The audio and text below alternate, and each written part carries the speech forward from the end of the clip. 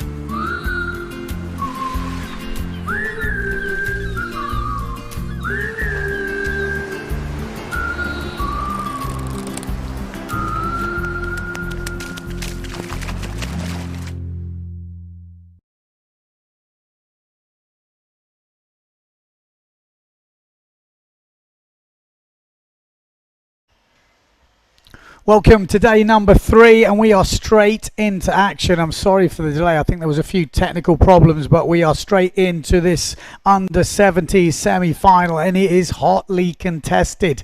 Carlos Kiefer on your screens at the moment, going against the Danish boy Tobias Bjorn. These two have got history. This is Carlos Kiefer, ooh, and you can see the wind has really picked up. That's one side of the draw. On the other side of the draw, we have got the young Greek fellow we saw yesterday, Gregory, and then we've got the guy on your screen now on the Neil Pride, which is Anton Richter. At the moment, it is going down. I tell you what, Tobias Bjorn has been having a really good heat. It just blows the tail out on that wave there. We've got 6 minutes left in this heat. They're all down the bunker at the moment. We had quite a good shot then with all 4 guys on screen, and it looked like, well, exciting stuff, I can tell you. Carlos Kiefer, let me just go through a few of the scores we've seen already. So we've had a 6.6 forward loop, so stall forward from Tobias Bjorner. We've had, oh, this is Alexia Kiefer. She's not in this heat, guys.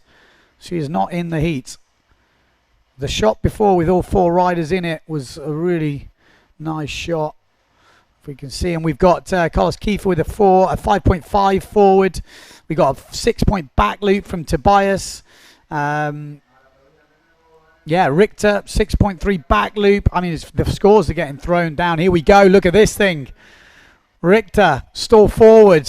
Oh, and just gets the sail down. He's going to struggle to get out of that.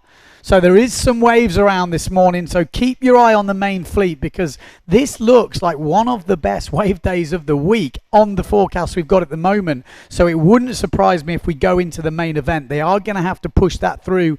He's not in this heat either, guys. So we've got a nice camera angle down this beach, but we really need to focus on the bunker. That's it. That's where the guys are at. So Tobias Bjorner with that Norstick logo on his sail out the back. G441 is Anton Richter. We've got, actually I apologise, the Severn sail is Gregory Staphopoulos from Greece. So we have a red Severn, we should have Anton Richter, we've got the duotone of Kiefer. Carlos Kiefer, here he goes. Carlos Kiefer's got a nice run here. Hard to find the jump ramps today. You need a little bit of luck for them to jack up in front of you as Tobias Bjorner goes down that bunker. Kiefer, solid backy. Oh, couldn't quite get the board to come up. Just couldn't find that little bit of nudge. So had to give up on it. Like I say, I hope one day we do have the live scores for the juniors. At the moment, we're still waiting for the judges to pass the scores on. But Anton Richter, another stall forward. This time, absolutely nails it. Best wave of the heat so far has been given to Carlos Kiefer. It's only a 3.3 wave, so not big scoring on the wave, so it might come down to jumping. 3.5 minutes left on the clock. Oh, so he's on a white sail. There we go. Gregory's on the white Severn. Give a good account of himself so far, but he's got a tough heat here against Anton Richter. I think Anton Richter won the competition over in Denmark. If we follow him down to the bunker, nice. Oh, and managed to get a little sneaky one. Is he going to get back in though? No. So that won't count. As a scoring hit, the rest of the wave obviously will do. So Anton Richter on the inside. We've got Carlos Kiefer on the outside. Tobias Bjorner. I mean, that's a big matchup. Tobias Bjorner, Carlos Kiefer in the semi-finals together. Only one can make the final. And look at that. Tobias Bjorner is having a good one here. Goes clue first. Really nice style from Tobias. Dad is a seasoned competitor. Probably give him a few tips. And that's a lovely style. So Tobias looking pretty solid. He's had some good jumps so far. And I think that ride will put him right up in the mix. And probably leading that side of the draw so far. Had a 5.3 wave just coming in from Richter. So that is a good score. What are we going to see from Tobias Bjorner? I'm expecting quite a decent score. We got Gregory from Greece. So he got for us, got a super low boom. Oh, that looks good. That looked good on the takeoff. Oh, and he's going to sail away, but just couldn't quite get the landing as sweet as he would have liked. Going to get points, but not as many as if he'd have nailed that thing. But it looked a good takeoff. Good style from the young Greek fella.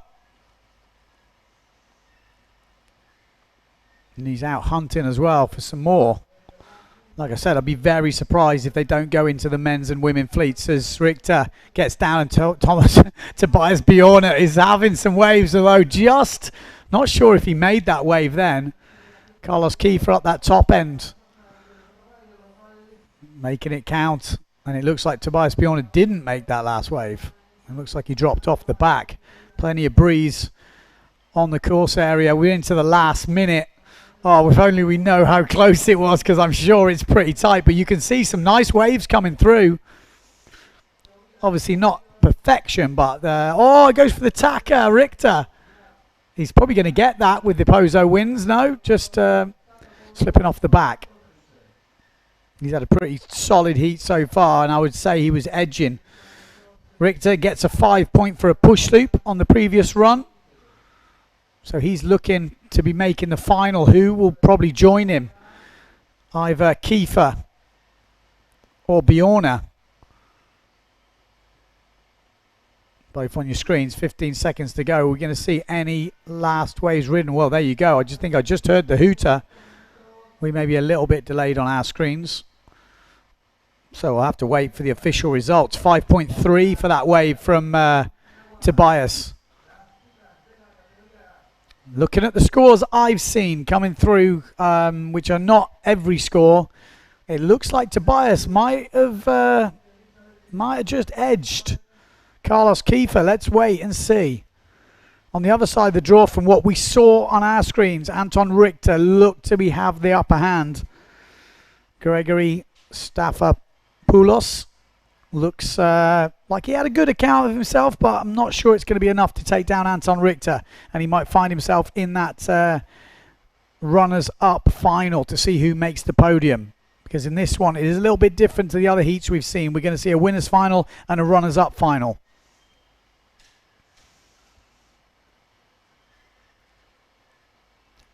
So, as soon as we get the results through, we're going to bring them to you. Next heat on the water is going to be under 20s girl final. So again, another big heat on the water. And we'll see some familiar names in this as well. We're going to see Alexia Kiefer, obviously the sister of Carlos Kiefer, who was just in that semi-final. See Isabel Delgado, who is one of the Tarifa twins. Obviously a sister, Lucia, not making it through. And also Julia Pasquale, who qualified from that reportage round. So that will be your three finalists. Seen all of these. Well, we've seen Alexia and Julia in the finals before. Actually, Isabel, I think this might be her first time in that category final. But she was looking pretty good in training. So we're expecting to see some fireworks. And there we go. Just heard the hooter. So we should see the girls coming out of the left-hand side of your screen pretty soon. There we go. Coming into your picture. So I think that is the start of the heat. Going to see Alexia Kiefer on the red and blue duotone. Same as Julia Pasquale up that top end. She's looking like she's going on a jump run to kick things off. Looks like she didn't find anything. So Alexia Kiefer down that bottom end should be looking for something. If we can try and find her, she'll be going down the bunker. She knows that's where the best waves are going to be. Julia Pasquale sitting on that top end, trying to pick out some more cross-shore waves. And same as Isabel Delgado on the Severn. 12-minute heats, 2 waves, 2 jumps to count.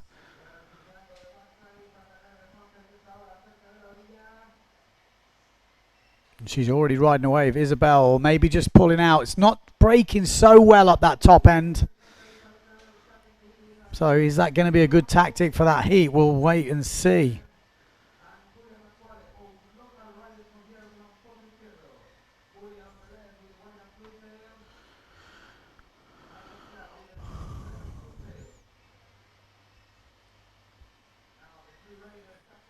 Got Isabel here with a 6-point forward. We didn't see it on our screens. It's a real shame. We've got to try and get those wide shots in because it is hard to pick up all the riders. Don't think she's going to jump up there. Let's see if we can concentrate down the lower end of that competition area. That's where the action's going to be for the jumps.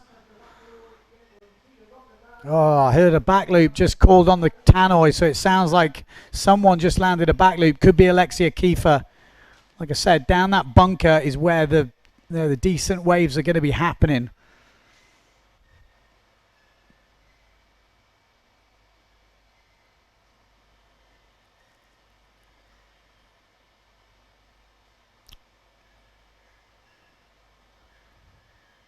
So, Julia Pasquale up this top end. She might need to venture down that bunker to maybe get something. So, results from the under-17s boys semi-final. Bjorna and Richter do advance to the final. That's kind of what we suspected. So, bit of a shock for Carlos Kiefer. He knows going against Tobias Bjorna in that semi-final was almost like a final. So, Richter and Bjorna in the final. Nice forward from Julia Pasquale. Really nice sideways style on that forward. Keeping the control.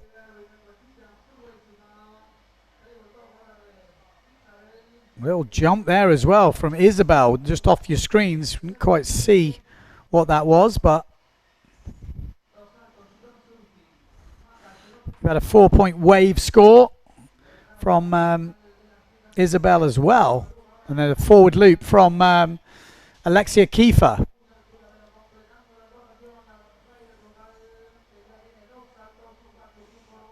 So Alexia Kiefer, she's going to tack round. She's quite far out at the moment, so looking for some wave rides. The other two girls as well will be looking for something as well. You can see there is a few swell lines going through. Just working out what to do. I know the girls like to ride right up at the top end of the bay where it's a more cross-shore direction. But is it breaking there? Is it going to offer the opportunity to score big? Well, there we go. Starts off with a little shove it from Alexia. And a front side hit. There's not much power in those waves and there's not much wind on that inside, so just couldn't quite stay on the wave. Yeah, it was a tabletop from Isabel Delgado, 4.2 coming in. That's that move we missed just off the side of the screen. So 7 minutes 40 to go on the clock. This is the women's under-20 final. Alexia Kiefer, will she find the back loop? She's already got a forward loop in the bag. She has been nailing the back loop pretty consistently, and there we go. Oh, doesn't quite make the landing. Just overpowered right on the landing. That's a shame. If she'd have nailed that, she'd be feeling very confident. Although it already sounds like she's got a 6.5 backy in the bag. So I don't think she needs another one. That's what we heard before on the tannoy. And she's got a 4.2 forward, but she hasn't had any good waves. So she's nailed her jumps, and what we know is Alexia can really put some damage in on the waves. So we're expecting to see her go to town pretty soon. She's got some jumps in. I mean, tactic-wise, if she's already got a 6.5 backy, she didn't really need to try. And this is Isabel. She's been going about her business really nicely. And that's a decent little snap off the top. Oh, and a backside hit. Just got to ride out the white water. Really nice. And she goes for another backside hit. She's going to end up on the beach. She's trying to pull it back now. And she's going to have to navigate this next bit of shore break. So, Isabel Delgado looking pretty good at the minute. Pretty solid. She's had a good forward to kick the heat off. She's had a tabletop. She's had a decent couple of waves. So sitting in a very nice position with half the heat to go.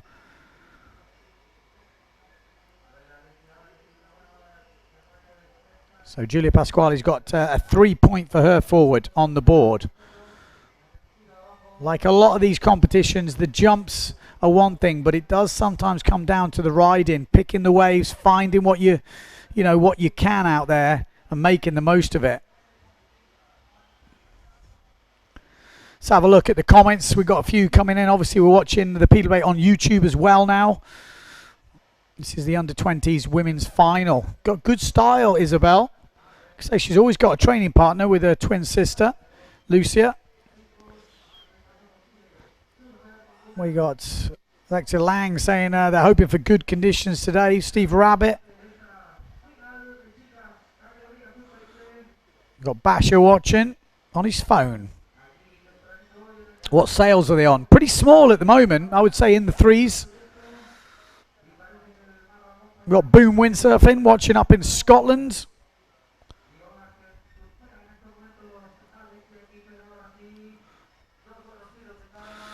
So 4 minutes 45 to go. This is Isabel Delgado on your screens.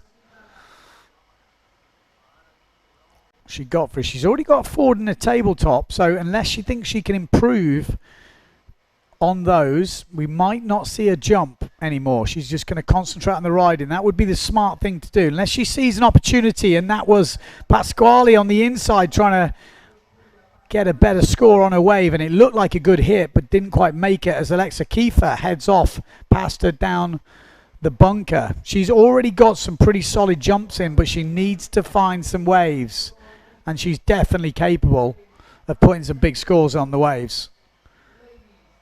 Okay, that's not in the heat. Let's go. There we go. This is Pasquale.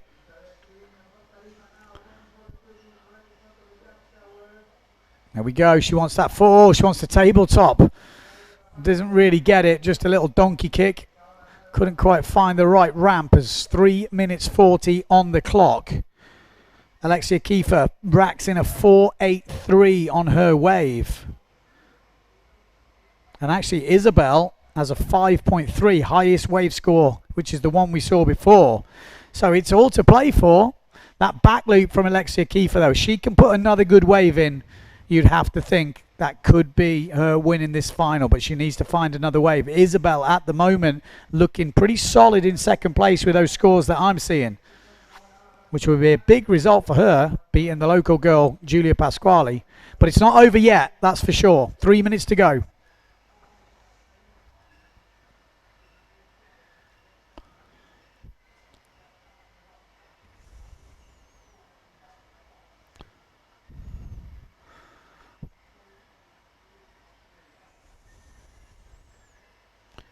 Let's have a look what's going on. We got Facebook on there, Christian. Thank God there's wind. I don't think we have to worry about wind. There'll be wind all week. Now their temperature's cooling down a bit. I mean, it's still a bit hot today, but I think we should be okay. It's the waves we're going to have to worry about this week. And this could be the best opportunity for the main fleet to go today. So we'll have to see what the head judge chooses to do. But at the moment, we started with the youth and juniors. 2 minutes on the clock. I don't think Julia's going to do much out there. What's the rest of the action happening around? Where is everybody? This is Alexia Kiefer.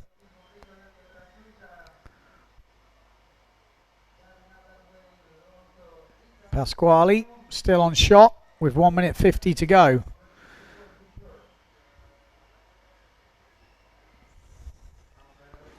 Isabel heading out. She might want to improve on her jumps. No? Just tacking round. She knows she can improve on the waves, obviously. 1 minute 35 to go. She seems to be happy with what she's got in the bag jump-wise. And she can do some damage. Look at this wave. This nugget is setting herself up. Might get one behind it. She's having a look round. A 5-point wave just dropping for Alexia Kiefer. That could seal the deal for her with 1 minute 12 to go as Isabel Delgado, little backside first. Just can't find that lip. There's nothing there. Like I said, when you're used to riding up this top end, if you don't get it at the right tide, as Alexia Kiefer just riding straight onto the rocks.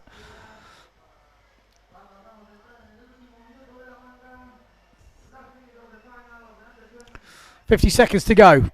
What are we going to see? Anyone going to step it up?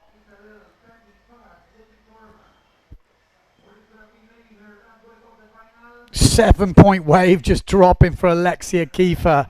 So she knew what to do. Get the jumps in first and then just let her wave riding bring it home. And like I said, even the unofficial judge here in the commentary booth, me, I think Alexia Kiefer's got this wrapped up. Second place at the moment is between Julia Pasquale on your screens now and Isabel Delgado. At the moment, I would say Isabel Delgado is the one going to take that second place, and Julia Pasquale is going to have to settle for third, but we will wait for the official results, as that is the end of the heat. That last wave from Alexia Kiefer has pretty much gone into the excellent range by one judge. That means it's into an 8. So, I mean, she definitely has that wrapped up. We have got the Red Bull Rockets. Oh, hello. So the Red Bull Rockets, if you don't know, Red Bull are chipping in some money. I think it's $2.5 grand, but there's winner takes all prize for the highest jump in the competition. So they've all the riders in the top 16. I'm not sure it's happening with the youths, but in the main fleet, well, I'll have to see. I'm going to refresh my leaderboard, but it's not on there.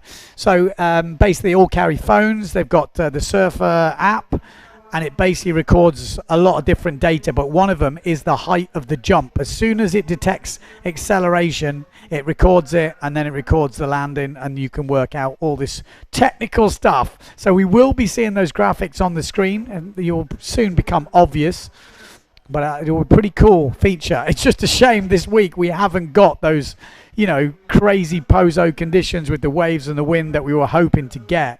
So we might not be seeing as higher jumps as we'd hoped for, but it should be an interesting addition.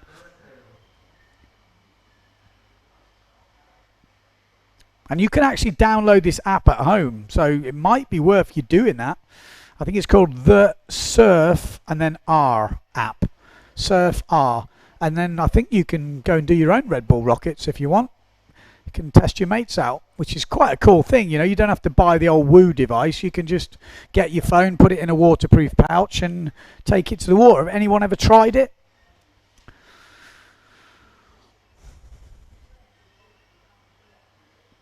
Steve Rabbit on YouTube says, will we see Philip Costa against Ben in the final again? No, we will not. I have actually had him 3 times, and 2-1 on a couple of occasions, but he always beat me. But now I am not entering in this event, you'll be glad to know. I'm just doing the commentary. So here we go. We are starting the runners-up final and final. It's got Carlos Kiefer, which is the brother of Alexia Kiefer. We'll give you those official results in a minute of that under-20s girls final. But Carlos Kiefer looking for a ramp. He is just gunning it down the bunker. Is he going to come up short? Doesn't look like he's found a ramp. It's going to be one of those frustrating days where you just gun it and just hope that something comes up for you. But not to be. So he's going against Gregory Staphopoulos. Carlos Kiefer down the bunker. This is when it's really tricky to ride. You really clue first there. So that, what he just did there, which was redirect, can be very tricky. It's quite shallow, quite rocky down there. You'll see the water drying out sometimes. You have to be a bit careful at certain tides, but solid first hit from Carlos Kiefer.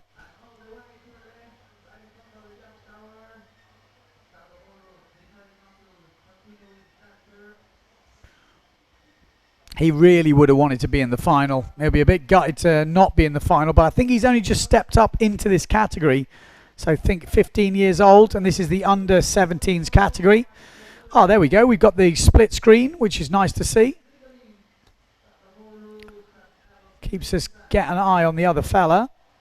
Oh, and there's the stall forward. Carlos Kiefer, beautiful landing and a back loop up the top from Gregory. Doesn't quite land it, unfortunately. So at the moment, it's advantage Carlos Kiefer.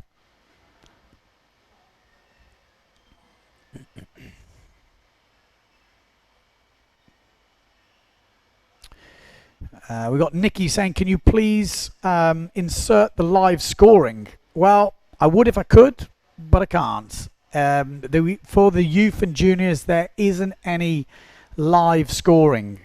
Again, I'm not the technical person here, but apparently it's not possible the way the format is in the juniors.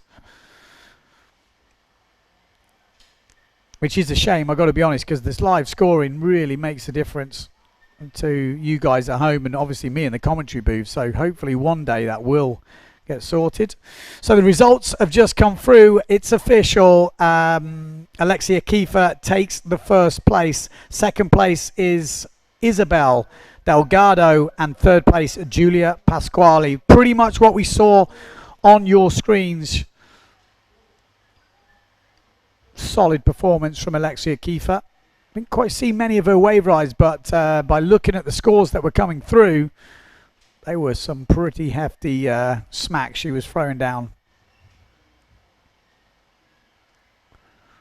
On your screens now is the runners-up final in the under-17s boys category.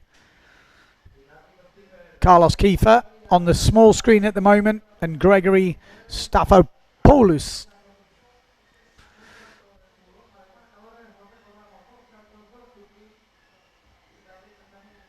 Now the screen, here we go. So Carlos Kiefer, yellow helmet. Can he follow in his sister's footsteps? Although, like I said, not in the final. He'll be gutted with that.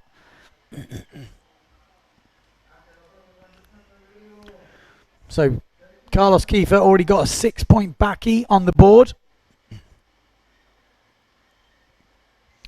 We are hearing the under-17s final will have the Red Bull Rockets data. So we should see the height of the jumps. Should be quite interesting to see. I think they can only do that with the two-man, man-on-man heats, maybe.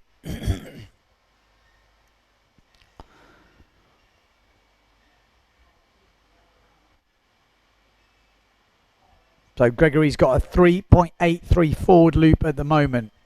So it's definitely advantage Carlos Kiefer, because we've also saw that stall forward from Carlos. And he's already got a 3.12 wave as well.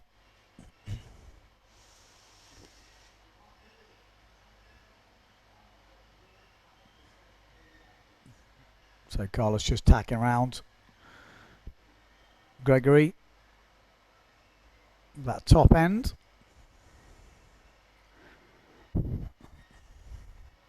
Carlos getting in the mix down the bunker. Clue first. This is the hard bit. Whoa, and just goes out the back of the wave.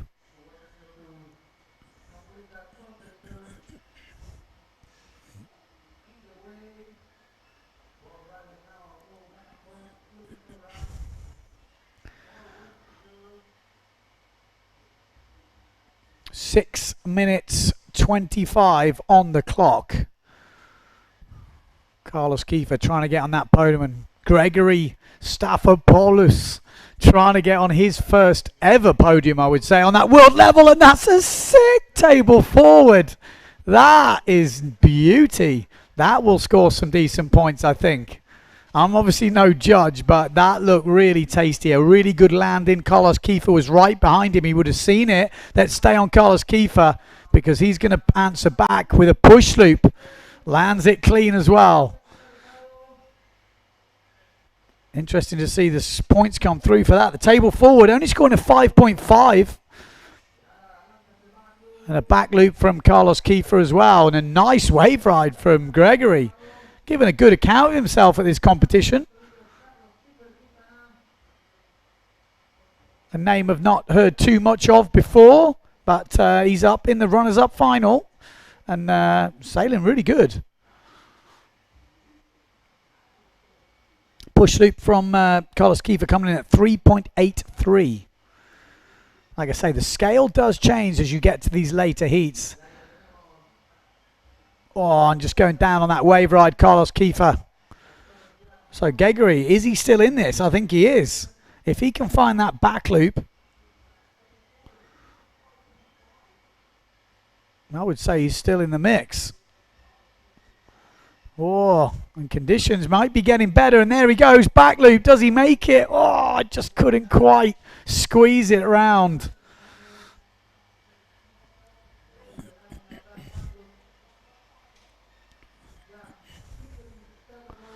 Still all to play for. Oh, forward loop off the lip from Carlos Kiefer, but doesn't stick it. Going off in this under-17s runners-up final.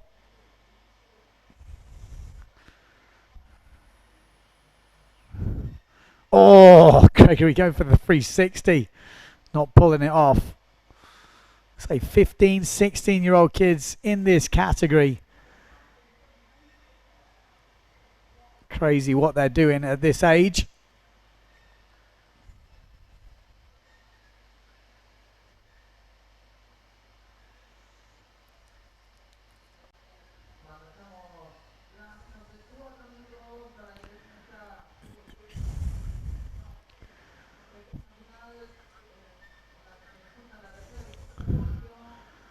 Okay, Gregory heading out.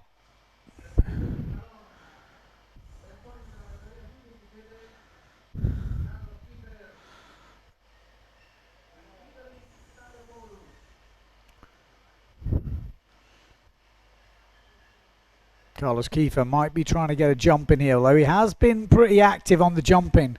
He'll be thinking he just needs to get some rides in, so it wouldn't surprise me unless a ramp presents itself. He's not going to go hunting.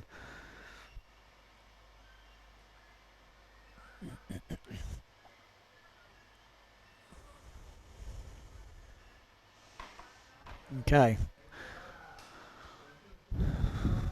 Nice. Get the fins free there from Gregory. Nice shove it from Carlos Kiefer down that bottom end. Nice front side hit, but goes out the back. He's pushing the level, Carlos, but it's not quite coming off at the moment. Gregory needs to find that back loop.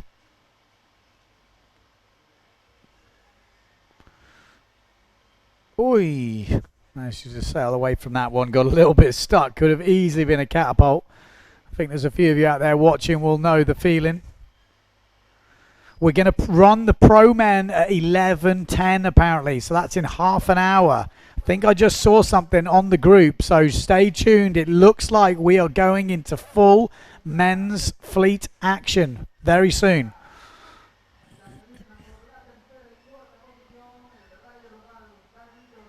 Gregory, can he find that back loop? Needs it. 2 minutes to go. He's got his eye on something. Oh, and it didn't quite come out for him. Sometimes can just jack up, but didn't quite work.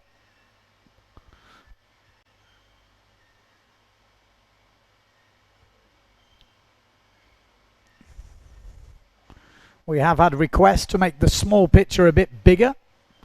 I think the idea is not keep them like that. It's to just switch when there's action on one of them, but at least keeps us an idea of what's happening. Carlos Kiefer. There we go. He's having a look back at the beach. Maybe someone's telling him what he needs to do. Probably needs to ride some waves. He's got some jumps, some good jumps in the bag.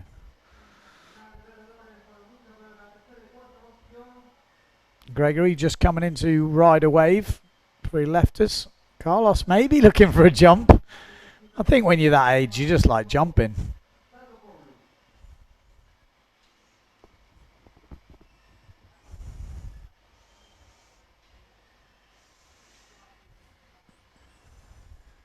"40 seconds to go." What's he got for us? All the windsurfers in Greece are cheering him on right now, no doubt. Come on, Gregory. What's that backy? Oh, it's a good takeoff. And a good takeoff usually means a good landing. And there he goes. He really has got that move down. He looks very solid. And that was a good time to launch it. Is he still got a chance? He's got that tabletop forward, which was pretty tasty. Decent back loop. He's had a couple of good waves. Oof. Maybe we're on for the upset. It's close, I bet. And that's it. End of the heat. So we'll have to wait for the official results. We're going to go now into the final of the under-17s boys. Tobias Bjorna going against Anton Richter. This is the highlights from the heat. That was that lovely stall forward from Carlos Kiefer at the beginning. There's that tabletop forward. That was decent. That was a proper table one, just a little tweak. It's a proper decent one. I think they could have gone a bit on that. That was threw down some tweakage. Scoring a 5.3 for his last back loop. So yeah, it might even come down to the waves. Interesting. Although I am actually just looking back. Oh no, well, yeah, there's not been so many big waves being thrown down. There was a couple of nice moves, but they didn't really come off for Carlos. So let's watch this space. If you are just joining us, we will be starting with the men's, well, the pro men's in about half an hour's time. That was a nice shove it from Carlos, but I'm pretty sure, if I remember rightly, it didn't work out for him on the top turn. Yeah, so let's wait and see.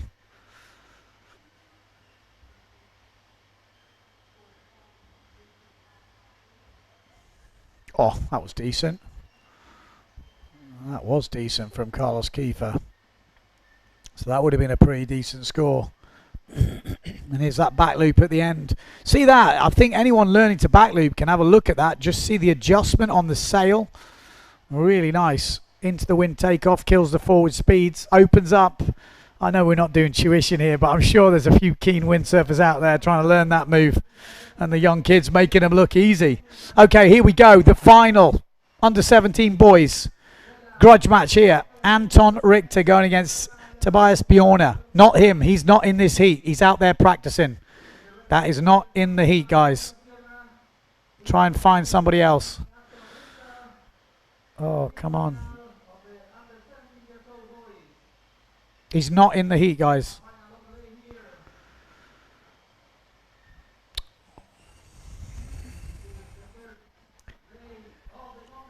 He's not in the heat.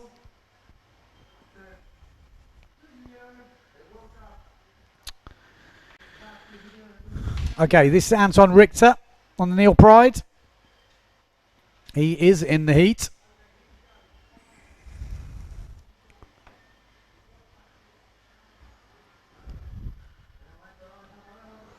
We should have a camera on each rider, so it should be quite straightforward. This one, Anton Richter against Tobias Bjorner. There we go. Tobias Bjorner down that bottom side on the duotone. So duotone Fanatic versus JP Pride. Pretty big grudge match over the years, this.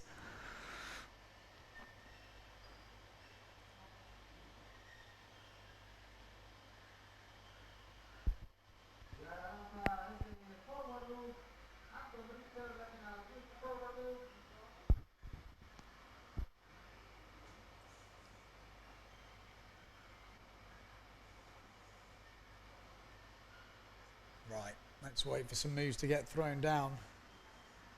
They're going to hold the results until we see, I think they're going to announce the results by the sounds of it, so they're not going to tell us who won that runners-up final.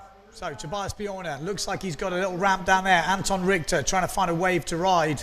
Keep your eye on Tobias Bjorner, looks like he wants a ramp. I think we're going to see him launch to the air. There we go, back loop. Solid as ever from Bjorner, little bit wet by his standards, but something in the bag.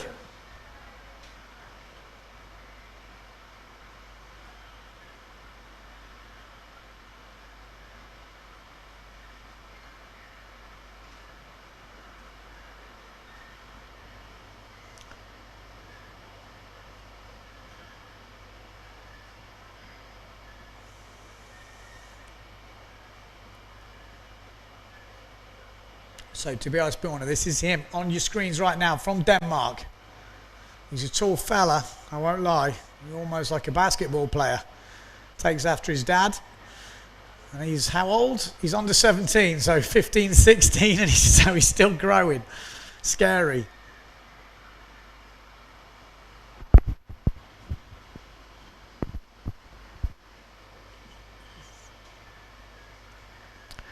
If my mic is getting quieter, maybe the batteries are going.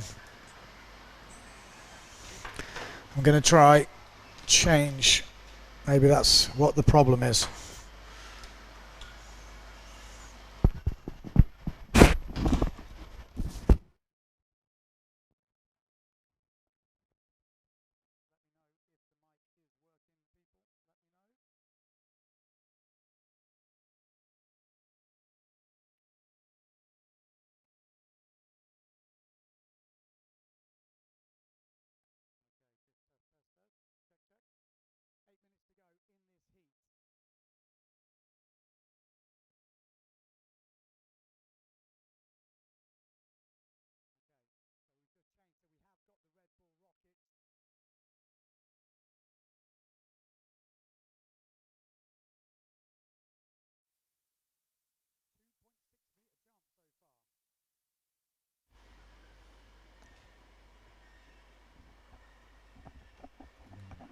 Do we have sound? Someone tell me if we've got some sound. Okay.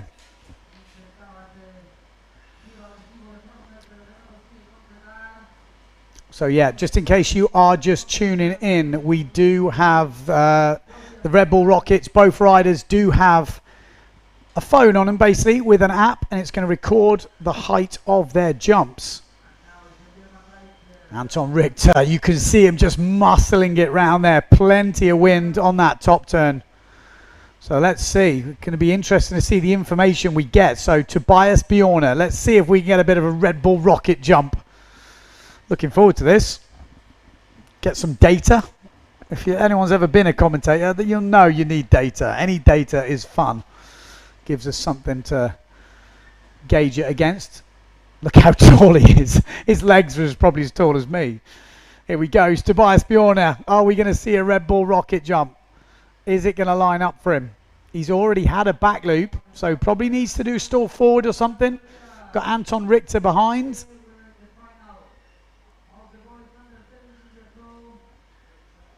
Let's see. We're on standby at the moment. Like I say, if you do want to download this app, Surf R. That's it. It says it at the top right, at the top left of the screen. You can download it, and then maybe you can do your own Red Bull rockets.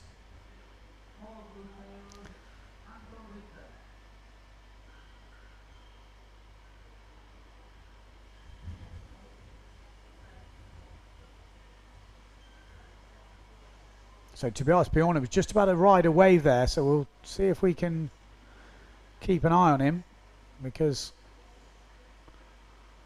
Anton Richter is just sailing in, having a look round. So Tobias, meanwhile, is racking up some scores, or maybe not. He's already at the beach. It's pretty tricky to find the waves. Like I said, they're going to start the men's main event.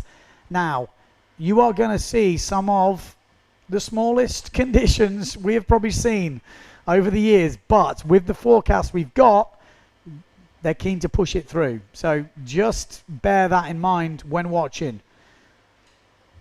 Bjorner, come on, we want to see a Red Bull Rockets jump. Let's go. There's a little ramp there. There's the stall forward. How high? Come on, make some predictions. Couple of meters.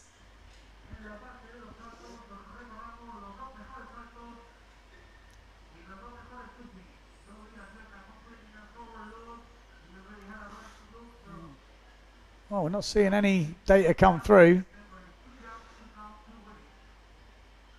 Okay, I'm going to have a look at I've got the overall scoreboard. So at the moment, Tobias Bjorner is winning with a 2.6 meter jump. Anton Richter with a 2.1 meter jump.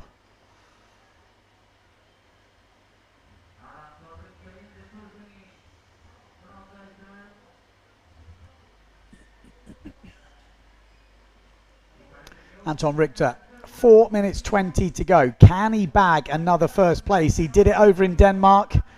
Can he do the same here? Or will Tobias Bjorner bring it home? Oh, in the background there, you saw Tobias just lining up a frontside hit, and it looked like he was about to smash the living hell out of it. So just a few people just tuning in. We are in the under-17s boys final at the moment. Anton Richter versus Tobias Bjorner. 3 minutes 45 on the clock. At approximately, in about 15 minutes time, we are going into pro men. So we will be kicking off the main event. Are the conditions epic? No. But are they competable? Yes. The best guy will have to prove himself in minimal conditions. But it's going to be exciting either way. When you see the top boys, they can perform in these conditions. I have to say, it's usually the people towards the back end of the fleet who struggle to put the moves. But the top boys, trust me, they can throw it down. And the kids are doing hell turns at the moment. That back leap from Anton Richter just off the side of your screen, but he just went down on the landing. Tobias Bjorner's got his eye on something. 3 minutes to go.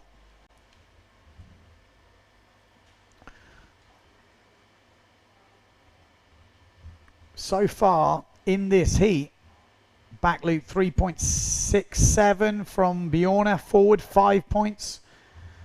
Forward 3.3. I'm not saying I've got all the scores, but not the biggest score in heat. It's really tricky out there.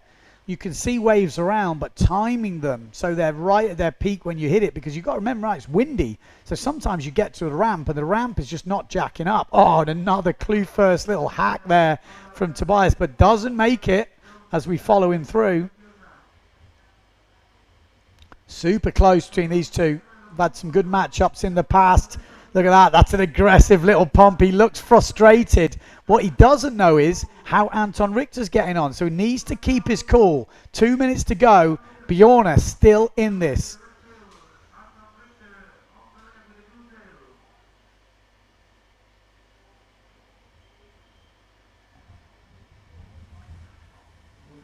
He looks frustrated. Wind's just a little bit light down that bottom end in the bunker. That is the problem sometimes. A lot of water moving around and the wind is dropping out. The temperature is probably heating up a little bit, which might kill the wind. They were worried about that a bit today.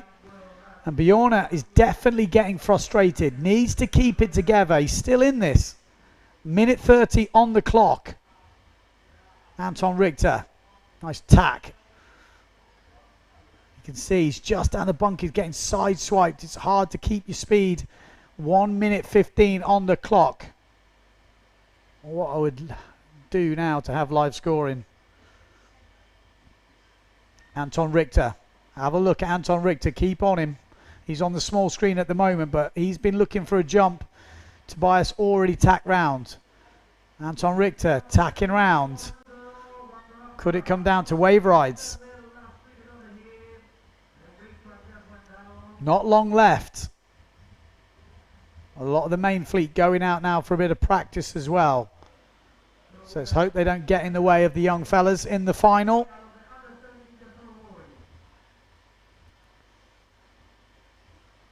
So Tobias looks like he's just waiting for a wave, hoping something comes through. Anton Richter looks like he needs jumps, so maybe he's struggling to fill his scorecard on the jump. So that would be good news for Bjorn fans. So keep your eye on Richter. He wants a jump. He's got 15 seconds to go. Anton Richter will do a jump on this run. You could just see the intent. He knows he needs something. Bjorn is going to ride a wave as well, though. So keep our eye on both guys. We've got 5 seconds to go. Richter's running out of time. He's going to have to sneak something in. Oh, I think he might have just missed the hooter. Goes down with a very wet push loop. Will that be enough, or will Bjorn take it? We'll have to wait for the results. You can tell both boys a bit frustrated, and I think that's a good thing to bear in mind if you ever do competition. No matter how your heat is going, you don't know how the other guy's getting on. So you have to stay calm. You have to stay focused, because you both might not be having the best heat. We're going to see a few replays. Bjorn has started off really strong with that back loop. Had a decent forward. Look at that thing. Absolute ankle dry. Richter. Oh, so he's gone down on a few jumps. I'm pretty sure he would have got a forward, but his backies, yeah, they weren't coming off. So Bjorn maybe with the advantage here. Yes, there was a lot of pushy back loops going on from Richter, which didn't quite get landed on the highlights. Maybe that gives us a good indication of how the heat went. So we'll have to wait for the results. It looks like they're holding back on them, which I never like when they hold back on results. I like them, especially when we're watching live. We want to know exactly what's going on. But let's see.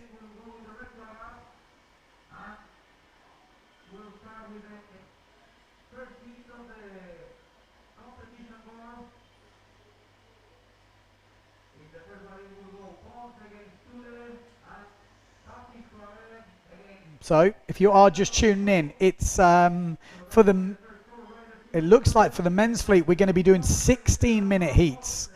2 jumps, 2 waves to count, as far as I can work out. I'll give you an update on that as soon as that's official.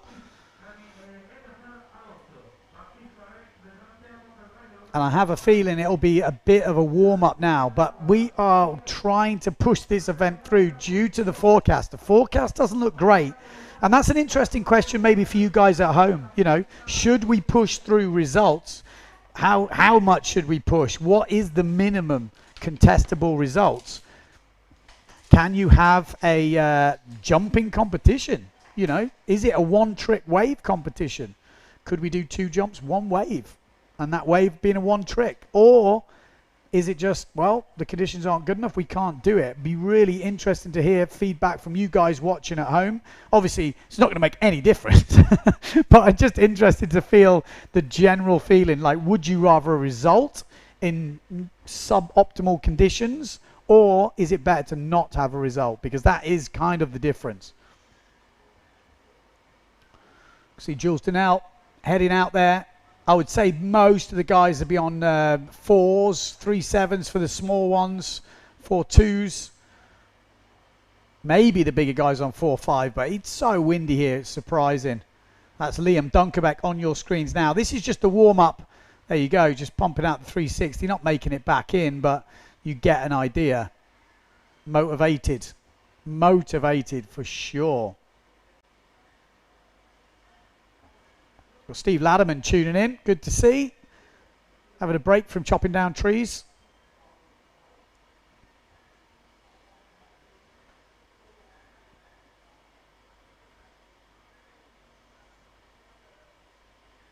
We got marketing strategy saying 3 jumps, 1 wave, get the result. Always go for the result, says Boma. I mean, the competitions have to happen. You know, I'm a little bit biased. I'm obviously not doing it as well, but I would always say a result is better. But obviously, that depends on the guys in the competition, the girls in the competition. Have the brands put too much focus on the result, and that changes, you know, if it's just a result, and okay. But if it makes a big difference to contracts and all this sort of stuff, then, yeah, it's a tricky one. But without results, how do events survive? So, you know, it's definitely competable. Like, this would be a hell of a day for most of you guys, no disrespect to, but a lot of us never lived in places which get optimal conditions, so this would be a great day on the water. We've got Thomas C saying, as long as you are able to separate the riders who did clearly better, you should keep the competition running. If changes to 1 wave, I would put a 1.5 scoring factor on that wave. Makes sense. And Ricardo actually has got a very good point. He says, once we see the pro fleet in action, we could give you an opinion. The good guys are able to make mediocre conditions better. And that is, of course, the skill and should be rewarded. Very well put, I would say. Silverhorn says, I prefer 2 or 3 jumps and 1 wave and a result, unless the forecast looks better later in the week. But then we can't always have the double elimination. Well, we could always have the double elimination in better conditions. That's kind of the feeling at the moment. So just looking on your screens now, that's Gobish dad and one of the sons. There's 3 sons and a daughter. That is 9-year-old. He's got a sister, twin sister. Stefan saying, get a result. There's always pure riding events. Why isn't it okay to have poor jumping events? Actually, I made this point earlier. It's an interesting theory. We did do an all-riding event in Cape Verde. So could you then have an all-jumping event here in Pozo? Me personally, as a commentator, I don't see why not. I think it's quite interesting. But again, like I say, everyone's got a different opinions. We got Martin Lat saying, we always dream of perfect conditions, but that is not the reality. Don't we know it? Neil says, as long as I can send it, we're on, yes. Schrunkerbeck is growing into a Dunkerbeck, and that is 100% true. Schrunkerbeck is no longer Schrunkerbeck. He's a beast. He's getting bigger and bigger by the day. If jumps are classified as part of a wave event, then surely just score a jump. Again, that's another, you know, there is argument for that. Again, without asking the sailors, it's a bit different. You see Robbie Swift going in the water there. We've got Baptiste Clarec on that RRD sail in the background. So everyone going out for a warm-up. And again, you have to remember in competition, in every heat, 50% of the riders will not be happy because they will have lost. So you have to make the decision before you go out. It's very difficult to make it once you've already had the result. But there are some sailors that are quite amicable. But it isn't ideal. I'm not going to lie. It's not ideal. But having no result, I would say, is much more damaging. So, you know, does the general public, do the sponsors care? If you're doing double forwards and a couple of jumps, I think it still looks pretty exciting to me.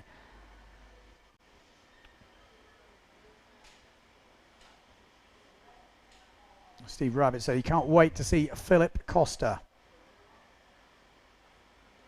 Got Bill Short saying someone will make these conditions look good, and so they should win. Yeah, it is what it is. I would agree with that. Someone will make them look better than others. That the problem, people's argument is there too much luck in getting that wave at the right time? But there's another argument that says you make your own luck, and usually the best guys always get to the top, and that's can't be lucky, can it? When the same guys are always at the top. We see it in slalom when we have less than optimal conditions. Weirdly, the same guys are always at the top. It's usually the middle group that get a bit mixed up. RC Olsen says, yes, push, push. We will not have a lot of these events if we only do it in perfect conditions.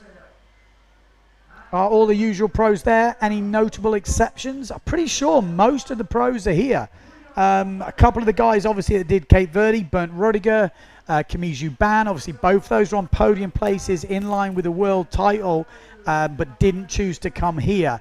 I mean, if you've never been to Pozo before, which I'm not sure Bernd has been, it's a difficult event if you've not sailed much on Port Tack. We got Paddy saying, morning Ben, great to have you, some live feed. It's fantastic to watch. Yep, good to have you guys watching. Good to be back in the hot seat.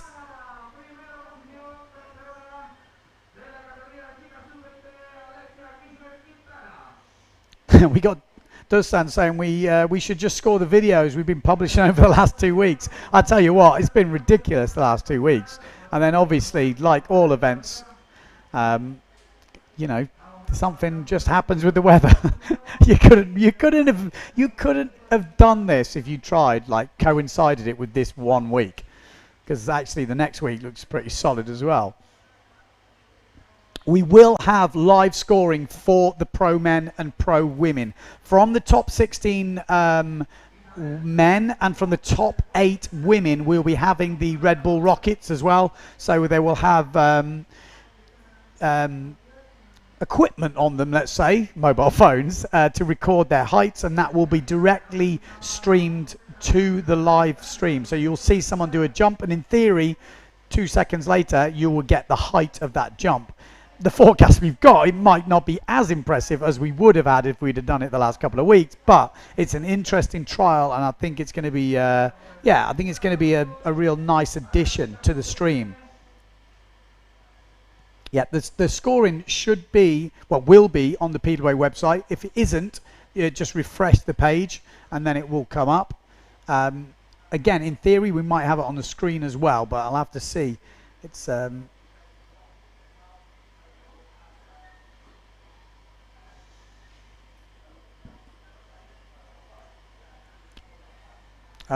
Tim says, notice 3 big riders missing. Lewis, that's a very good point. Stone, also good point. And Musso. So Musso, I'm pretty sure, has hung up his boots. He's done. Lewis is over in Maui, and in theory, but like I said this to someone the other day, like if I'm eating less vegetables, I'm not going to tell everyone I'm a vegetarian. I'm just going to eat less vegetables. I don't like to cut off my options. And that's the same for me for retiring. You don't need to announce you're retiring from competition. You just don't do them. And if one comes up that you want to do, you do it. And I think that's probably the same with Lewis, Stone, you know, Musso. Maybe they will do competitions in the future. But, yeah, let's see. They've got a few other things going on at the moment. Interesting to see Stone not doing it this year. By all accounts, he's a physio, he's a fireman, but he's still ripping. So it wouldn't surprise me to see him in the future just turn up to an event and absolutely stomp it. Galito as well, that is a very good point. Seems like we've lost Galito to the wingers. And he's leading the world tour at the moment. So Easy that winging, isn't it?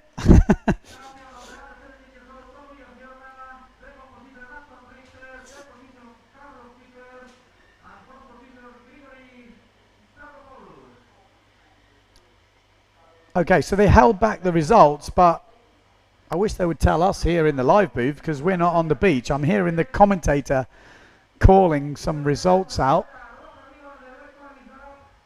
So as soon as I hear the results, I'll let you know. But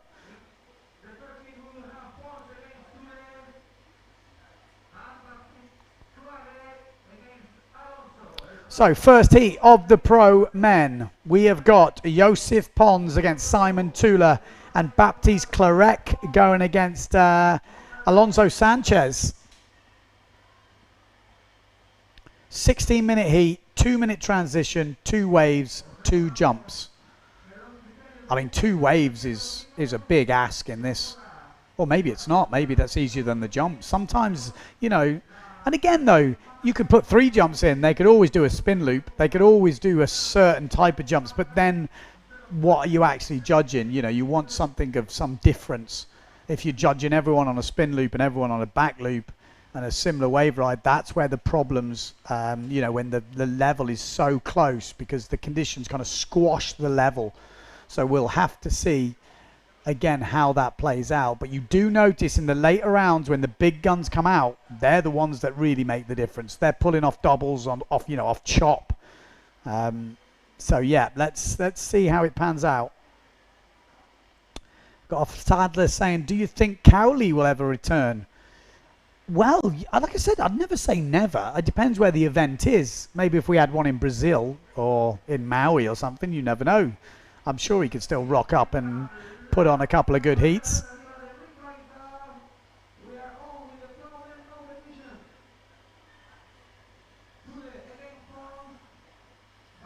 So looking at the clock on the top of the screen, it looks like we have started. So we are in. This is Simon Tula from Denmark. Been watching him over the last couple of weeks and he's been throwing down the moves, and there we go. Perfect push loop to kick things off, and that'll feel pretty good. Just getting something in the bag, nice and dry. That's the way you want to start your heat, and he's going to get another ramp here.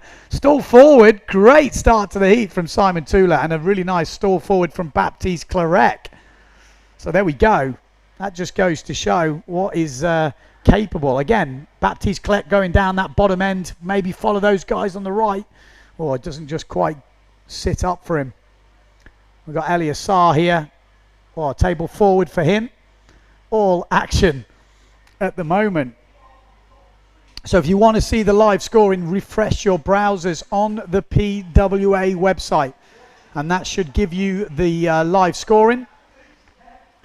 Well, what we got here from Josef Pons wants the double, and there's the first double of the day, and it is clean as a whistle. You wouldn't expect anything more. He's injured at the moment. He's got a pretty bad knee, but if you've been watching the diaries, you will know it doesn't seem to be holding him back. I've seen him stall double, push forwards. Doesn't seem to bother him one little bit. I mean, he's going against Simon Tula, who actually opened up this heat with a great couple of jumps. Push loop coming in at 3.5 and a forward is at 4.25. That double for Pons yet to drop, but I'm sure it's going to be a pretty big score due to the conditions. Baptiste Clarec as well, getting a back loop 4.25 and a forward 4.38. That double forward only coming in at a 5.6. Whoa. Okay, so that is only a point and a little bit more than the forward from Simon Tula. Interesting. I'm definitely surprised at that. That's not a big difference. Was it his best double? No. But is it only 1 point better than a forward? Don't know. Then it could come down to some, you know, bit of wave riding on a bit of, ooh, interesting. Interesting to see the scores already dropping. So Eliasar scoring 5.38 for that table forward. I mean, different set of judges, but very similar to the double from Pons. So maybe underscored a little bit on that double. Nice back loop from Alonso Sanchez, Eliasar. It's hectic, isn't it? I mean, you see 4 guys go out there. They haven't competed for a couple of years, and they are absolutely throwing it down.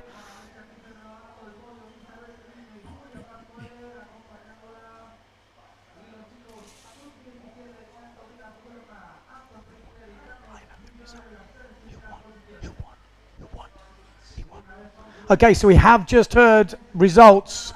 We're the last to hear here in the commentary booth, but Tobias Bjorner did win that final. I told you he was looking frustrated, and he didn't need to because they were both, struggling for a few moves. So Tobias Bjorner has won. We maybe get him in here for a chat if he's nice and dry. If he's nice and dry, we'll get him in here for a chat. But it'd be good to hear from him. And this heat at the moment, I mean, we've only 4 minutes in. How the judges are going to keep up today, I mean, we're going to see a lot of moves.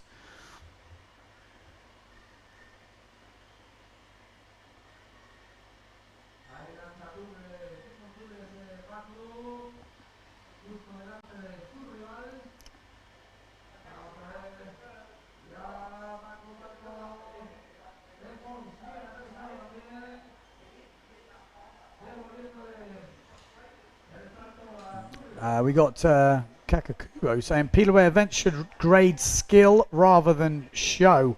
Real pro riders train hard to deal with all conditions. PWA slalom events are a good example of it. I recall the event in Korea. I agree. I like seeing riders, struggling. No, because they make it look good. The only problem is when you're watching at home, sometimes you can't appreciate how difficult it is.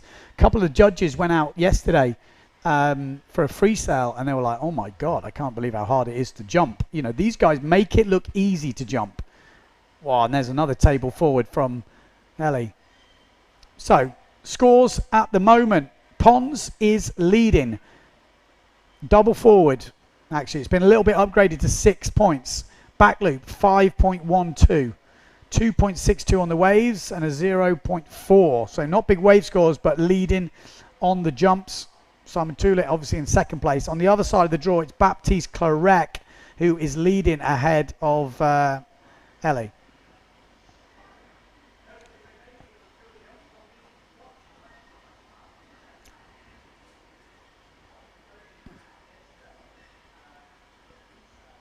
So I'm going to bring you the results from the juniors just while we're seeing. They haven't updated the scores, but Tobias Bjorner obviously won it now. Anton Richter in second. We haven't heard the other places.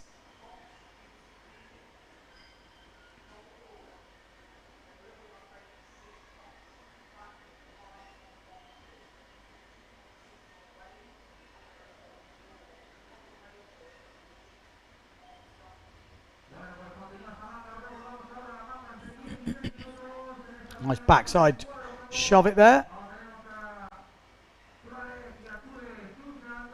Oh, and there we go. Just going to get that before the beach. Yeah, that's on the rocks.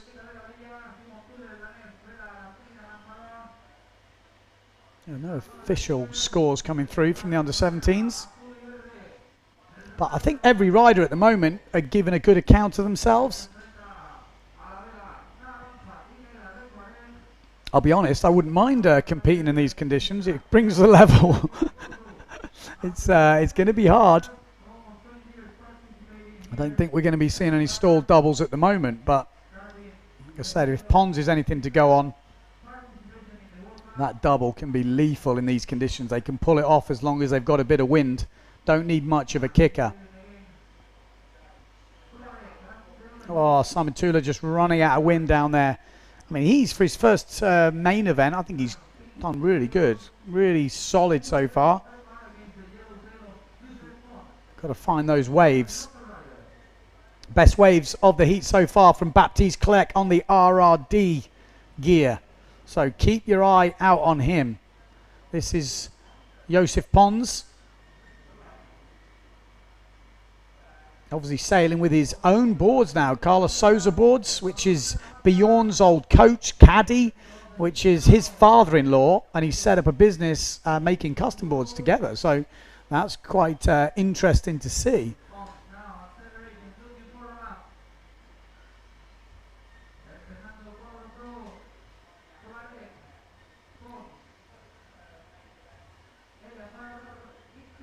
Will live scores be displayed in the live screen?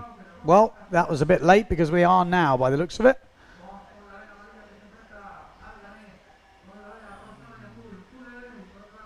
So Pons leading. Clarek leading. So the two seeds are leading the way at the moment. But long heats, you know, that's what they're going to have to ask themselves. Do we need this longer heat?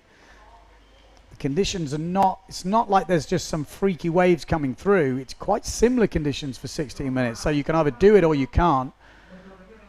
I'm not sure longer is better, but again, let's wait and see. I'm sure when you're out there, the time just disappears. Yeah, obviously Jeff Houtman also pointing out Carlos Souza was the main guy shaping proof boards as well. Obviously Bjorn was on proof boards for a bit. Gareth saying how many points for a mega body drag? I'm sure huge, mate, huge points. So Pons putting together a pretty decent wave here, and that's sometimes all you're going to be able to do in these conditions. Just keep it running, keep the turns coming, keep the flow.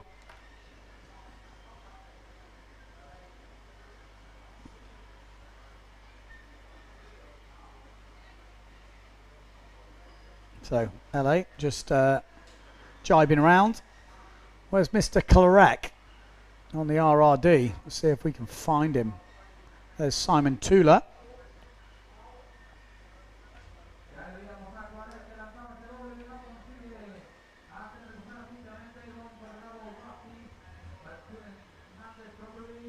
Oof. Just trying to keep up to date with these waves.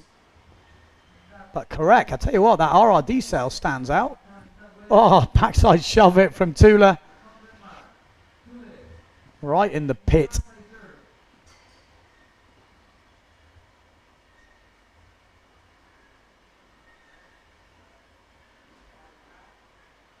Still advantage Joseph Pons.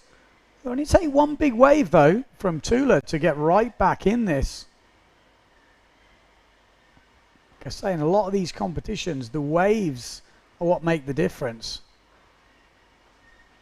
Even though the jumps look a little bit more in your face. Putting down some good wave scores. Staying busy is what really does it. And there's that backside shaka from Pons. This is a much more solid wave with 5 minutes to go on the clock. I don't know if anyone out there has looked at the draw, but I would say the top side of the draw looks pretty loaded. There's a mixture of upcoming talent and some tried and tested. But from what I saw in the training before this event, there's a couple of names in that which are going to have to meet each other pretty early on. So watch this space.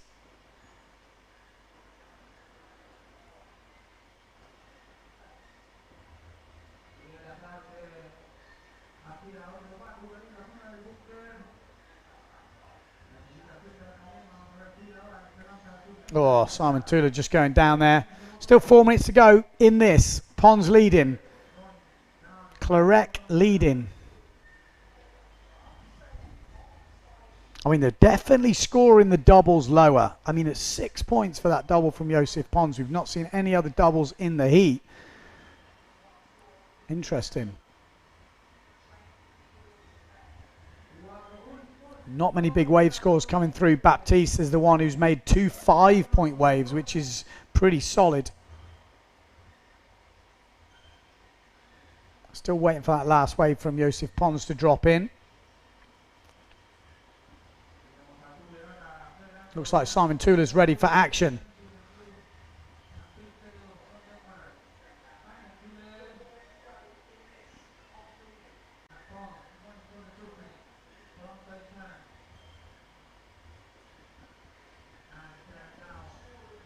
There we go, Baptiste Clarek coming in. He looks like he wants something. So yeah, a couple of guys out there thinking the double should have been scored more. I mean, from what we've seen in the past, but maybe they are scoring it low because they know what's possible. The thing is, in these conditions, I don't think we're going to see push forwards. I don't think we're going to see the other stuff. So the scale maybe has to be stretched a little bit, because with the jumping we can see that already that scale is right down the bottom.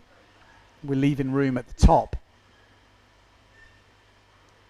Backside shove it from Simon Tula. Can he make a move?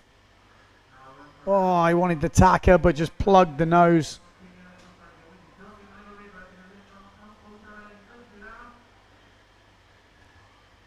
So 2 minutes 30 to go. Advantage with the 2Cs. 19 points at the moment. Although I feel like we're missing a few scores. Or my computer isn't refreshing.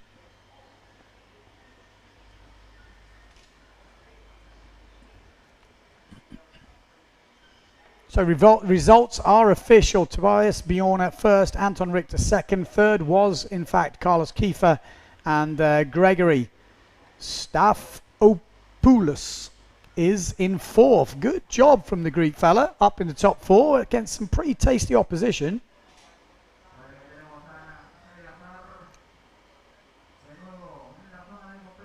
Yeah, I have a feeling my my scoring is not refreshing, but let's have a look on another device. Make sure we can got this up to date. Joseph Pons, 1 minute 30 to go.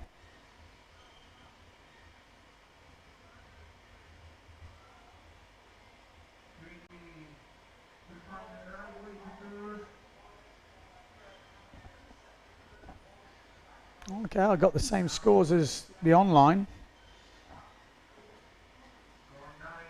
So the tide is coming in at the moment.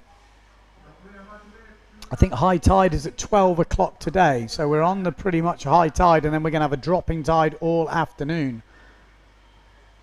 Which is really, the pushing tide is usually where you see a bit of movement. The dropping tide, in theory, is not as good, but there are definitely differences to that. It's not always exactly science. You can see the wind's just dropping a little bit.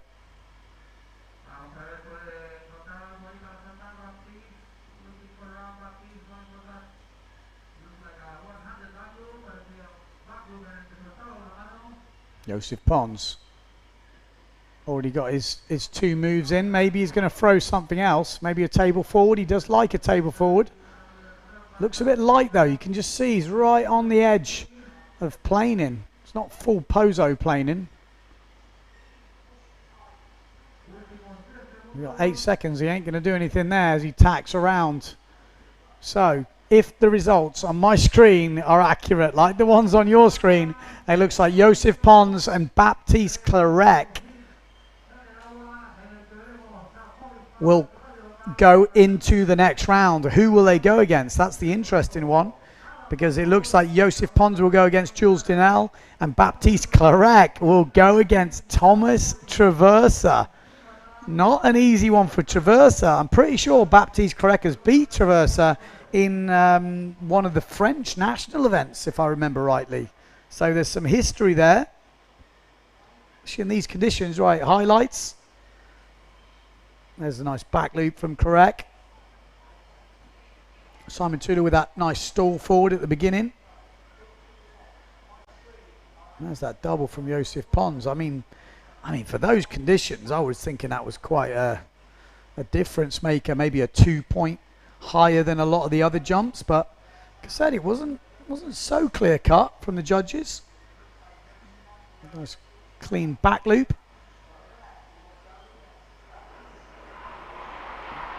Table forward from Alonso.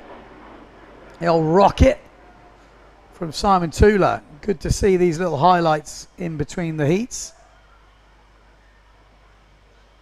So Simon Tula trying to make the most of that wave down the bunker, but just catching that leeward edge.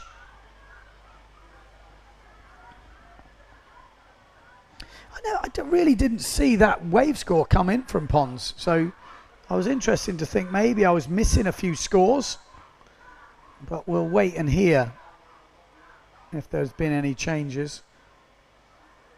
Definitely looked like something wasn't updating. Okay, well, we're nearly straight into the next round,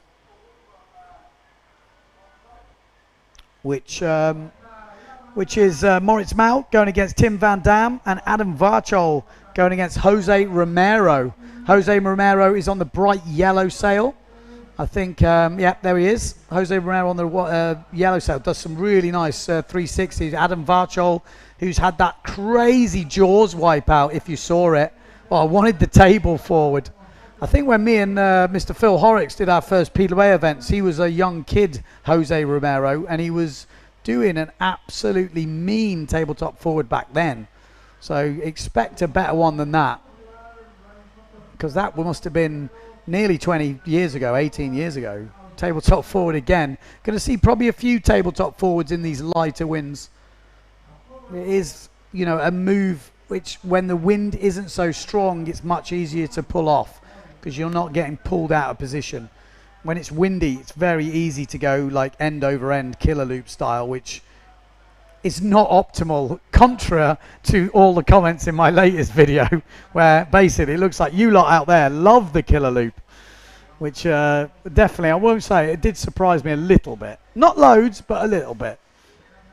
Like, the problem with the killer loop, it's kind of like something that's out of control with no style. Like, you've not got control, you're just holding on and hoping. So that's not what the judges want to see, even though sounds like that's what you lot want to see. Adam Varchol just spinning it round on the tail. Yeah, so it does look like, for me, my scores have frozen. I don't know if you guys at home have got the same problem, so let's see.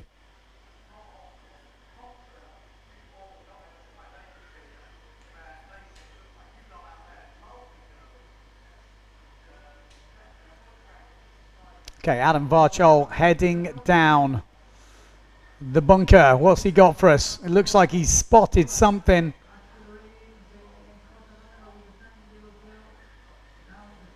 Oh, and Jose Romero, nice little frontside tap there on the inside.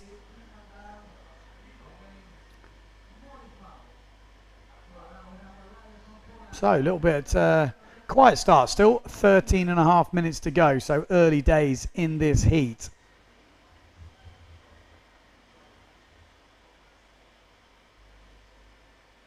Yeah, say, let me know on the scores. Little front loop off the lip from Adam, trying to get back in, but just didn't have the juice.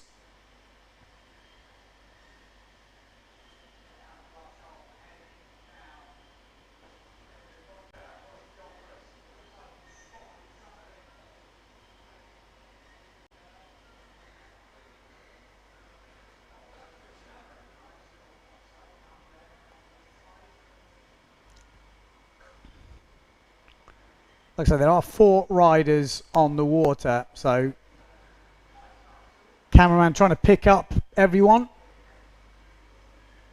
Moritz Malk, he's going to be the one to watch on the wave. He's been slipping around and pulling off some pretty tasty looking moves. He's got a really nice reverse on him, obviously frontside 360.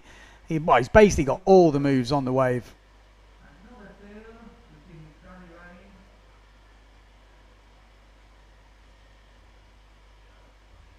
Got a few comments about the camera switching between riders.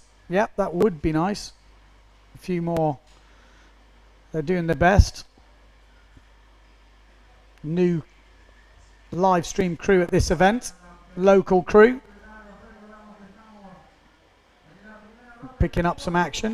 I'm going to say, picture in picture will definitely help. At least we get to see. So 4 riders on the water. Jose Romero on that bright yellow sail. Adam Varchol on the blue.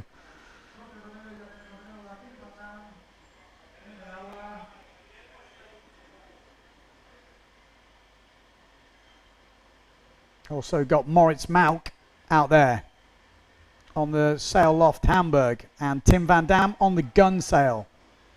So Tim just heading out now. Moritz in the background. Jose Romero on the small screen.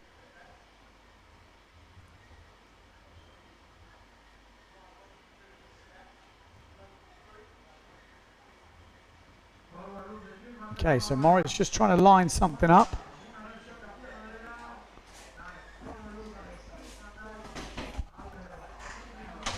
Right, we're going to get a very wet Tobias Bjorner in the house. Hopefully we can get his microphone on, so just bear with me while this heat is going on.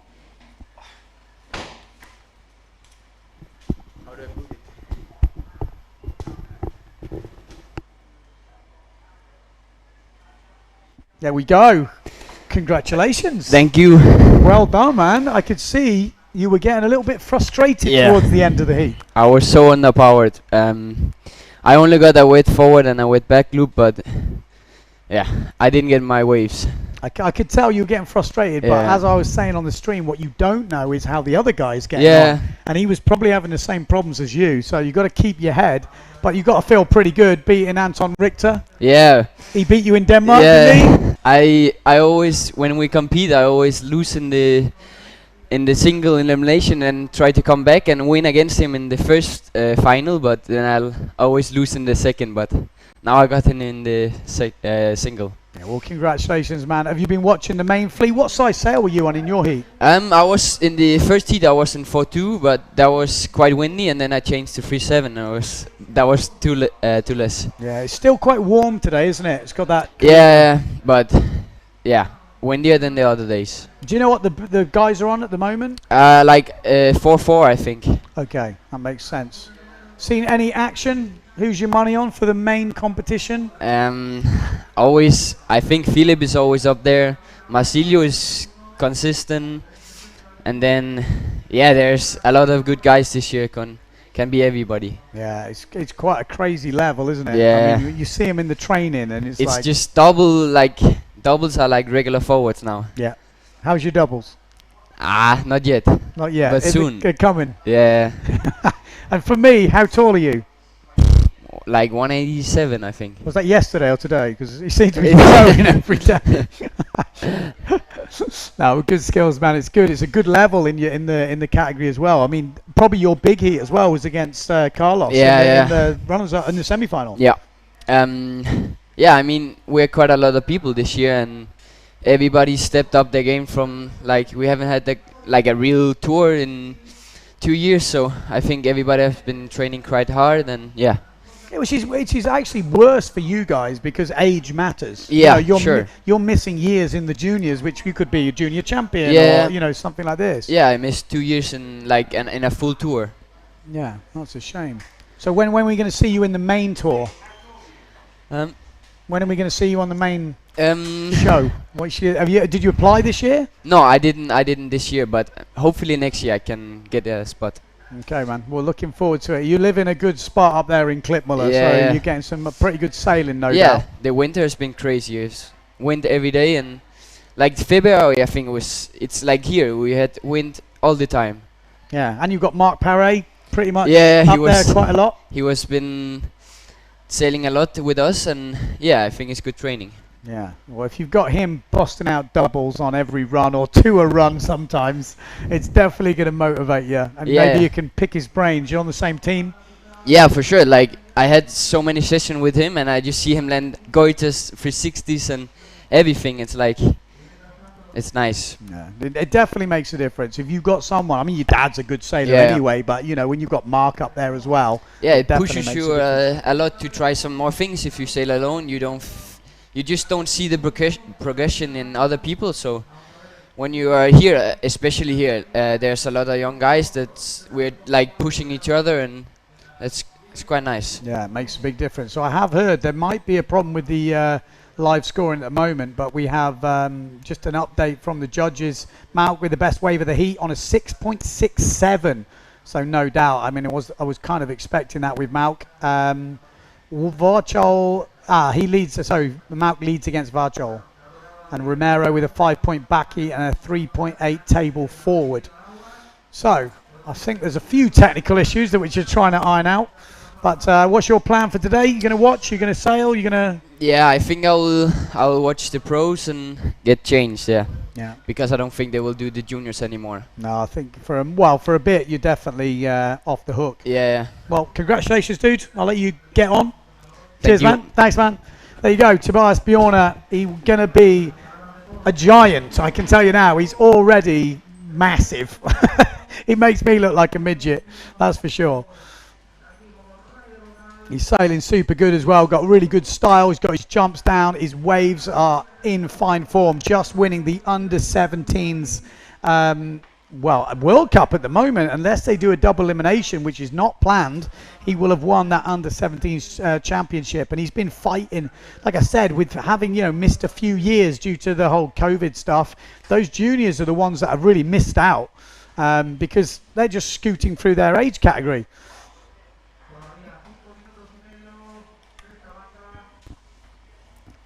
We're going to get Alexia Kiefer in because she has just thrown down the skills as we see Adam Vorchol just land a really tasty looking back loop on the screen.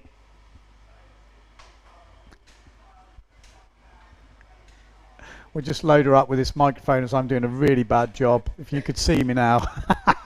Alexia, congratulations. Thank you very much. How was it out there? Tough? Well, it was pretty difficult. The wind is stronger than yesterday.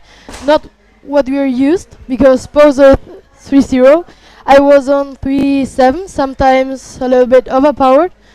But yeah, it was good. It was difficult to find some waves for the wave riding, but yeah, I managed to land the back loop and a little forward, so it was okay. That's something you've been working on, that back loop, isn't it? Yes, right. And it's paid off because you look pretty consistent on it now. Yeah, thank you. I've been training a lot the back loop for the women's fleet, so yeah, let's see what happens. I'm pretty excited to see how it goes. Where are you? Because we haven't done Pozo for 3 years now. The last time in Pozo you finished 5th. Yes, right. I mean, and how old were you then? I was 14. I'm 17 now. Which is amazing. Yeah. You're 14 years old. You finished 5th in Pozo. You're obviously in the main women's fleet, so I don't want to hold you too long because I know it's a bit more stressful, the women's fleet. But you've just won the under-20s category in the women's. And it was interesting because you're known for your wave riding. You have got some hell smacks, which I think is where you do a lot of damage. You've also been working on the tacker, which I've been seeing. Did you get any in that heat? No, not in that heat. As I said, it was pretty difficult. The wave riding, I didn't get a quite good wave, but yeah. Now, you still scored pretty well. I think there was one wave in the excellent range that one judge gave you. So, yeah. But for you, you're like, nah, it wasn't one of my best waves. But still, it's got some good scores. But what I like to see is your jumping has gone next level now. Like I said, your back loop's pretty consistent. Forward loop looks good. What's your goal for the main fleet? I'm going to try to land a tacker in the heat with the women. And yeah, I'm gonna do forward back loop, and if I see I need it, I'll try push loop as well. So let's see. Yeah, I'm looking forward to it. I'm looking forward to it. I mean, you're pretty much Pozo local. What do you think of this forecast? We don't know. I really don't know. The last weeks have been amazing here in Pozo. We had super strong wind. I was overpowered every day on 3-0, and big waves as well. But I don't know what is happening with this Kalima, so let's see. Yeah. But it's looking good today, so yeah. We should get a full day in today. Yes. Okay. Well, maybe tomorrow as well, so. Perfect. Well, congratulations. Thank you very much. I'll let you go get yourself ready, but I'm looking forward to seeing you in the main comp. Oh. Let's see, let's see. Okay. Thank you, Ben. There we go. Alexia Kiefer, she is absolutely ripping. If you've seen any of my training diaries in the last couple of weeks, you would have seen that tacker. She has got a mean tacker, a hell of a smack on her, and she's got the jumping game now. You can see actually Pablito saying to Maurice Mount, calm down, just do some jumps, which he doesn't do. So yeah, really good to get the juniors in here, get some words from them while we've got these early rounds of the men on. Like I said, they are all ripping, but Alexia Kiefer is a standout, no doubt about it. So Modix Mouse has extended his lead, we're hearing, over Adam Varchol. So I'm not quite sure what's happening with the live scoring. There must be some technical issue. I'm kind of on my own in a little booth. So I'm like cut off from the rest of them. So I'm basically looking at what you guys are looking at on the TV screen. Maurice Malk looks good. Like I said, I know those interviews were over the heat, but I hope you found them interesting. Really good to get it on. Maurice Malk, I don't think he's jumped in about 3 years since the last Pozo competition. So tabletop forward from him will put him firmly in the lead. So it's going to be interesting. I've just heard my voice outside, which is slightly worrying. That means I am getting broadcasted to the whole tent, which always is worrying. We got Romero looking pretty good. So I'm going to try and have a look at my WhatsApp just to make sure.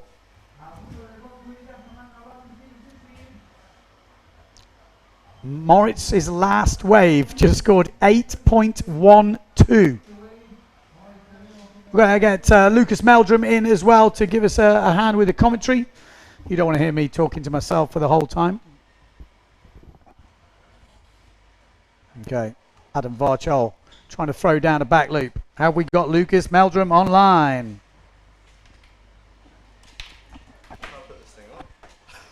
Yeah, he's amateurs.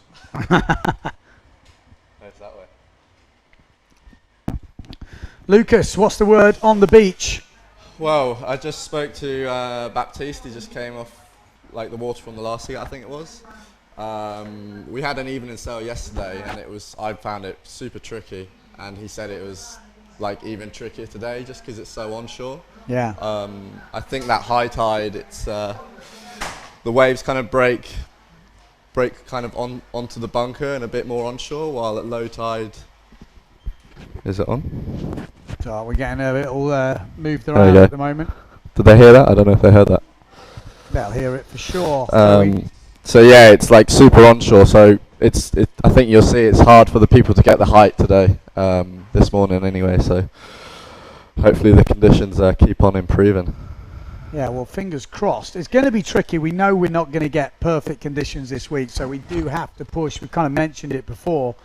So we've got a few teething problems at the moment, so we're just trying to iron them out. The live scoring not quite up to speed at the moment, so makes it a little bit more tricky to understand exactly what's going on, but I'm sure they're working on it, and it should be fixed as soon as possible. Looks like Moritz Mauk had a good heat then, though. Yeah. Did you see much of that? Well, I just before I came in, I saw a 360, but it came off the back, so I don't know if he did anything else. Yeah, so what I heard last was Romero extending his lead over Varchol, and Mauk was leading the other side of the draw, which Mauk obviously against Tim Van Dam. Yeah. So Moritz, I think he said he hadn't jumped since the last Pozo competition to me. I haven't seen him jump since I've been there. He doesn't do jumping, but he's so good on the wave, and when it's tricky like this, when you see and he was throwing down scores like 8.12 on a wave, I mean 7.83 as well, you know, that's big scores. This conditions is not a jumper's conditions. He can still throw in a table forward, he can still do a backy, and those scores for the back loops and table forwards today seem to be doing all right. So yeah, compared to the double from Pond, yeah, I was quite surprised with that. Just a 6, which kind of made me think, oh, okay, we'll have to wait to see how that pans out. Yeah. So this looks like Victor, the local fella, does it? Yeah, Chachu there by... Chachu from Antoine Albert. Yeah. So Antoine Albert going against Henry Kohlberg, and looks like Takara Ishii going against Victor Borlin. Yeah, Victor, I don't think he got into the event initially. A local got one of the other wild cards, but I think he gave it to Victor, so that was nice of him. I think Victor was super motivated to compete. Victor's a good sailor. The yeah, I was surprised. I heard is he didn't get in, and Alba was just like, well, you're better than me, you can have my spot. Yeah, I'm not sure who it was, but as I said, someone gave it to him, which is I think a really nice touch, and I think he's super happy to compete now. Yeah, that's pretty cool. I mean, these are not Victor's conditions, I would say. He likes it strong, he likes it windy, he likes to send it full, you know, push forwards, doubles. I mean, he's always throwing down some doubles. So these conditions are probably not his favourite, and he's going against Takara Ishii, who can definitely... It's a little bit lighter Takara, he's a little bit more nimble on the wave, so it's going to be a tough one for Victor. He's on the wave now, though. Victor, he definitely sails with the hip harness, if everyone's heard of that.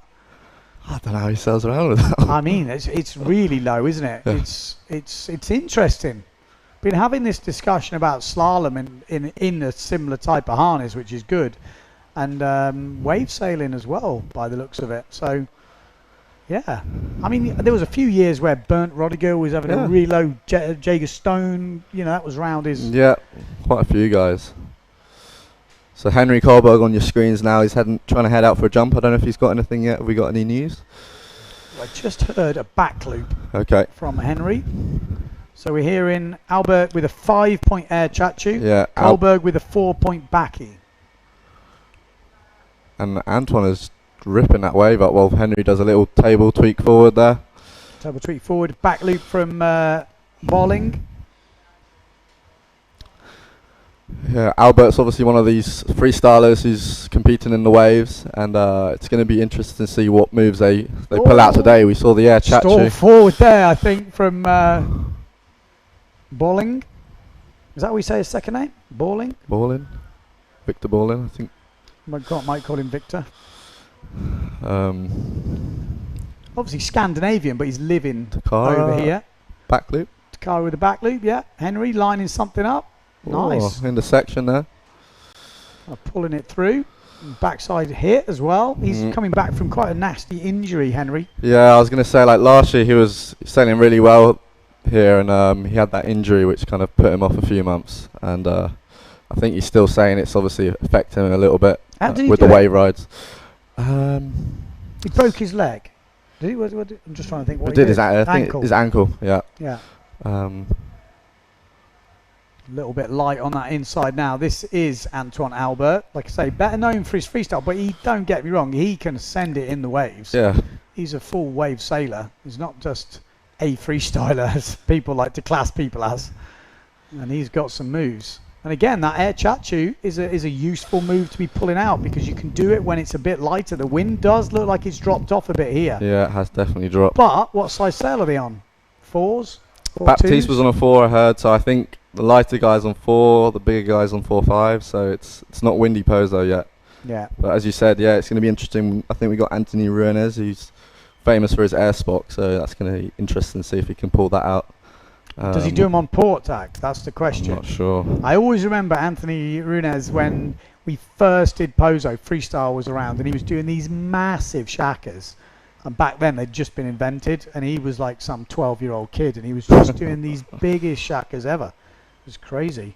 They're just saying they're keeping an eye on the conditions at the moment. I was going to so say, they're obviously a little bit worried that this is not suitable, but they're keeping an eye on it. They know. I think the problem is with the wave riding, because the further you get down to the bunker, it gets a lot less windy. Here we got Albert. He's good, isn't he? Yeah, he's got some moves, and he's fit as He's well. got a very loose, slidey style. It's very good.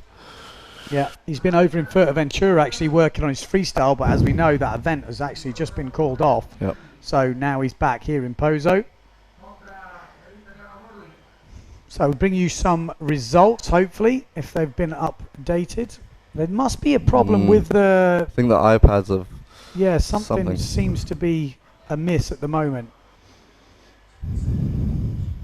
Okay, so at the moment we don't have results. From what we saw, Pons went through, Clarek went through. Moritz Maut was looking like he was the standout in that heat, and it looked like Romero had taken down Varchol. Don't know, not official, but that looked to be, unless something crazy happened, that will be the results. It's not looking good, is it, Ben? No. Floating about. It's not what we want to see, really. Should he be on a 4.7? Should he be on a 5.0? I'm not saying, you know. Should we be competing in Pozo at 4.7? That's the question, I guess. Well, it's either that or maybe no competition, which after I put that out to the general public, they're all saying you should compete. Yeah. You know, oh, is that what people are saying? Well, better than no competition. Of course, yeah. But that's realistically the difference. Is either we compete or we maybe don't make it. Henry's just about pumped on a wave here. Interesting. He's making it count, Henry, isn't he? Yeah. They're pretty... It's not like, as I said, it's hard to be super powerful, but he's getting the turns in the sections that are going to score the points. Yeah. Keep yourself Albert's busy. just going to force a little back loop out there. Yeah, Henry keeping himself busy, and that's the key here. The problem is once you go down the bunker in this type of wind, it is hard to actually get back up. Yeah, pretty onshore, isn't it? Kohlberg with a 10 table forward, 4 points. Okay. That last ride from Albert before was a 3.3. Henry's signalling to the beach. I think he wants a bigger sail. They're going to cancel it. Yeah. We are hearing they are going to cancel it. And again, it's like the wind at the moment is probably drifting out to sea because we do have this kalima in the air. You can kind of see the sky. It's not its usual cloudless self. It's got this dust from the Sahara and it really pumps up the temperature. Yeah. I think it's what we were saying with the kids yesterday. It might do a similar thing where it's just going to go out to sea and then it might come back in an hour or so. So yeah, we're probably going to be on standby, ready for when it comes back, hopefully. Yeah. It's going to be hard to start that again, isn't it? You know, it was definitely justified to start it in the first place, yep. but and then to carry it on is almost easier than to restart in sort of conditions you can see. I mean, this GoPro angle makes it look very, very flat. Yeah. And it's very onshore. Well, I think also you've got the mixture of high tide, which has it's famous for, you know, dropping the wind as well. So I think we got a mixture of two things going on. I said, like yesterday, the wind, as the temperature dropped in the afternoon, the wind kept on picking up. Okay, so there we go. So it has been cancelled. If you have just joined in, we started the main event, but we're struggling. Lucas Meldrum, in case you don't know what he looks like, duotone fanatic rider. He's actually been doing, you've been doing the video, a couple of the reels and stuff. Yeah, I've been doing a little bit of work for duotone, trying to do my stuff on the side as well. Yeah, if you haven't followed his YouTube channel, you follow his YouTube channel. He's making some pretty good videos. You know what I mean? There's not that many content creators in windsurfing, so well worth see more of them. Checking him out. And he's here helping me out, so we've got to give him a shout out as well. But if you have just joined us, we had a couple of junior heats this morning. Tobias Bjorn, we just had in the studio. I mean, when he was sitting next to me, Tobias was up here. He's tall, isn't he? He is tall. But he won the under 17s category with Anton Richter in second place, which was pretty decent. Carlos Kiefer was third with Gregory from Greece in fourth place. And then we also had the women's under 20s final, which Alexia Kiefer, who was had in the studio, finished first in that one with actually I didn't see the full results, but I think it was Isabel Delgado in second place and Julia Pasquale in third. And then we've gone into the main men's draw in less than optimal conditions, but that's just looking at the week. The week looks pretty small, doesn't it? It's not a windy week, but the waves are very small. That doesn't mean they won't come through, because notoriously we don't have some big waves here, so at certain tides we might see it, but it's not a typical week. As Alexia said, we've had just 2 weeks of just absolute stonking winds and waves. So it's been an interesting one, but head judge, you can actually see him in the background. He looks pretty relaxed, so I think he's not starting anytime soon. So what we might do is I think we'll take a break, because it's going to be a long day today. I have a feeling we're going to be in and out all day. So we're going to take a break. Stay tuned to the PWA website. Stay tuned to the YouTube channel, Facebook, wherever you're watching it. And as soon as we have action or anything interesting, we'll be back on to give you the news.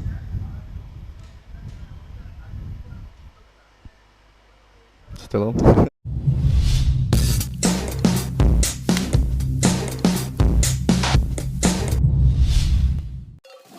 ¿Y la playa? ¿Cuándo fue la última vez que probaste algo nuevo? ¿Puedo hacer esto todos los días? Sí, ¿Puedo cruzar la isla caminando? claro.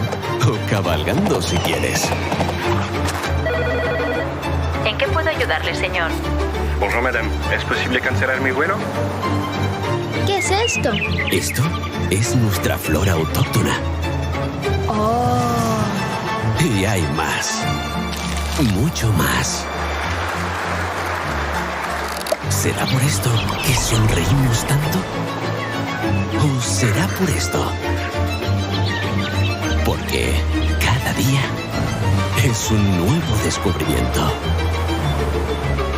Dale un giro a tu vida.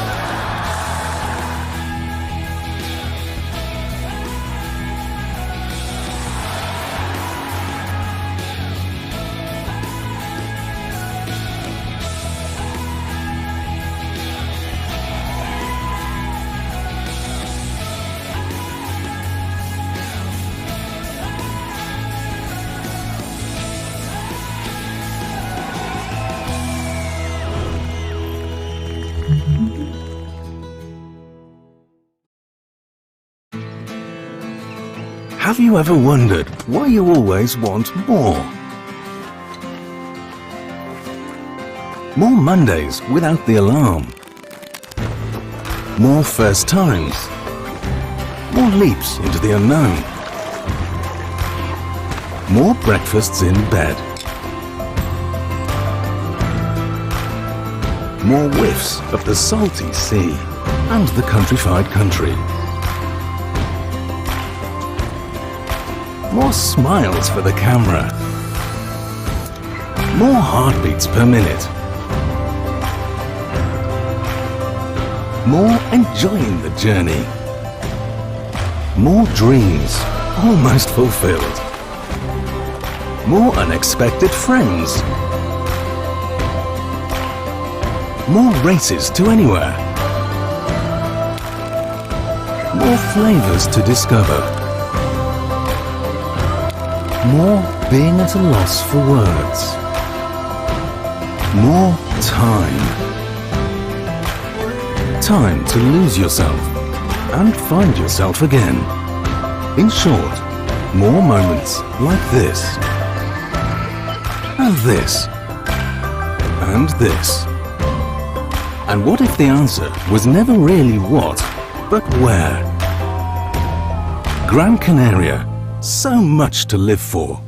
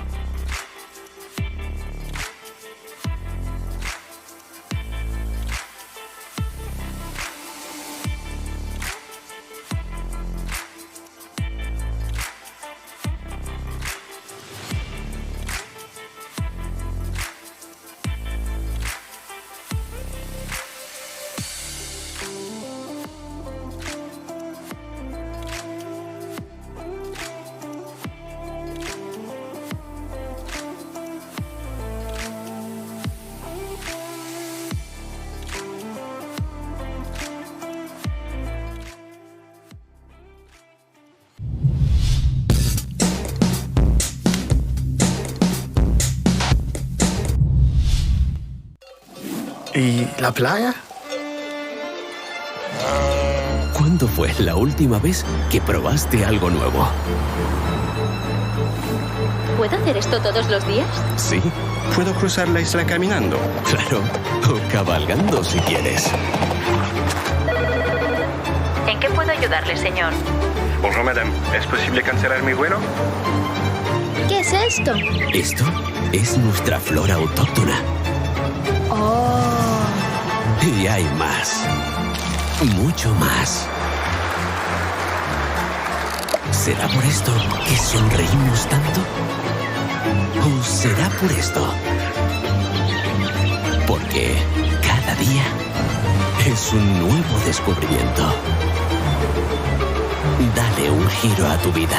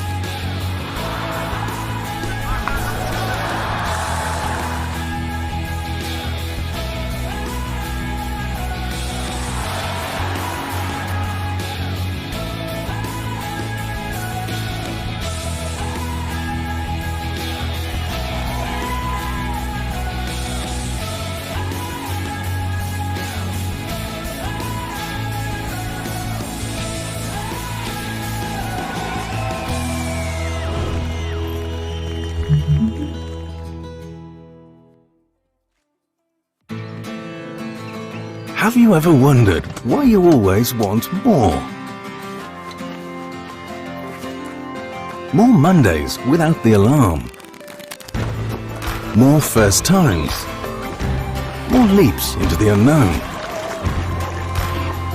More breakfasts in bed. More whiffs of the salty sea and the countrified country. More smiles for the camera. More heartbeats per minute. More enjoying the journey. More dreams almost fulfilled. More unexpected friends. More races to anywhere. More flavors to discover. More being at a loss for words. More time. Time to lose yourself and find yourself again. In short, more moments like this. And this. And this. And what if the answer was never really what, but where?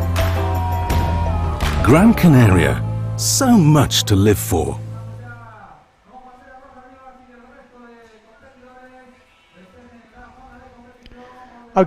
Okay, so we're back in at the moment. We are getting back underway with competition. Like I said to you, this is one of the better days on the forecast. It's obviously quite a long forecast. Competition doesn't finish until the 17th, but can't take anything for granted. So we do have conditions. Yellow flag is up. That means we've got I think 1 minute until the start of the heat. Obviously the last heat that got cancelled was Ishi Bolin and Albert Kohlberg, so they should be back on the water unless they've gone for the next heat. So we'll get confirmation of that very soon. Are we going to be joined by Lucas Meldrum in the house? We just get him all mic'd up. Resale, of heat number 3 coming up shortly. So I just saw Henry Kohlberg. He's going to have to get his skates on because he was on the beach not too long ago. He was quite happy with how his competition went down. Well, how his waves went down. But as we say that, it looks like it might have just dropped off. Okay, check. He's only got a small head, Lucas Meldrum. Okay, so back up again, eh? Back up on the button. This is Antoine Albert. He's on a 4 meter. Okay. So he hadn't rigged his 4.4 because he hadn't got any stickers on it. I was like, come on, mate. Surely you can get yourself sorted. But he doesn't seem to be struggling. There you go. I Oh, no, to say, he overcooked it. overcooked it, didn't he? You could see that on the takeoff, just got a little bit too much, and he was holding on a little bit there. You could see that it's going to be hard to get that one. Going to be disappointed with that because, you know, a backy for this kind of level is kind of standard. If you're crashing a backy, you're going to be a bit upset with yourself. The problem today is, or in this heat, is you see again, you've really got to force the back loops when you've not got much wind, and that's when it can go a little bit wrong. You're playing forward from Ishii on a reverse try from Campello on the way in. So we got a made back loop by Victor there. Yeah, Victor just nailing that backy. Say, interesting harness. I know that sounds weird out of all the things I'm looking at, but I'm looking at that harness and it kind of does it's interesting. Have we got the live scores back up or? Not yet. They are working on them. Kurosh Kiani, there's a glitch in the matrix. So he is working on that. So unfortunately we don't have the live scoring. Yeah, I've got someone working on it in the background. So hopefully he can resolve that. Well, that would be a real shame because definitely the live scoring is what makes the job in the commentary booth easier, and it makes your viewing pleasure. Look at this bowl. Gonna go for a 360. Perfect. Oh, almost too much. Landed in front, tapped the nose down. He's going to be upset with that because that thing just sat up for him perfectly. And maybe not so much wind down that bottom end. I think it's going to be hard to those 360s when you've not got much power to get back up. They're going to be difficult to land at the moment. Loads of projection. Slash there. And interestingly, I think he's on a starboard, which is not his usual choice of board. I think he's usually on a custom, but maybe in the competition he has to use a branded board, or maybe even the bigger board. You're right. Or maybe he's broken the boards. Seen by some of the doubles he's had. It wouldn't surprise me. Henry Kohlberg, what's he got for us? He looks like he's on a pretty decent sized sail now. Yeah. Nick's powered up. He's been trying a few doubles in the training, but obviously his foot's been holding him back a little bit, I think. Oh no, again, he's crashed it. He's going to be upset there. A couple of backies in the drink. Well, he was going pretty well in that heat before, the one that got cancelled. There's a pushy little tweak on it. Not so tweak, but Antoine Albert getting a jump score in. Takara's got no, nothing there.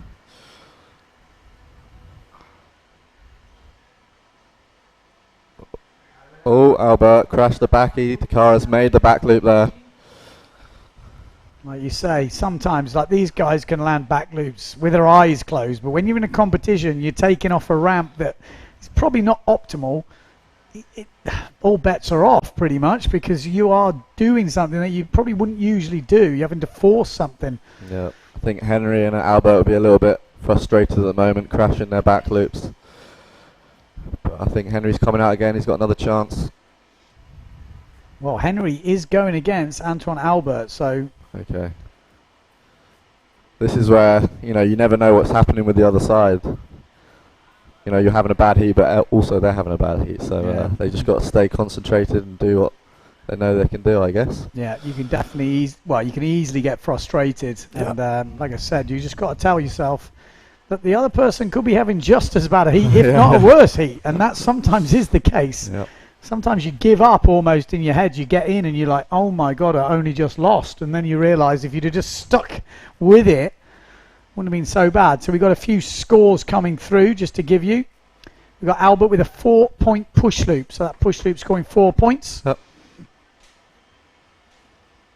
I mean, they're pretty low on the scores because, as we know, Pozo, you can go big. Not today, but they're trying to keep in line.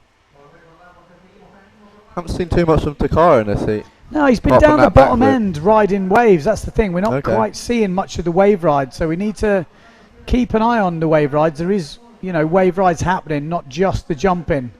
As Victor's heading out, looking for something. I'll be honest, these type of conditions would favour my style of sailing. I'm kind of like, it's always weird doing the commentary on an event. You always go, oh, maybe I could be out there. Yes. Oh, Takara might have something lined up here. Little tweaky stalled forward. Yeah. Albert, is he going to get his back loop finally? Yes, he is. Yeah. So back loop and a push loop for Antoine Albert. gives him the advantage over Henry Kohlberg. And Kohlberg actually happened in a really good heat last time. He's not started off this last heat in the best frame of mind. I think he was a little bit frustrated that they cancelled it. Obviously, he had a good start to the heat, so he's not going to be so happy this time unless he turns it around. He's looking for that ramp. Little tweak table. Yeah. It's important to get something in the bag that. Takara Ishii. No. Oh, we just missed that hit from him. It looked like he was lining up. Takara's got a good chance of a good finish at the end of the year if he does well here. He did very well in Cape Verde. So, and these conditions might favour him. A little bit lighter winds. He's a lighter rider, so see how he does. Very good point. Oh, that was a decent air from Victor. I thought he was going to launch into something. He's already scored a 4.1 for his last backy attempt, Victor. And we're just seeing the end of a wave ride there from. That was a lovely little backside hit. He has to pull out, though, as someone's fishing down that bottom end. I mean, I could see easier places to go fishing. That's a strange option, isn't it? It's not something that would be on my to-do list here in Pozo, I've got to be honest. Although you do get some flying fish out in the bunker, I've noticed the last couple of weeks. Okay, let's follow him down here. Oh, Victor just couldn't quite get that round. Off the back. Look like they need a really big sail down in the bunker. Yeah. It's really light. Henry just riding a little backside ride. Goes front side. Trying to put some power into it. And then again, that's going to be the problem. He's dropped off again. Dropping off the back.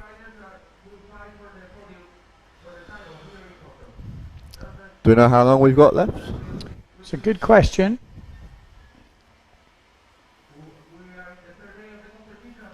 It's a 16-minute heat, so it's a long heat. 4 points for the back loop from Antoine Albert. Table forward, 4 points for Kohlberg. Takara's on a little wave here. Oh. Yeah, we will have in the official timing from the next heat onwards. Okay. So Henry's still looking for a back loop. He's got a little table forward.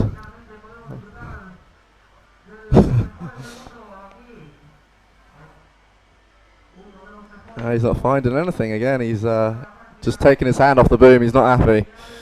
Yeah, he'd be getting frustrated right now.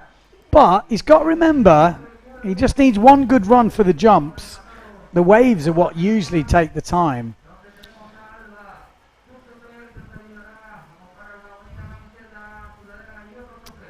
Victor Ball in riding now. He's got a little...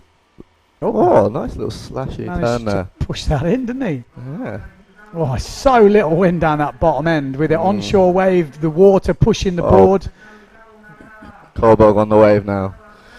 He's got to make this count, I think. Couple little backsides. Antoine Albert looks a little bit more solid in this. Takara Ishii down that bottom end on the RRD sail. Who's going to launch into something? Are we going to see the air chachu from Antoine Albert? What are we going to see from Ishii? Push loop. Push loop. Perfect. Beautiful. He's there's not been many ramps like that in the whole thing, so he sniffed that thing out.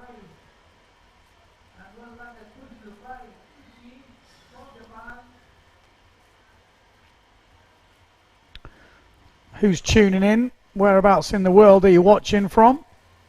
Let's have a look. But we're going to start to see some competition today. Like I said, this is one of the best days on the forecast, so they're going to push hard today. Albert on a wave. Just had a little backside slash there, I think, and a 360. He's going to put it off, isn't he? Oh, there we go. Oof. That could be nail in the coffin. It's early days to say that, but I would say that's pretty good. I mean, they're going low on the scoring. Ishii push loop 4.43, okay. But that's due to the conditions. They're not marking up due to the conditions, because if the conditions get better, they can do a lot bigger and a lot better moves. So it's the same as the wave ride. You know, in these conditions, you're only going to be able to score a certain amount for the wave. So we are limited. Yep. The squashes kind of the scores. So I think Henry Kohlberg's filled his wave riding. I think he's got 2 waves now. He's still looking to fill that jump score in. He just seems to be getting unlucky with the ramps going out now. So we've got a few people watching. We've got Here we go. Clang recordings from Barcelona tuning in. Pozo, Shadow Snake, he's choosing to watch on the live stream rather than outside. Maybe he's got us on the headphones. Greece tuning in. Hey, one-hander. We like the one-handers. There's a few nice little waves coming through now. Here we go. Victor. He does go big, doesn't he? He's managed to get an extra bit of height. Oh, and there's a proper wave. That's a good section there. Good section from Henry. So maybe getting this back. But he's maybe got a bit too far away from him at the moment. VK23 tuning in and Sagres. Oh, that was a good little wave. Rail to rail backside there. Zav tuning in Australia. Albert, another decent wave score, 5.67. So Henry has got a lot of work to do here. Yeah, that 360 could have done the full damage. It's obviously Takara Ishii against Victor Brolin. I don't really know. It's going to be a tight heat now that Victor's got his fairly big stalled forward for the conditions we've got. I think it's going to be the wave rides that are going to make the difference in that heat. Ishii with a push loop 4.43 and a 3.57 wave score. That's the best wave so far in that side of the heat. So Ishii probably He's leading. on top. Yeah, we obviously saw just before he hit that lip there, so he probably did a nice little turn there.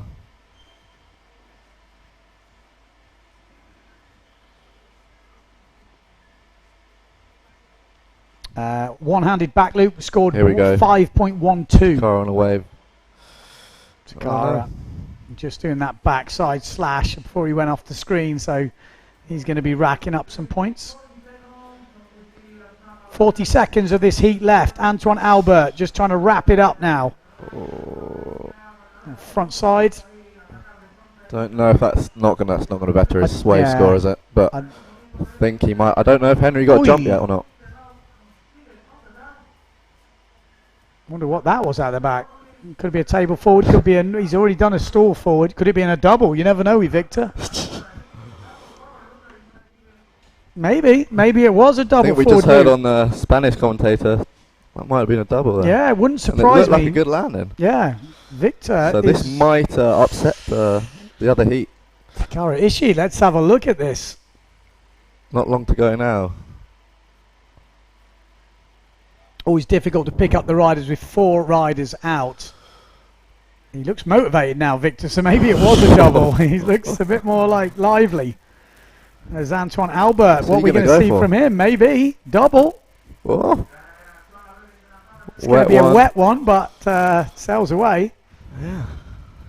Seems like things are heating up a little bit now. Maybe the wind's just picked up a notch. As a look at the watch, probably near the end of this heat.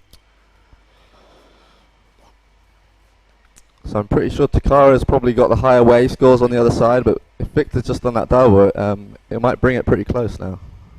Oh, we've seen something as well. You never know.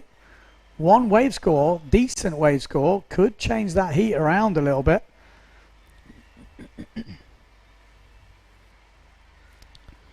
Obviously, he's been living here for a few years, so he should have a bit of local knowledge, Victor. Is he going to get something here, or is it going to fade out? Hopefully it's going to build up. He'll probably want the no power. That's not going to score too much. Close on the other panel, we're hearing. So Albert ahead of Kohlberg with better wave scores. Close on the other side. 5-point double. Okay. They're not scoring high for the doubles, that's for sure. Yeah, I thought the landing looked alright as well. Yeah, that's interesting. Albert probably feeling pretty confident now after his... Oh, almost looked an easier 360 section that. Okay, this is going to be important, this wave here for Takara. 360. Oh, is he not going to make it? Get it. Whoa. Albert's going 5.83 for his double, so maybe Victor's wasn't so clean. Okay.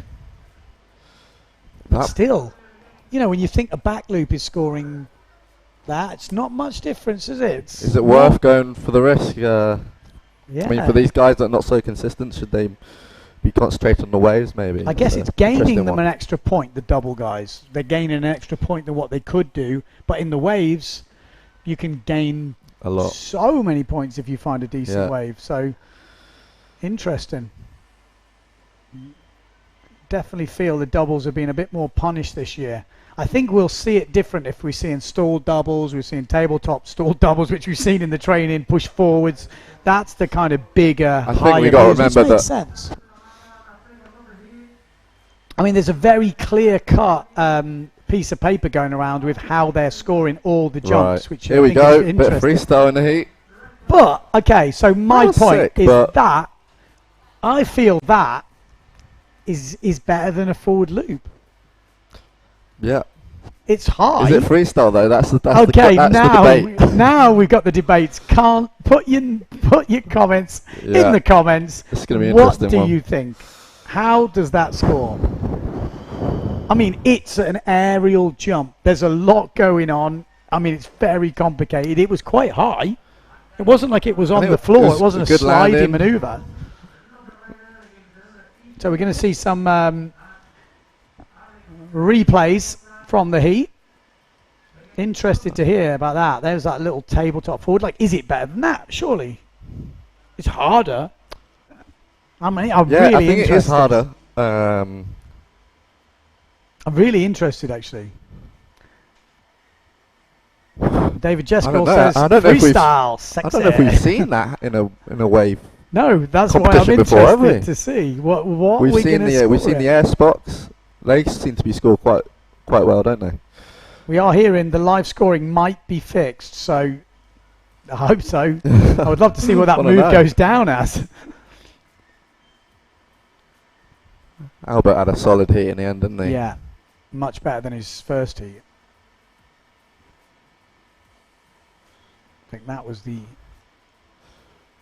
I mean, so Albert and Corbo both started not the best, but I think you mentally you got to stay in the game, and I think Albert did that pretty well, kept his head cool, and look at yeah, this so thing. here we go. Air cabbie. Bloody clean. Oh yeah, it was clean. I mean, how high was it? It was as high as a standard forward, as high as a backy, some of the small backies, I guess. Interesting. We've got Joanne watching from, Joan watching from New Zealand. Jan Verburkum watching from Sweden. Daniel Grummer watching from Lake Garda. Looks like Jeskel's watching from Germany, I would guess.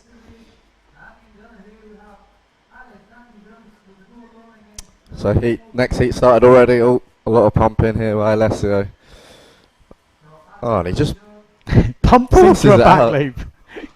I mean, when you're pumping into a back loop, but, people who don't back loop don't realise, but And, just to pump into that. So, Alessio Stilrich in this heat. Refresh the PWA. I think he's going against Hayata, who's Takara's younger brother, who's been ripping recently. Yeah. Not an easy heat, actually. It's in these conditions, I think it might be tight. We obviously know Alessio can go absolutely massive on the jumps, but it's not going to happen today in this heat. Yeah. Yeah, so who else have we got? So we've got Alessio Stilrich going on the white sails, going against Hayata Ishii, which is Takara's brother. Nice table forward Table from forward by Lauren. Lauren Smooth. And then he's going against, Lauren's going against Gran Guillaume. So France versus Germany, Germany versus Japan. Obviously Alessio lives here in Bozo. Oh no. See, you don't see that happen very often, eh? With No. Alessio. No, not at all. That just shows you how hard it is, I think, today. Yeah, I mean, I've been watching him in the training and he literally doesn't crash. He doesn't. On the waves, he doesn't do anything. Gran Guillaume just starting a little backside turn after he crashed his first back loop. So he's trying to keep busy. Yeah, the waves is definitely where we're going to see the points going down, because those back loops, the small back loops pumped into, which obviously are not big, 3 points. So you can see the scale. you're not able to boost that jump score unless you get some height, which I think is fair enough. I mean, this is Pozo after all, and this is not optimal jumping today. But whether they have to stretch it out just to see differences is another thing, because otherwise those tight scales are going to be hard to see differences. Are we seeing the wind drop again? There's a lot of pumping. Yeah, it does I mean, look as we like. said earlier, like it might be that we're starting and stopping a lot today because of the heat. Okay, so we've got a few comments going on about the Antoine. Let's see them. Antoine Albert. Air Cabby is actually technically harder than a double, in my opinion. Oh. That's from Matteo Pedrani, but I guess it's just to showcase a bit of variety, plus ducking a wave sail on a wave board. Kudos. Yeah. That's we didn't see the that's a score. good point, really, yeah. Alex Grangio's got a ramp here. Like for me, it's got to be ranked if it's the same height. If it's the same difficulty as a harder move and it's the same height. I mean, we've seen that with Shakas. I think the Shaka has the same difficulty as a back loop or something. They've claimed it. So if you do a Shaka the same height, it should get the same points or more. I can't remember which way around it is, but that's how it works. Yep. It's all to do with height in jumping. Oh, so great. I know. I guess with the freestyle, it's like with the air moves, isn't it? I mean, if you do a normal Shaka on the way out, that's not going to score. But if it's a massive air Shaka, maybe they will score that. Yeah. Well, we'll have to wait and see. We've got Jack Petty tuning in over in the UK. Nice front side hit from... Good hit for the conditions we've got. Hayata. I mean, he's only a little fella, isn't he? He's got some moves. If you've seen him rip it, he rips it up in Who Keeper. He's on a serious level. Surprised Alessio's not seeded into the second round. He didn't go to Cape Verde. Okay. He looks very underpowered. Oh, he's frustrated as well. Is he on a big enough sail? That's the question. Well, I think the point is that because obviously Simmer aren't supporting the World Tour, I don't know if he can use a bigger sail. I don't know if he's got a bigger sail. Okay, well, let's have a see how this works out. But it doesn't look like he's on a big enough one at the moment. But he might be able to make something happen.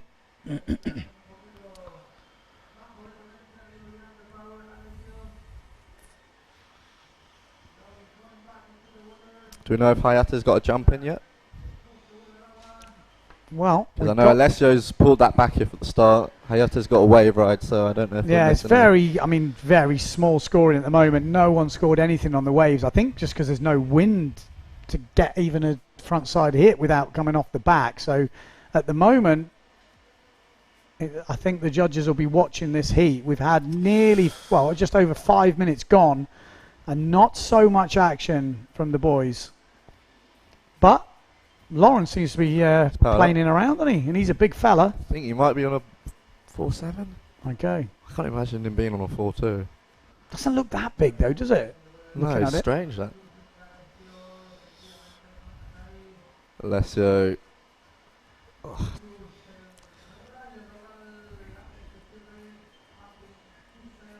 So we just had results. Takara Ishii and Antoine Albert advance to the next round. Okay. But conditions definitely in this heat look on the edge.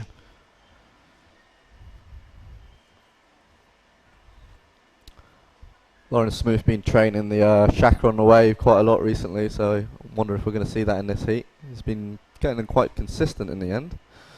There we go. Looks like Gran Guillot got some plenty of power up here. It's on loft sails this year and starboard. This looks good for Lauren. Oh no! Just jumped out on him. I think another back loop. I think we've seen 3 back loops from Alex in this heat, which is strange. It is strange. It's 2 different jumps. Oh, there's some waves. And that's Hayata. That's a horrible one. Eating the boom. Alessio just struggling for power. He might get a ramp here on the white sail out the back. Looks like he's just lining something up, but it's not going to... No, that's not jacking up from him, is it? No. It's kind of out and past the moment. Maybe he's going to think about just here we putting go. a We forward have something in. here. Oh, I thought he was going for the double, and I thought slowly not. Yeah, he lined up for it. So it's interesting, the differences in people sort of training here. I know Alex Grangio came for quite early and then went back home and then came back. So wonder how that makes a difference. Yeah, 3.25 for that forward loop from Alessio. That's a nice little bottom turn there from You can make this work. Grangio. This is the problem. It's so hard, isn't That's a silt maneuver where you just can't get out the white water. You haven't got enough pressure in your sail. You almost to can't escape. force the top turn too much, and you've got to kind of go with the wave and Yeah. fortunately not Get maybe do a yourself turn forward. that you want to do, but you've just got to do a turn at the end of the day. Yeah, you need to get forward on the gear and get that sail upright because there's not enough pressure with it being onshore down there. The wave pushes the board downwind and then your sail just ends up being empty. You just fall in backwards. It's a definite silt maneuver, that. So just... Cancel the heat, haven't Yeah. I have. So it has been cancelled. It was looking marginal. You can see when the guys are wave riding and they've got zero power, it's difficult. But you could argue with the right gear, someone could have made that happen. Again, we're going to stay with you because I think we're going to have a few heats. They're going to be pushing quite hard at the moment to make things happen. But that heat has been cancelled. I think I mean... Okay, so let's wait and see what goes on. But they are cancelled the heat. Like I said, I'll give you, as soon as we get updates, we will bring them to you. We're going to see some highlights from the heat, though, anyway. This is Alex Grangio from France. Oh, he's trying to, that's what I mean. You're trying to force the back loop, and even the top guys still struggling. That was a good score in table forward there. Actually a solid heat from Lauren. Good start. That's more what we're used to seeing. And you could see Alessio was really struggling for power. Again, maybe on what, a 4 meter or something? It looks quite small. Some prototype. That's a good 1 foot back loop there, actually. Yeah. Missed that one. Actually, what did that score from Grangio? Oh. Yeah, 4.75. The 1 foot? Is Yeah. It? Well, I guess it wasn't massive, was it? So, yeah. That forward scoring 2.75 from Alessio. Right. So, you know, that does definitely make a difference. Did we ever see the score for the air cabbie? Because that's the interesting one. Like, we did have a few people, obviously with the live scoring not working at that point. I don't think we're going to get the score for that. We could get one of the judges. Would be an interesting one. I mean, I've had a few comments from you guys at home, and I would say the general consensus was the air cabbie from AA scored a 5.62, while his double got a 5.88. So that would say, if you can do it, probably do it. It's fair, yeah. Cabbie was much better landed. I think it should score better. Okay. Oh, interesting. I thought a 5.88 from what we've seen so far was a good score. Solid score. I would say that's pretty solid. We haven't seen back loops scoring up that high. Yeah, I think it's hard to remember that this place, you know, people can go massive. So yeah, and that air cabbie was relatively low, although it was as high as some of the jumps we've seen today. Yeah. So interesting. I think that's probably one of the maximum points you can get for that move, because it's impossible to go double mast high doing a cabbie. Well, you say that. You say that. You wait. I haven't seen anyone do it yet. That's what I'm saying. We got Janice saying wave sailing should be old style. Jumps, wave rides, transitions. Freestyle is another level. Hybrid, not for everyone. Can be seen as a corny thing, but that's his comments, his opinion. But I mean, it's interesting because in the freestyle we do see back loops, push loops, forward loops scoring. Yeah, and scoring well. So. What else have we got? Can't see a comments about Finn.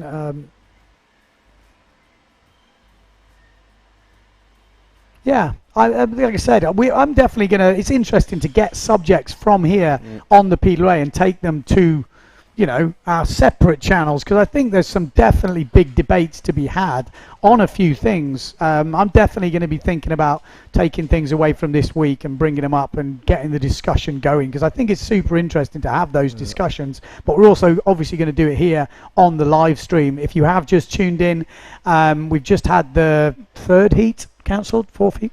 Which could have Second gone so heat quick. cancelled. I think we've had 2 heats cancelled today. Yeah, but the what heat is it? We've had 1 heat finished, 2 heats finished, 3 heats finished. Yeah, this is the 4th heat. So 4A and B has just been cancelled in the main men's fleet here in Gran Canaria. We're hopefully going to restart that. Judges are looking at conditions. So hopefully we will hear news on that as soon as possible. Will there be no? Tenerife has been cancelled. Like I say, there's still a bit of a hangover from the COVID kind of stuff going on. You know, people trying to get the finances in order and get stuff signed off. It's still, you know, proving tricky for bigger money events. You know, there are events happening, but they're smaller money. Some of the windsurfing ones take quite a lot of budget. There's a lot of infrastructure in place, a lot of prize money at stake for the PWA World Tour, and those things seem to be, well, obviously they're causing issues. I think in Furta there was something to do with signing off of the... That's what I heard, whatever, permits. Yeah, it's you don't really see it from home, but behind the scenes, you know, there's loads of people working here. Obviously you got the live stream, which is a lot. The judges, the people doing the food and everything. So and again, it's like the live stream. The live stream is a thing, but you have to have a technician for when, if something does go wrong, as we've just found out, it went wrong. You need someone, and they've got to be here all week. They need, you know, need all that infrastructure. So it does take quite a few people to get these things going. Yurkov says, rig the 4.7 and go for it. Yeah. I mean, if this was Tenerife, they probably would run it. But whatever, with 5 meter sails or whatever, so it's a tricky one. Well, the freestyle, like I said, we're just going to clear up a few things. As far as I know, I don't know the ins and outs. It's probably on the internet. It's probably explained better than I'm going to do. But as far as I know, it was a lack of permits. So the organisers and the government hadn't signed off a few permits, and if you haven't got the permits, you can't do an event. So again, I think there's a few blaming of each other's. We don't quite know, but it's not happening. That's the long and short of it. So I'm sure if you go online, you can read exactly what is happening. But as far as I knew, it was not so clear cut. Yeah, Tenerife's an interesting one because they seem to have postponed it till the autumn. So yeah, and that's the point. Tenerife is not cancelled yet. We have to put it out there. There is talk of a slalom competition, maybe. I mean, they train a lot there though, so it would you make know, sense, to keep the things flowing, because November probably for wave sailing is not a guarantee, but maybe for slalom and foil sailing it could be. So they want to keep the whole thing flowing. Again, these is early suggestions. None of this is fact. I'm just giving you a few of the rumours I've been hearing, and they are just rumours. I don't want to start any crazy stories going out there, but there's rumours going on. So yeah, that's not. I think at the end of the day, there's definitely not a lack of people wanting to do events. It's just, as you said, after the COVID, it's a little bit more tricky. But you know, there's a lot of people that want to do events. Obviously, I think at the start of the year, the calendar was looking pretty good. Yeah. A lot of events planned, but as you said, we might see some events added, and that is the beauty. You know, events can get cancelled, but also events can be added. That event in France last year was added pretty last minute, wasn't it? So. Exactly. Okay, so what have we got? We got a few more comments coming in. We got JJ saying should be able to do any freestyle move they can, either jumping or on the wave. Again, for me, if it's a functional move, I think it makes sense. Again, on the wave, if you're doing a move on the wave and it's functional, but we can't. Also, we got to get across. We want to see rail to rail. We want to see gouges. We want to see spray. We want to see some actual wave riding. But if a freestyle move or a wave move fits into that, and it makes sense, you're not just killing the whole wave to do one move, I think it makes sense. If there's only a one move wave, then why not? Yeah. If that's the best thing you can do, I have no problem if you land back in the wave. Again, I'm not a judge, I'm just a commentator and a sailor, so I've got sometimes different opinions from my sailing point of view to my commentary point of view, and I'm sure the judges also have that as well. I mean, Lucas, what's your if we see kind of the freestyly moves that we do have in the waves, like air chachus, air spocks, it makes sense that, you know, most sort of aerial freestyle moves should be allowed. Yeah. And, you know, as I was saying before, like in the freestyle events, they have a lot of wave sort of jump in moves, like back loops, push loops, doubles. So why can't we have kind of freestyle. I think it makes it more exciting, personally. Yeah, I mean, I'm definitely keen anything. And again, a lot of the top wave sailers at the moment were the ex-freestyle world champions. You know, Ricardo Campello invented, I don't know how many moves. Brasilio, freestyle world champion. Not sure he invented so many moves, but he's bloody good at all of them. Galito Estrada, who's not here at the moment, but that guy invented so many moves. He's come to Pozo, and he was just launching. I think he finished top 10, top whatever, top 6 or something like this, kind of crazy. So, yeah, they definitely pass over. And talking of freestylers, Matteo Pedrani says, don't get me wrong, everything off sections and looks sick, but it's different. Even the clay is basically a scopu. Totally agree. And that's almost impossible in side shore conditions. Actually, I missed a comment before, sorry. The first comment is the lines between freestyle and wave are virtually non-existent in Pozo. Goiters are burners, tackers are clue first pinietas, threes are, backside threes are shackers. I totally agree. I think it's just, that you shouldn't be able to score, a shacker shouldn't be scoring high if it's just on the shoulder of the wave, but if you hit the lip and do a shacker, then... But what I will say is, if there is, like you say, a shoulder, what else are you going to do on that shoulder? If it's part of the wave ride and you're just getting from A to B, and instead of going straight, you do a shacker, and then you do what you were going to do anyway. I'm not saying it shouldn't score. I think it just shouldn't score high as much. Yeah, exactly. It just adds, everything you do should add to that wave score. Yeah. But the ultimate thing we're looking at in wave riding is that top to bottom big, spray. And even the backside spray, I think in one of the videos I put one of Costa's backside turns in.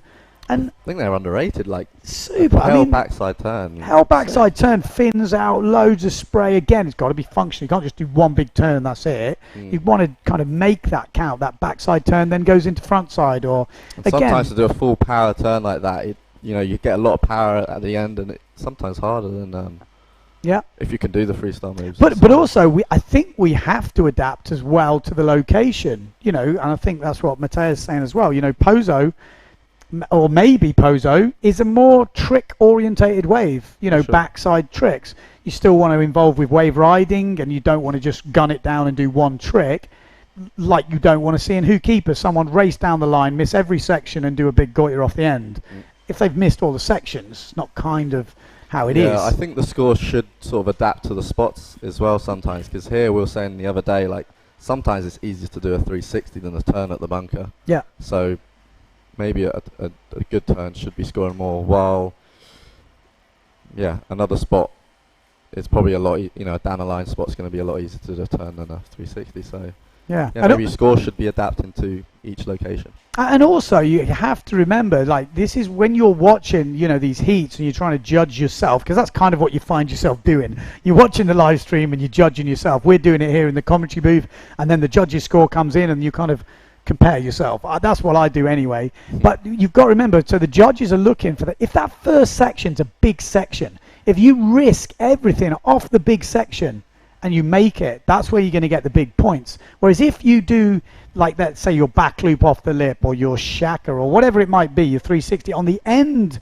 rubbish section, already after you've done a lot of the wave, there is literally no risk. You crash, you still got a good score. There's no risk. Whereas if you do it on the first section of the set wave, if you don't make that, you waste that whole wave. And you might not get another one for the whole heat. You might get 2 in the whole heat. And if you've risked it all on the first section, the judges will reward that.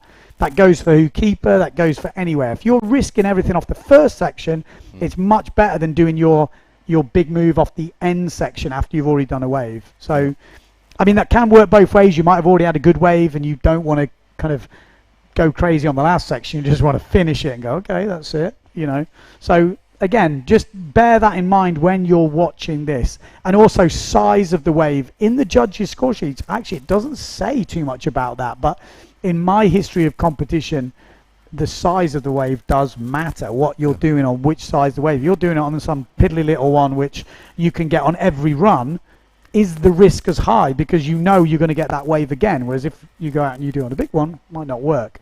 So again, bear that in mind when you're watching. There's a lot of things involved, yeah. Yeah, I mean, I'll be honest, and I say this every time, I would much rather be here on the commentary than judging. Yeah. Judging is so, I find it, with my personality, very hard. Very easy for me to sit here because there's no consequences. What I say, oh, that should score a 5, that should score a 6, that should... It's quite easy for me because I'm not giving anything out to anyone. It's just verbal. Whereas the judges, they put it down. They have to answer that. They have to justify that score. And when the sailor comes in and goes, well, hang on, what? But and you're like, oh, yeah. And I don't know. You've got to be a certain mentality to be a judge. Some people are very good at making good decisions very quickly. And again, sitting in there the whole day watching all this happen, not an easy job. Do we know if the judges have like a video playback to sort of compare scores at the end of the heat? They can do. I think if they're really querying something, sometimes, or it gets questioned, they can review it, or the head judge can review it to sort of make a call.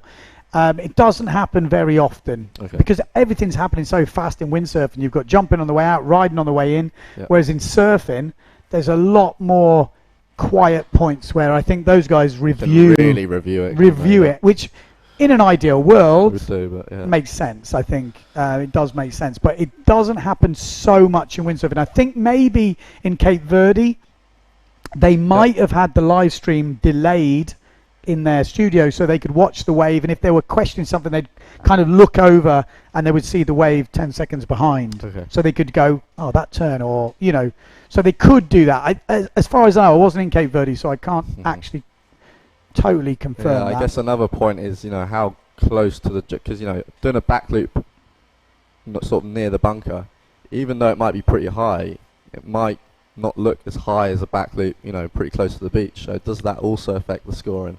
Yes, it shouldn't, but it definitely does. But I also would say you can land something a bit wet at the bunker.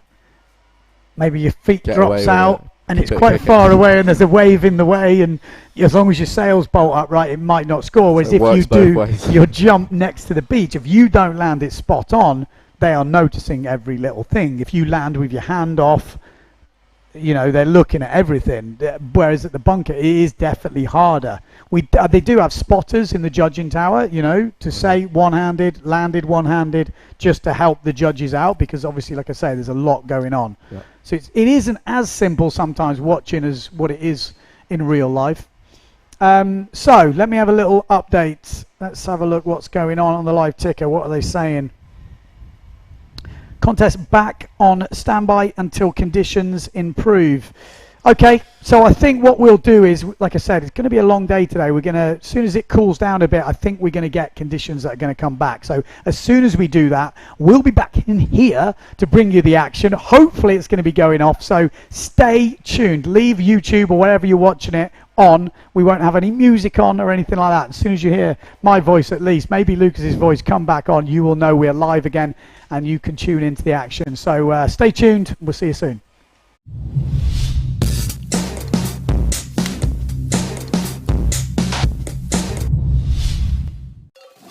¿Y la playa?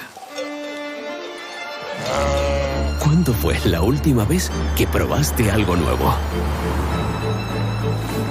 ¿Puedo hacer esto todos los días? Sí. ¿Puedo cruzar la isla caminando? Claro, o cabalgando si quieres. ¿En qué puedo ayudarle, señor? Bonjour, madame. ¿Es posible cancelar mi vuelo? ¿Qué es esto? Esto es nuestra flora autóctona. Oh. Y hay más. Mucho más. ¿Será por esto que sonreímos tanto? ¿O será por esto? Porque cada día es un nuevo descubrimiento. Dale un giro a tu vida.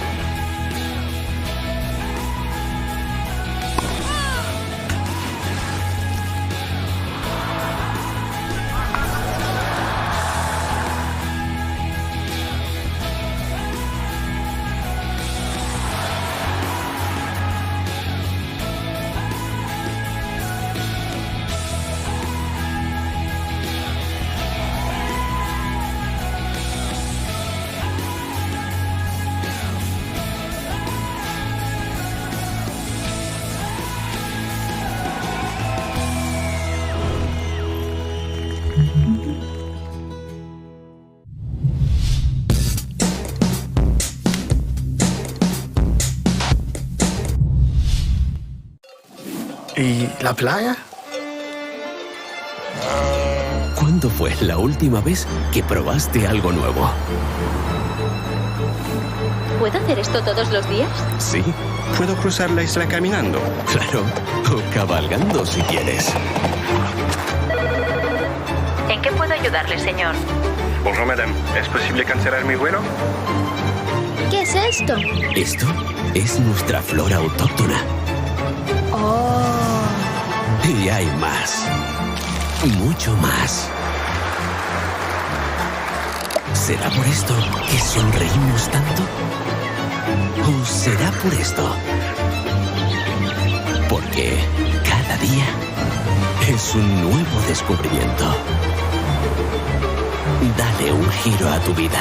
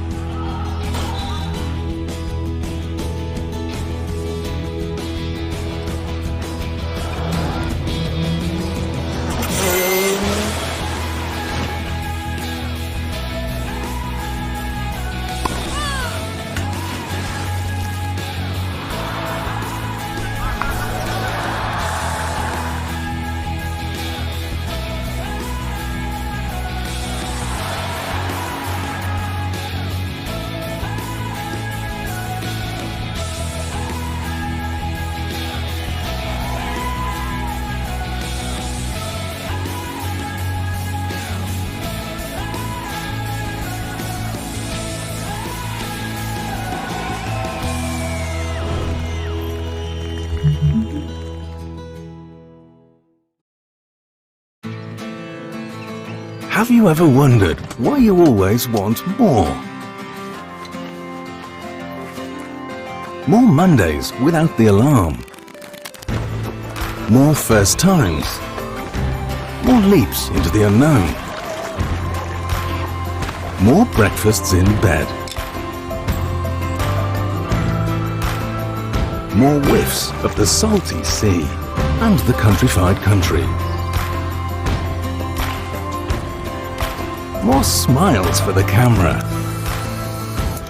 More heartbeats per minute. More enjoying the journey. More dreams almost fulfilled. More unexpected friends. More races to anywhere. More flavors to discover. More being at a loss for words. More time. Time to lose yourself and find yourself again. In short, more moments like this. And this. And this. And what if the answer was never really what, but where? Gran Canaria. So much to live for.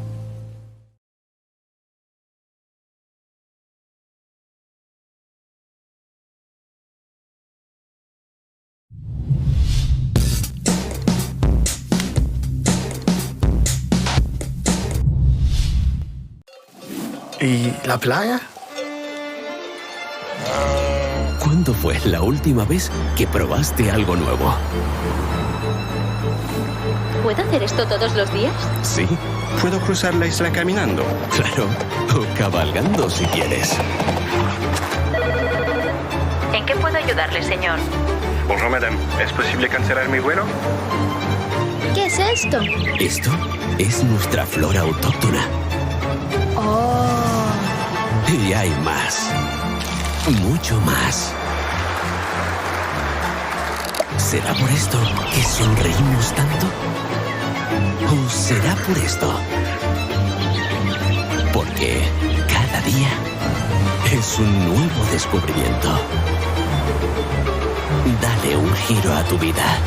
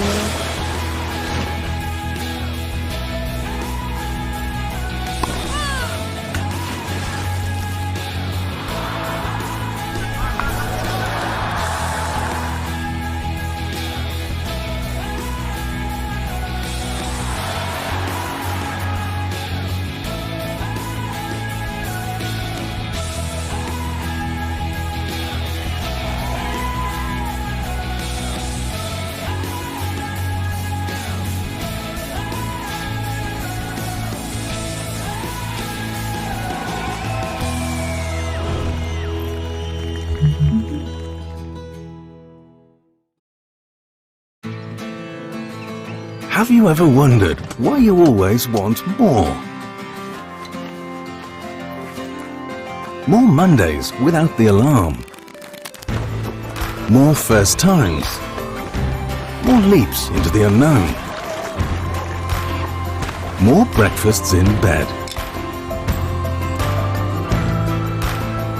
More whiffs of the salty sea and the countrified country. More smiles for the camera. More heartbeats per minute. More enjoying the journey.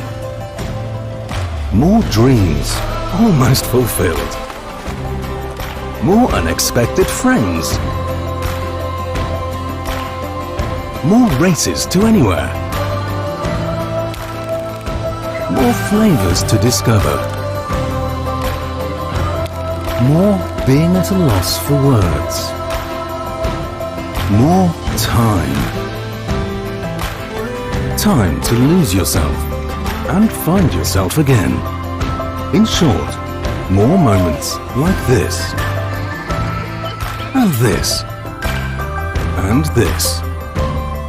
And what if the answer was never really what, but where? Gran Canaria. So much to live for.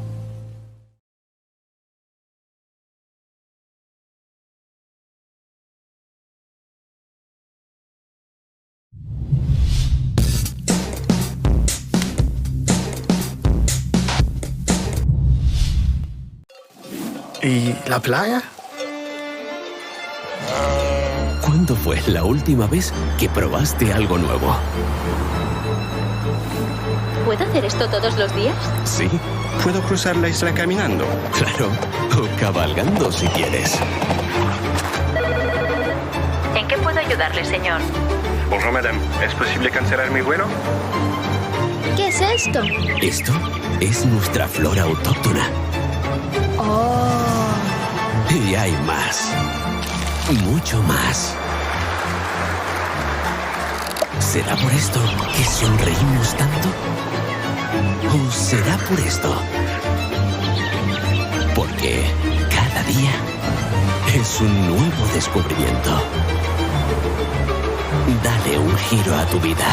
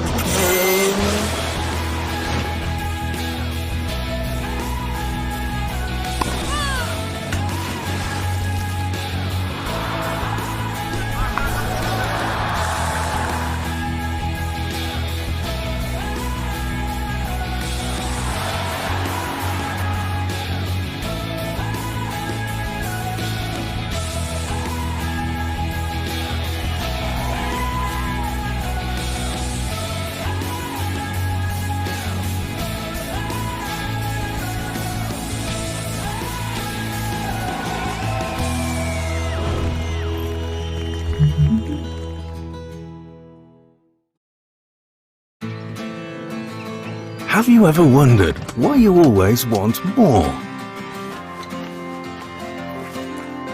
More Mondays without the alarm. More first times. More leaps into the unknown.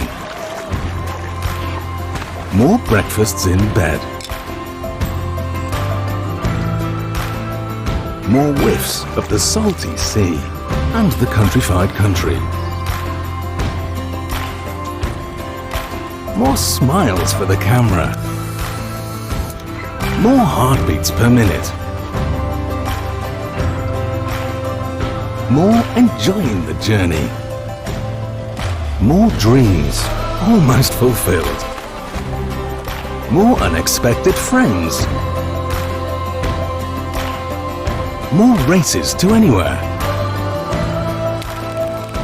More flavors to discover. More being at a loss for words. More time. Time to lose yourself and find yourself again. In short, more moments like this. And this. And this. And what if the answer was never really what, but where? Gran Canaria. So much to live for.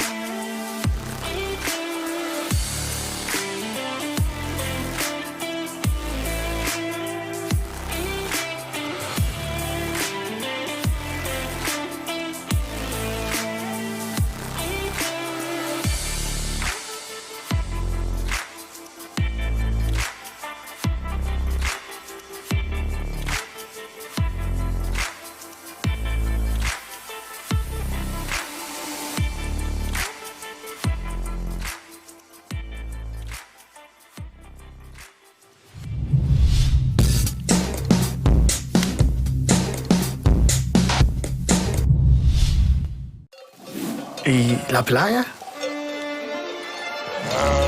¿Cuándo fue la última vez que probaste algo nuevo? ¿Puedo hacer esto todos los días? Sí, ¿Puedo cruzar la isla caminando? claro. O cabalgando si quieres. ¿En qué puedo ayudarle, señor? Bonjour, madame. ¿Es posible cancelar mi vuelo? ¿Qué es esto? Esto es nuestra flora autóctona. Oh. Y hay más. Mucho más. ¿Será por esto que sonreímos tanto? ¿O será por esto?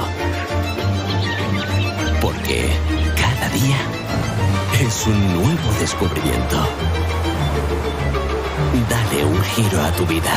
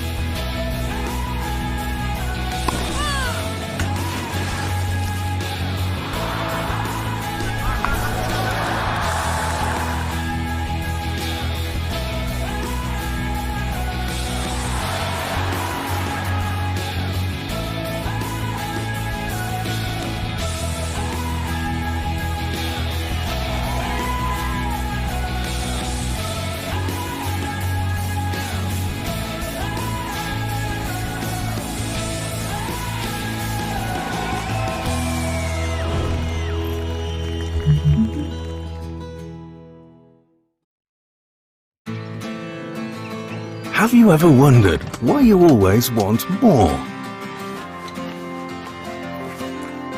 More Mondays without the alarm. More first times. More leaps into the unknown. More breakfasts in bed. More whiffs of the salty sea and the countrified country. More smiles for the camera. More heartbeats per minute. More enjoying the journey. More dreams almost fulfilled. More unexpected friends. More races to anywhere.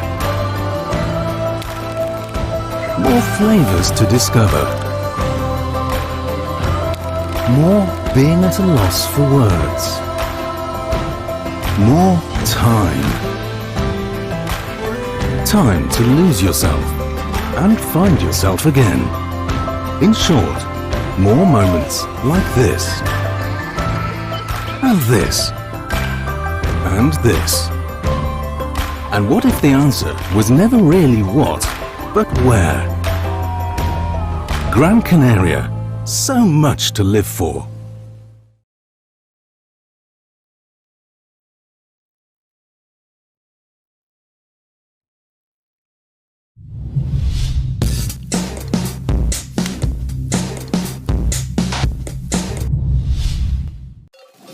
¿Y la playa?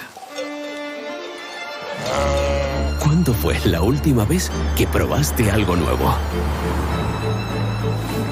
¿Puedo hacer esto todos los días? Sí, ¿Puedo cruzar la isla caminando? claro. O cabalgando si quieres. ¿En qué puedo ayudarle, señor? Bonjour, madame. ¿Es posible cancelar mi vuelo? ¿Qué es esto? Esto es nuestra flora autóctona. Oh. Y hay más. Mucho más. ¿Será por esto que sonreímos tanto? ¿O será por esto? Porque cada día es un nuevo descubrimiento. Dale un giro a tu vida.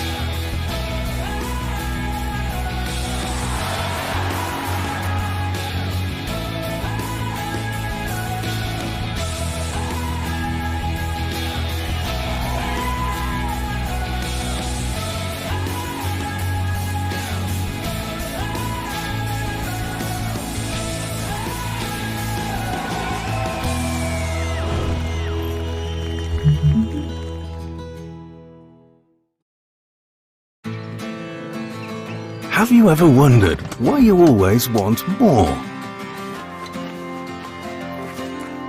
More Mondays without the alarm.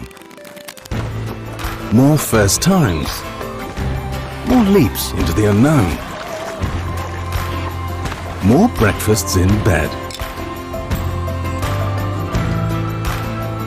More whiffs of the salty sea and the countrified country. More smiles for the camera. More heartbeats per minute. More enjoying the journey. More dreams almost fulfilled. More unexpected friends. More races to anywhere. More flavors to discover. More being at a loss for words. More time. Time to lose yourself and find yourself again. In short, more moments like this. And this. And this.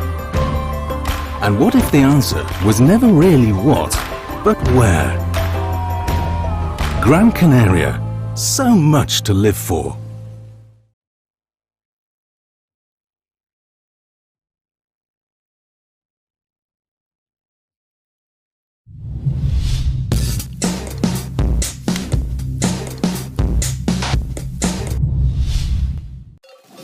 ¿Y la playa? ¿Cuándo fue la última vez que probaste algo nuevo? ¿Puedo hacer esto todos los días? Sí, ¿Puedo cruzar la isla caminando? claro. O cabalgando si quieres. ¿En qué puedo ayudarle, señor? Bonjour madame, ¿es posible cancelar mi vuelo? ¿Qué es esto? Esto es nuestra flora autóctona. Oh. Y hay más. Mucho más. ¿Será por esto que sonreímos tanto? ¿O será por esto? Porque cada día es un nuevo descubrimiento. Dale un giro a tu vida.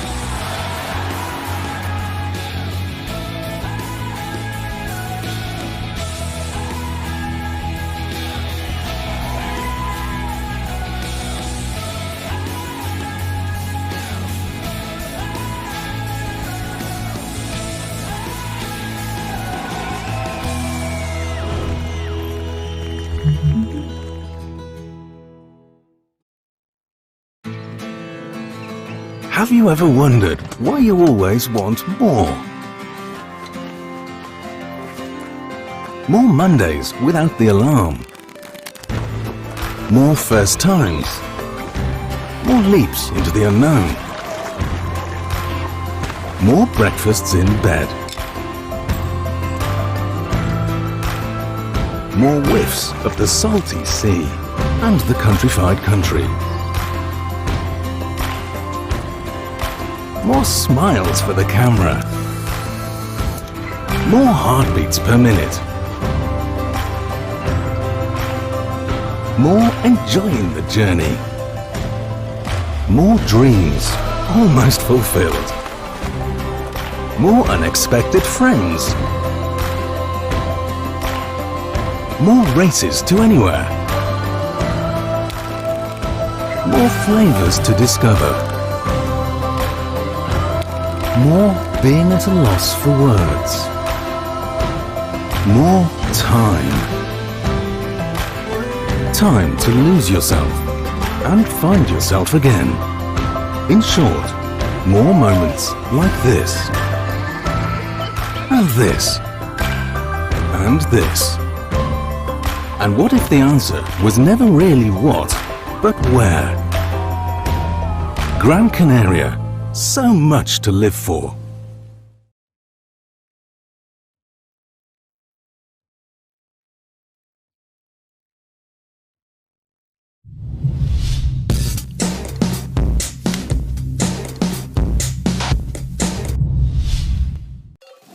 ¿Y la playa? ¿Cuándo fue la última vez que probaste algo nuevo? ¿Puedo hacer esto todos los días? Sí, ¿Puedo cruzar la isla caminando? claro. O cabalgando si quieres. ¿En qué puedo ayudarle, señor? Bonjour madame, ¿es posible cancelar mi vuelo? ¿Qué es esto? Esto es nuestra flora autóctona. Oh. Y hay más. Mucho más. ¿Será por esto que sonreímos tanto? ¿O será por esto? Porque cada día es un nuevo descubrimiento. Dale un giro a tu vida.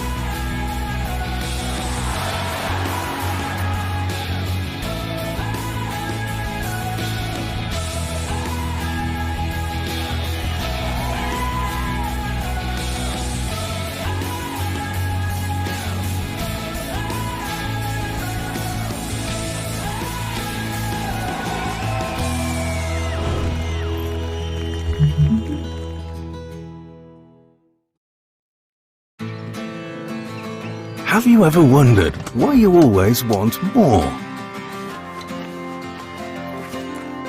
More Mondays without the alarm.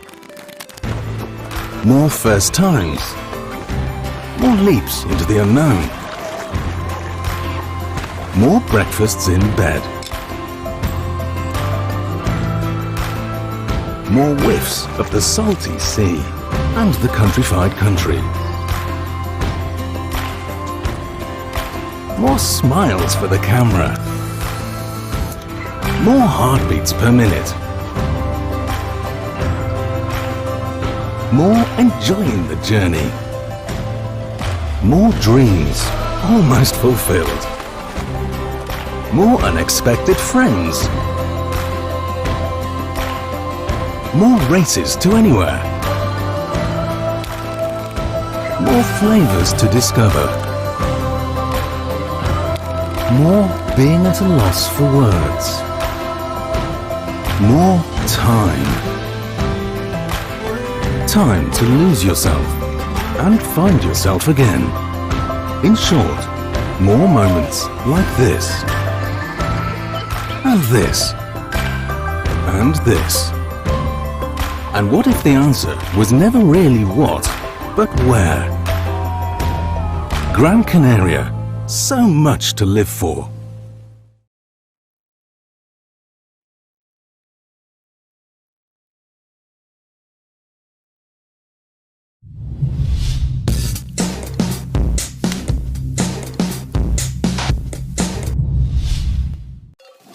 ¿Y la playa?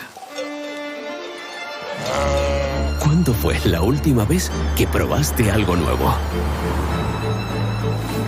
¿Puedo hacer esto todos los días? Sí, ¿Puedo cruzar la isla caminando? claro. O cabalgando si quieres. ¿En qué puedo ayudarle, señor? Bonjour madame, ¿es posible cancelar mi vuelo? ¿Qué es esto? Esto es nuestra flora autóctona. Oh. Y hay más. Mucho más. ¿Será por esto que sonreímos tanto? ¿O será por esto? Porque cada día es un nuevo descubrimiento. Dale un giro a tu vida.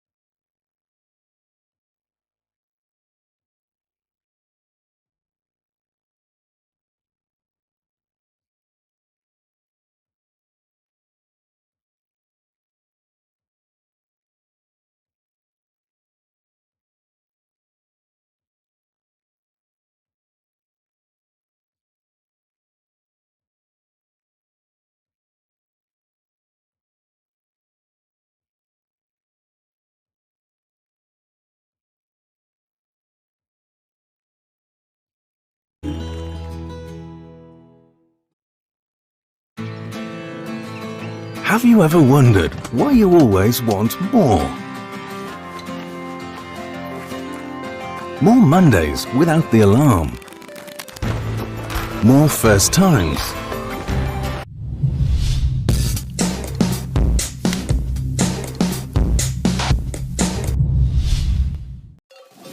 ¿Y la playa? ¿Cuándo fue la última vez que probaste algo nuevo? ¿Puedo hacer esto todos los días? Sí, ¿Puedo cruzar la isla caminando? claro. O cabalgando si quieres. ¿En qué puedo ayudarle, señor? Bonjour madame, ¿es posible cancelar mi vuelo? ¿Qué es esto? Esto es nuestra flora autóctona. Oh. Y hay más. Mucho más. ¿Será por esto que sonreímos tanto? ¿O será por esto? Porque cada día es un nuevo descubrimiento. Dale un giro a tu vida.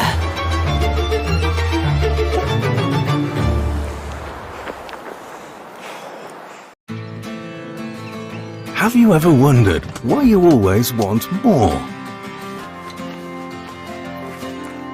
More Mondays without the alarm. More first times. More leaps into the unknown. More breakfasts in bed. More whiffs of the salty sea and the countrified country. More smiles for the camera. More heartbeats per minute. More enjoying the journey. More dreams almost fulfilled. More unexpected friends. More races to anywhere. More flavors to discover. More being at a loss for words. More time. Time to lose yourself and find yourself again. In short, more moments like this. And this. And this. And what if the answer was never really what, but where? Gran Canaria. So much to live for.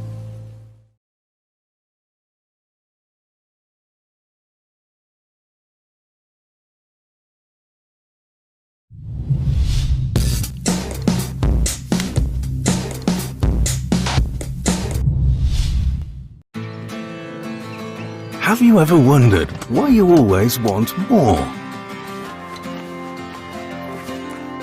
More Mondays without the alarm. More first times. More leaps into the unknown.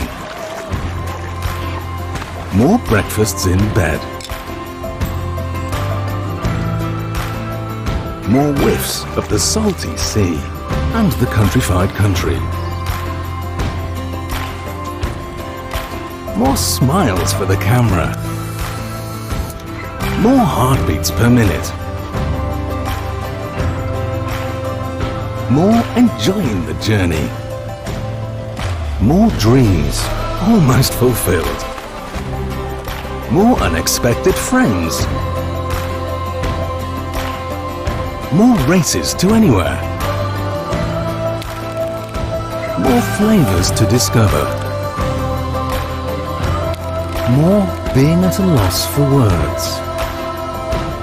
More time. Time to lose yourself and find yourself again. In short, more moments like this. And this. And this. And what if the answer was never really what, but where? Gran Canaria. So much to live for.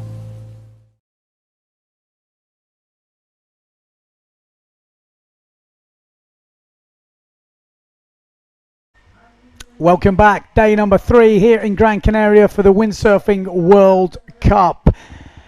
We've got action for you. Yes, we have. We have just heard from the head judge that they are going to run through the full women's elimination. That's the plan. They want to get a result. As I've said before, if you've been tuning in this morning, the forecast doesn't look great. It can change, but they can't rely on it changing. So if these are the best days, which looks like today and tomorrow, they need to push hard for the competition. So we're going to go straight into women's action. We've got the first couple of heats. I'm just refreshing the draw as we speak. Conditions, well, we've got some wind. We've got a few waves around. It's not the strongest wind you get here in Pozo, but that doesn't mean it's not strong. You know, the girls are probably on 4.0s, 4.2s, maybe even smaller, some of the smaller girls. We do have like a 12-year-old ripper in this. Like I said, I'm just refreshing the scores, but they seem to be coming through pretty slow at the moment, so just bear with me. Live scoring should be up on the PWA website. We've got about 30 seconds until the heat has started. Oh, and it looks like we've got a special guest joining us in the studio. Leon Jamer is coming into the house, so we're going to get some words of wisdom, get us pointing in a little insider knowledge from one of the guys in the business.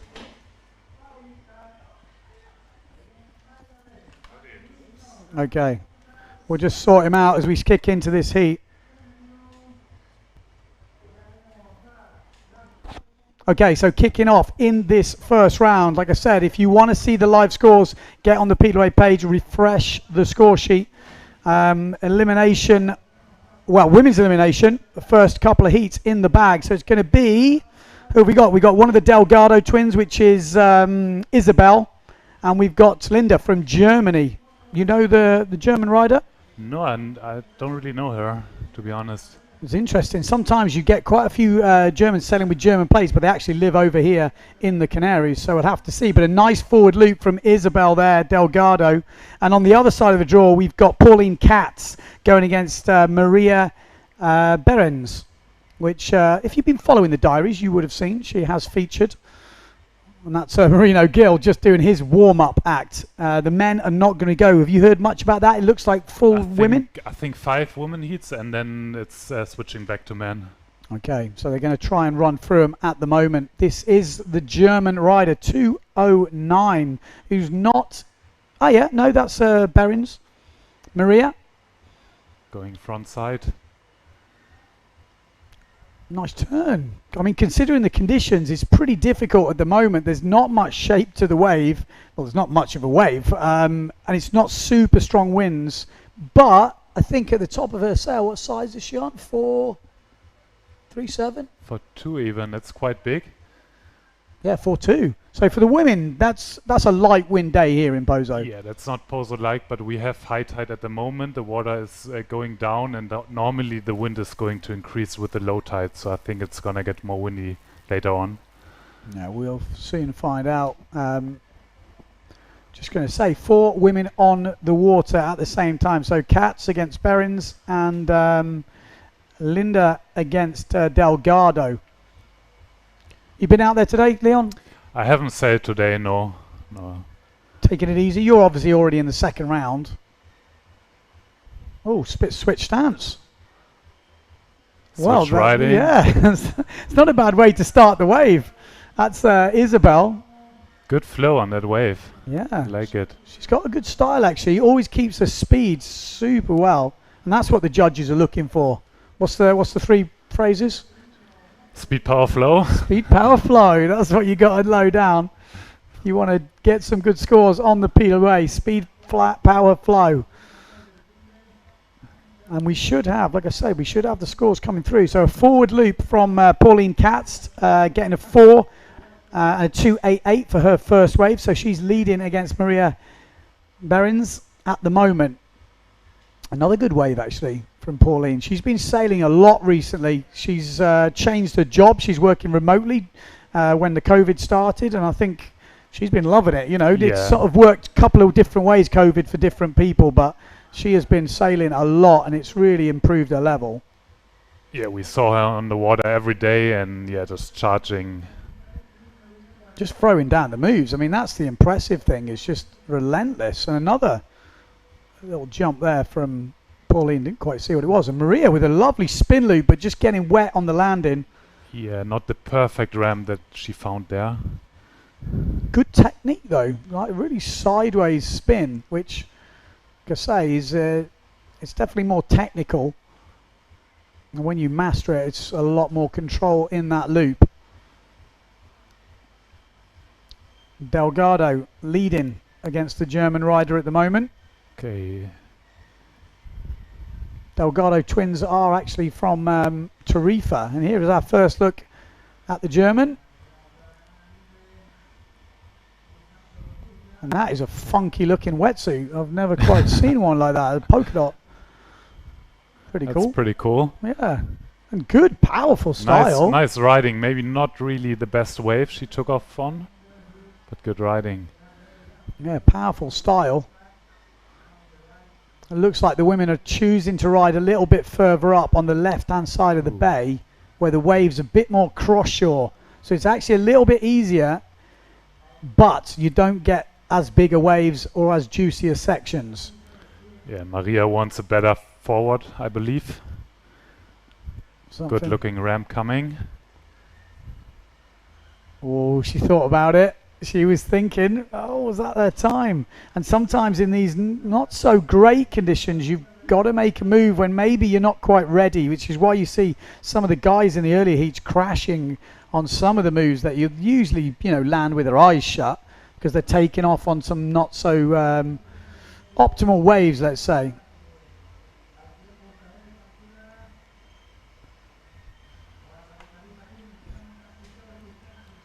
What would be your tactic out there, Leon?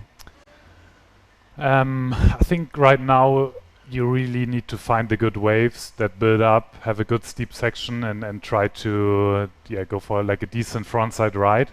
I think that's what you're aiming for, and then obviously you need to find the ramps to do the jumps. It's going to be hard, isn't it? It's hard to pick out those moments. And when you get that moment, you've really got to seize it. That's the more tricky thing about competition in sort of less than optimal conditions. When you get those opportunities, you've really got to pounce on them. Yeah, there's no room for error, really. Wait, there's got some height on that thing. That was Pauline, again, from Switzerland. It's not exactly the wave capital of Europe, but there's quite a lot of Swiss riders that throw down the moves.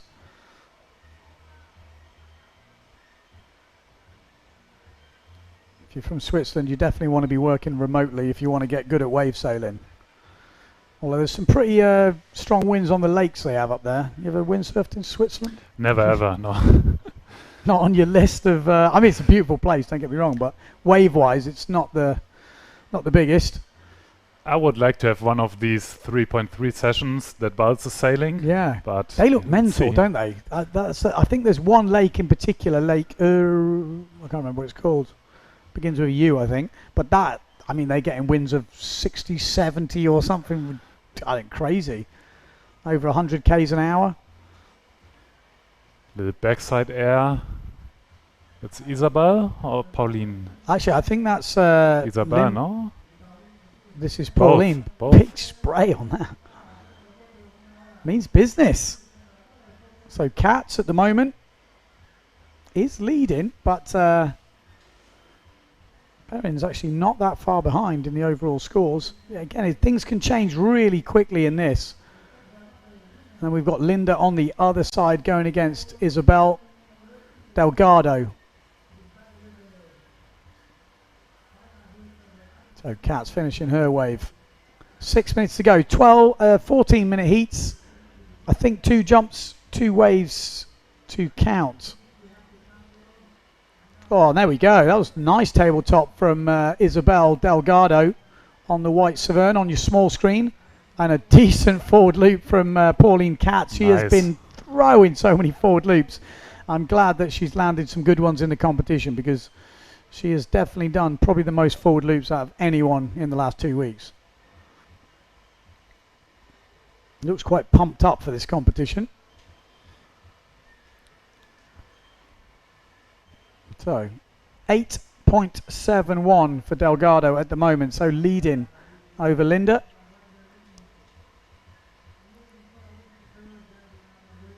Or Lind. How would you say that in German? Lind? Lindner.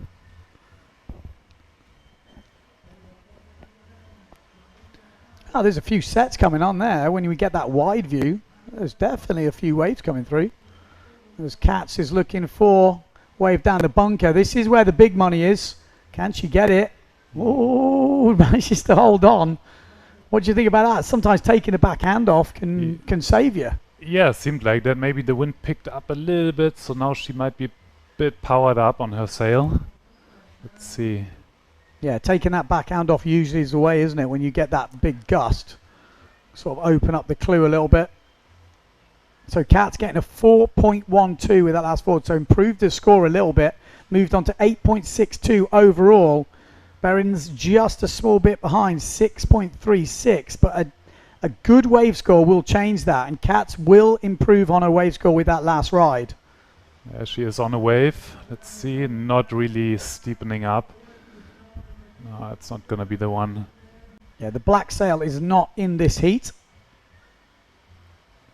There we go. This is Maria down that bottom end. Just finished a wave ride. We'll wait for that to get locked in.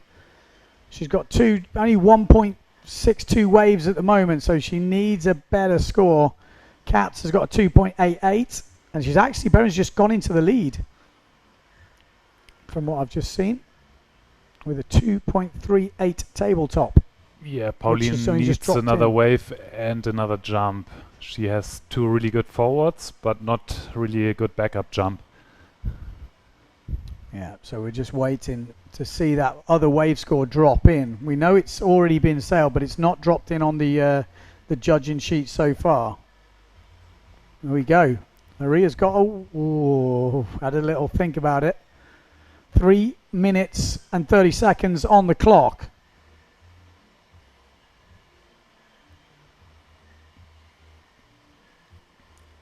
Timing wise, are you starting to get worried by this sign if you haven't filled your score sheet? What would your advice be? Is it like... Well, it's almost hard because I'm not sure if they really know what they need at this point. And yeah, you can see it's so close. It could actually now Pauline just posted her second wave score, going ahead up to 11 points. Is not in the heat. The black sail is not in the heat. Yeah, so Katz is now moved back into the lead, 11 points versus 8.74. So Behrens will need at least a 2.5 increase. So she's going to need, well, you need a 4-point ride. Or an increase on both her jump scores and her wave scores. Isabel on the other side of the draw. So having a pretty good heat. Little tabletop again. And she is leading out of Linda.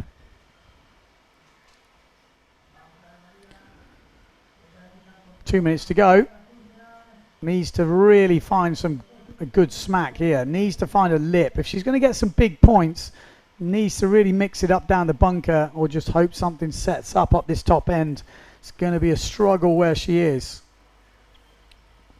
Yeah, she needs to find another wave. I think she's rushing out now and probably wait for like a decent set wave coming in. And the German now. Linda, see what she's got. Like I said, when we saw her, it's a powerful style. Just not quite on the selection at the moment. Oh, this could sit up. Oh, just a little bounce. Unfortunately, it doesn't make it. And that's looking pretty ominous for the German. Delgado already on 11 points with 1 minute to go. It's going to take a big jump in performance. These two are not in this heat.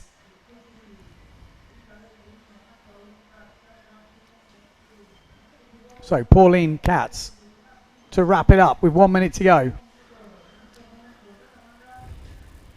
Big intake of breath there. Good speed.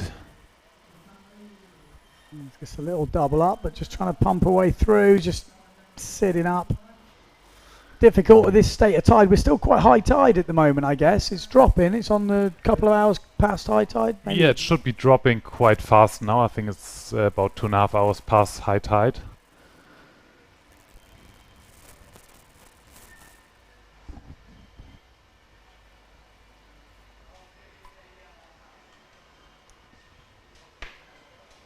Okay. Last chance for Maria. Backside, going frontside now. Much bit of spray. It's just not sitting up for it. It's on that little bump, isn't it? It's right next to the beach there. You're pretty much riding straight onto rocks, which any other day you don't do it, but in the competition you do find yourself. Yeah, just couldn't quite find the waves in the end, so it looks like that will be it. It looks like Isabel Delgado will go through to the next round, and Pauline Katz. So who will they go on to face? In the next one, we've got Vermeister going against Alexa Kiefer, and we've got Justina Schnaddy going against Lena Vindup. Justina Schnaddy finished second here at the last Pozo event we had, which was, what, 3 years ago now? It's quite 3 years, yeah. Been 3 years. She also finished second in Tenerife. So let's see how her level has fared. She's got quite a tricky one maybe if she gets through this, because on the other side of the draw, Alexia Kifo finished fifth last time, one of the young upcoming talents. There we go, a bit of replays going on. Nice couple of forwards to kick things off with Isabel Delgado and Katz. That was Pauline Katz's tabletop, not quite what you would have wanted. You want to get a bit more tweak on that thing. I like the style on that little forward from Maria. That was a bigger one. Just catching the mass tip. Bit better tweakage. How's your tabletops? I haven't done many, to be honest. I know. You ask all the pro guys and everyone's like, oh, I actually don't know. I don't know if I've done one for a long time. Be interesting to have a tabletop off from the top guys. It's probably a move they haven't done for 10 years. Yeah, one of the most stylish moves, but pretty hard actually. Yeah. Not that easy. Yeah, to get it really wrapped right round as you'd want it, it's it's quite a technical move. I always said you should have like a guaranteed move that you have to do in the heat. It should be a tabletop, and then it would push the level of tabletops through the roof. We'd be seeing like ninja kick one hands.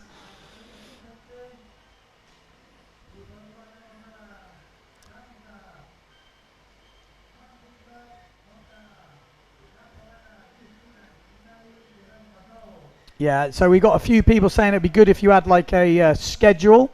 I would love a schedule. I think everyone at the PWA would love a schedule. The problem is we're reliant on the wind and the waves to play ball. So if it's not happening, we can't do the competition. But there is a live ticker that says exactly what's going on. It's on the PWA website. If you just click on the green label when you go onto the PWA.com. And there we go. Alexia Kiefer kicking off with a back loop. A little bit wet by her standards, but sails away. I think she's only like 16, 17 years old.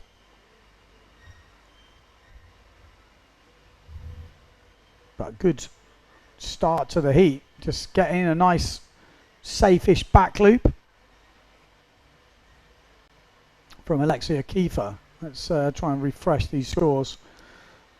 So yeah, Kiefer against Vermeister. Vermeister from Guadeloupe. This is Justina Schnaddy on the new North sails. Yeah, maybe a smart decision to take the first wave upwind. You don't really go to the bunker straight away. You can still do a jump.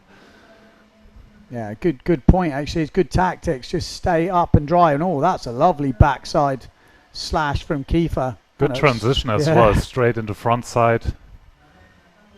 Another little. She's definitely capable of upsetting a few people. Now she's got the back loop on. She can do a forward in these sort of sub-optimum, jumping conditions. You're not going to be able to do too much damage as long as you put your jumps in. So then the waves are going to come into play, and she has definitely got the waves to take it all the way. She's also got quite a good tacker on her, which you don't see from a lot of the women.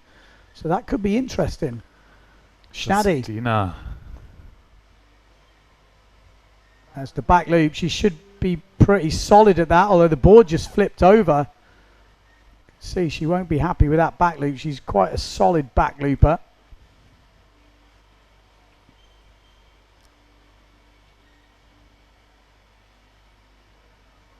She's already got a 3.75 forward, Justina Shaddy, and a 3.38 on the wave. So quite a solid start for the heat considering the conditions we've got and looking at the scores from previous heats. That's Lena on the Goya sail from Denmark.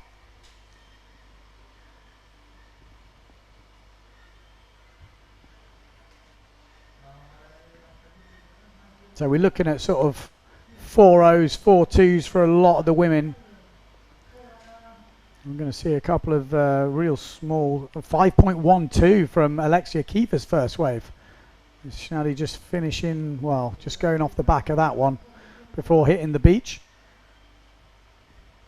And the forward loop, I think, from Vermeister, was it? Looked a little bit not quite the nicest of ramps to take off on, trying to force it. And a 4.62 for Shaddy's last wave, so taking real control of this heat early on. Obviously against Lena Vindup from Denmark. So this guy is not in the heat.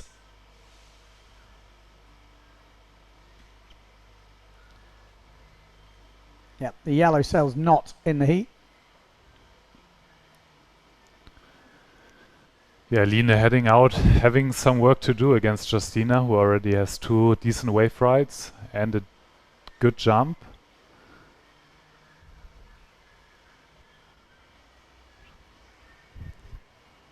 Yeah, it's tricky, isn't it, to find them ways, although there's a few coming up. Can have a try and get that table out, just ends up with a little donkey kick. And there is a big difference in the points, so Justina looks like she's landed a wettish backy 3.12, but still she's moved her score up to 14.87, and Lena going for a little pushy back loop of herself.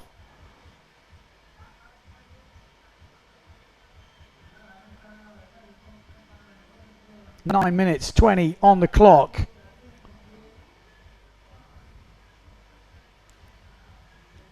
A few people asking where's Jager Stone. Well, this is the women's competition, but to be fair, he isn't here. I think he's working. Any news from Jager? I haven't heard anything from him. I've heard he's saving cats from being up trees and stuff like that.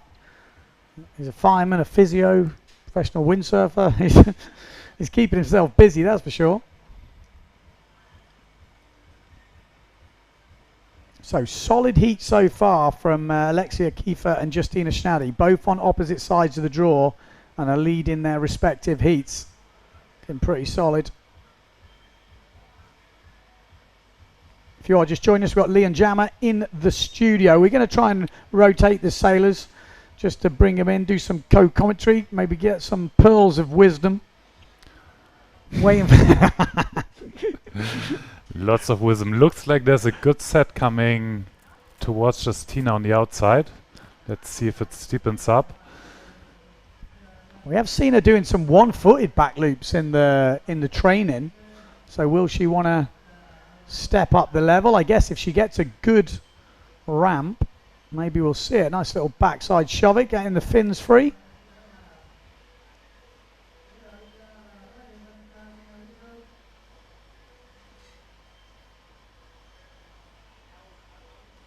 So quite a mixture of nationalities in this one. France, Denmark, Germany, Poland.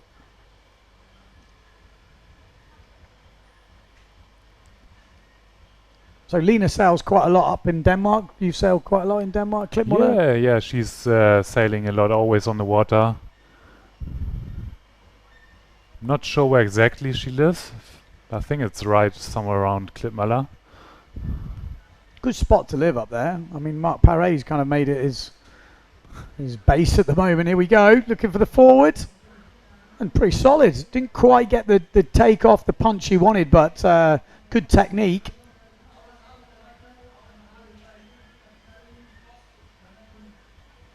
And maybe, you know, maybe there are a few people out there actually like the sort of lighter breeze we've got here in Bozo. Still windy, you know, the girls are still on 4.2s or something, but you know, maybe it's a welcome change from 3-4 absolutely stacked. I mean, I'm sure a few people have got mixed opinions.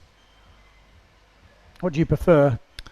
Well, here I definitely prefer the strong wind, just because it makes it a lot easier to jump high and really get the lift from the wave. On the big sail, it's just super hard. Yeah, it's hard to make that difference in air, isn't it? Like the jumps are always a lot smaller. As soon as you see that wind increase, we start to see some air time.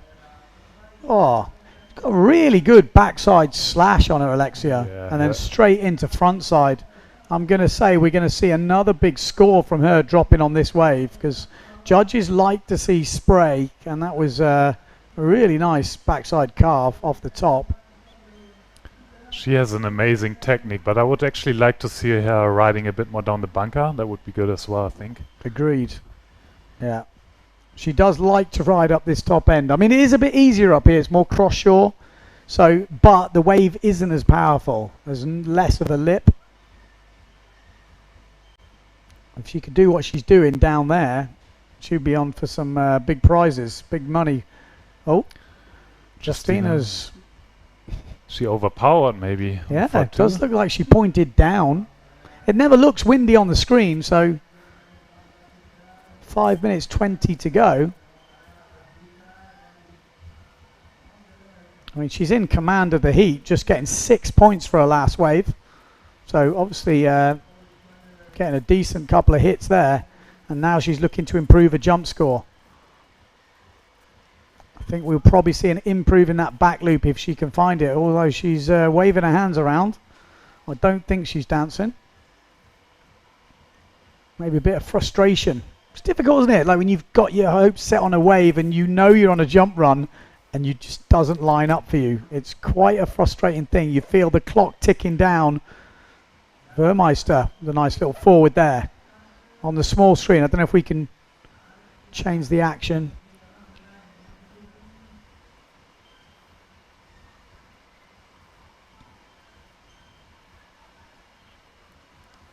Four minutes 20 to go.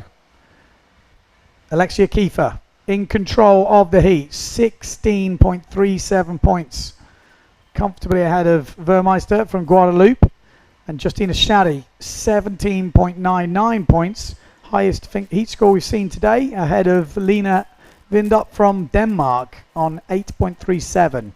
So the seeds are leading this one, and the winners will face each other in the next round.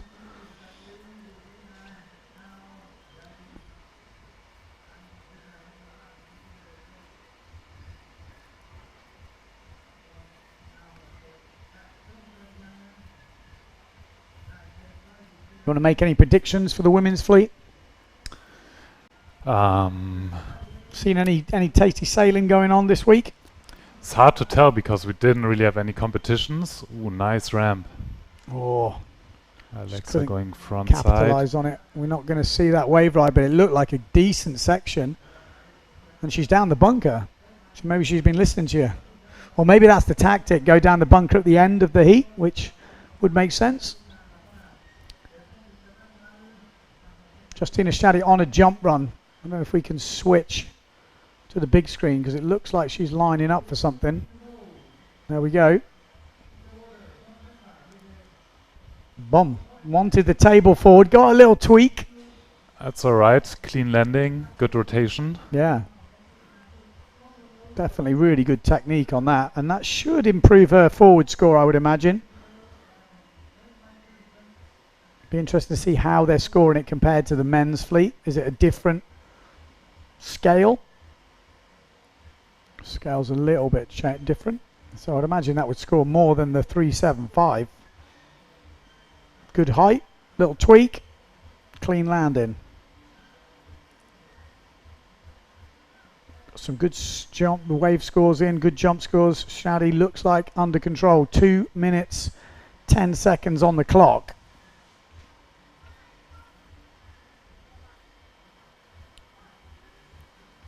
Alexia Kiefer again in control. Vermeister's got a big mountain to climb, needs to find 10 points from somewhere, which it's a struggle to see where those points are going to come from with 1 minute 50 to go.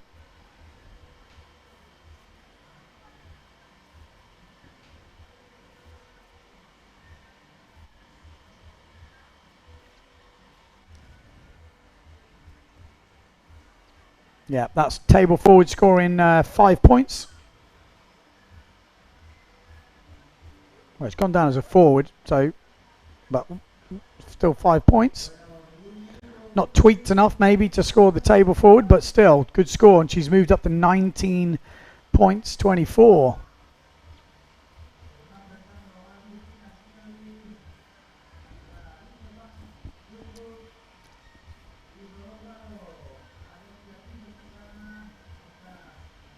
Anyone out there want to make some predictions on the women's fleet? Obviously on YouTube you can comment, on the Facebook page as well.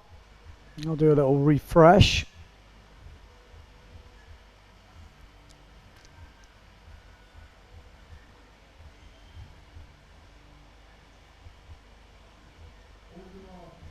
Yeah, there's no real replays for the judges, just to answer a few questions out there. They do have it if real need be. If something was close, they can have a sneaky little replay, but it's not a normal thing. Obviously, everything with 4 riders on the water is not always on the live stream.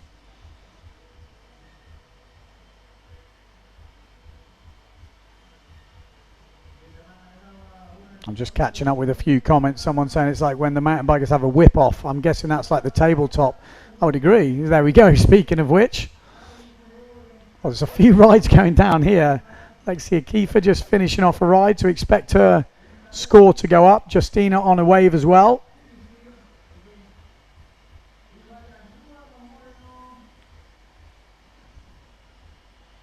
And there we go. That is the end of the heat. Looks like a pretty solid lead for Alexa and Justina. Yeah, quite an easy one, I think, for the judges. That quite clear cut. So Alexia Kiefer and Justina Schnally will find themselves in the next round and will go against each other. So that's quite a big matchup, I would say, in these conditions. Alexia Kiefer will be thinking, okay, I've got to no tackers in that heat from Alexia. We didn't see them, but she's capable of doing them. So it'll be interesting to see. Next heat on the water is Favreau against Hunter, and Ibaya Moreno going against Isabel Delgado. In these conditions, it's very hard to push yourself above, you know what I mean? I don't know how you say it. Like, it squashes the scale and the level a little bit. It's going to be interesting in the guys as well. We might see a few upsets. That was a decent wave from Justina, just seeing the replay.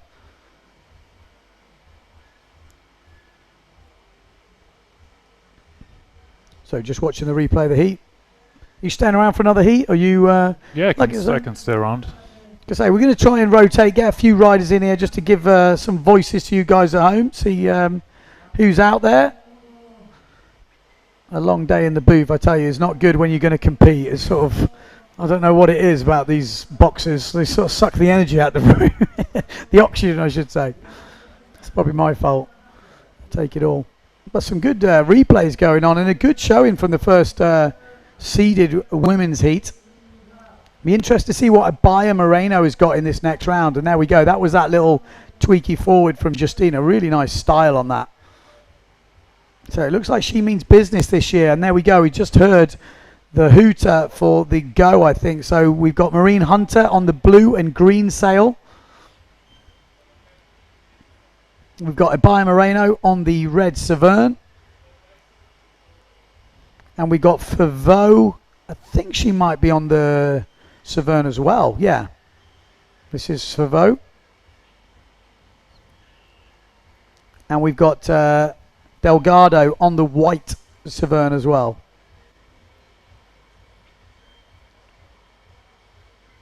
So Favreau, what's she got for us? Her name rhymes with Albo, so she must be good. Oh, there we go. Nice. Favreau kicking off with a yeehaw. Ibaya is already getting a bit frustrated, and it's what 1 minute in? Still smiling? Yeah, smiling, but there's a little bit of anger in that sail waving.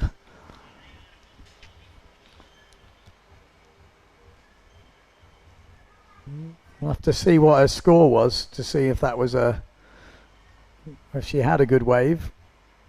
Well, that was almost a frustrator. 1.5. So for Ibaya Moreno, I'm guessing it wasn't the best. Oh, you can see there's a bit of, I don't know, I can feel the energy. She's a bit frustrated, and that's early days to be frustrated in this heat. Going against Isabel Delgado. Actually had a pretty solid first heat, quite flowing on the wave. I mean, obviously Ibaya, many times women's world champion. But, yeah.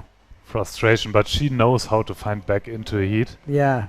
She's got to calm herself down a little bit. I mean, she doesn't need tips from me. Luckily, she can't hear me right now. But I would say it's early days. Needs to just relax a bit and see how this heat plays out. They have been cancelling the heats if they've not been suitable. But it looks the same as the other heats so far. So Marine Hunter on that KA sail, blue and yellow. Just riding off your screens down the bunker, and it looks light down that bunker. Is Isabel Delgado is riding up this top end. If she can find a little couple of waves up here, she might be able to do some good damage. Obviously not the biggest, that one, but trying to make it flow. Delgado already having a 3.38 forward and a table forward crash as well. So she is leading against Ibaya Moreno. Take a screenshot, because that's quite a cool feeling, I think, as a young kid. Favreau getting 4 points for her first forward. Leading against Marine Hunter.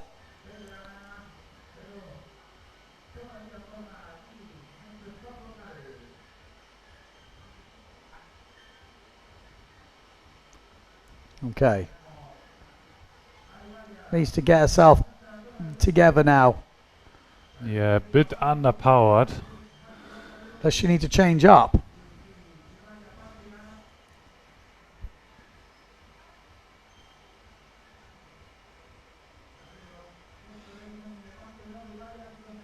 Not so much wind on that inside, but there looks to be wind on the outside. Oh, and a nice forward. Was that Isabel? It was. I think so, That's yeah. who she's against. So Isabel Delgado just throwing down a pretty good forward. And I think Ibaya saw that. And there she goes. That's her answer back. Okay. She looks up to the sky. She looks quite on edge. Forward coming in at 4 points for Isabel. Hunter has moved into the lead with a 3-point wave on the other side of the draw. 9 minutes 27 to go. Big fish just jumping out of the water there. This is a warm-up for the next heat. That's Sol, 12 years old, but she's not in this heat.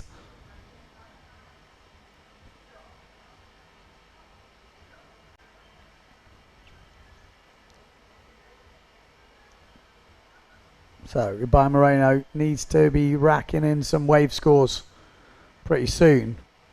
I think we're going to see something. She looks like she's got power now, though.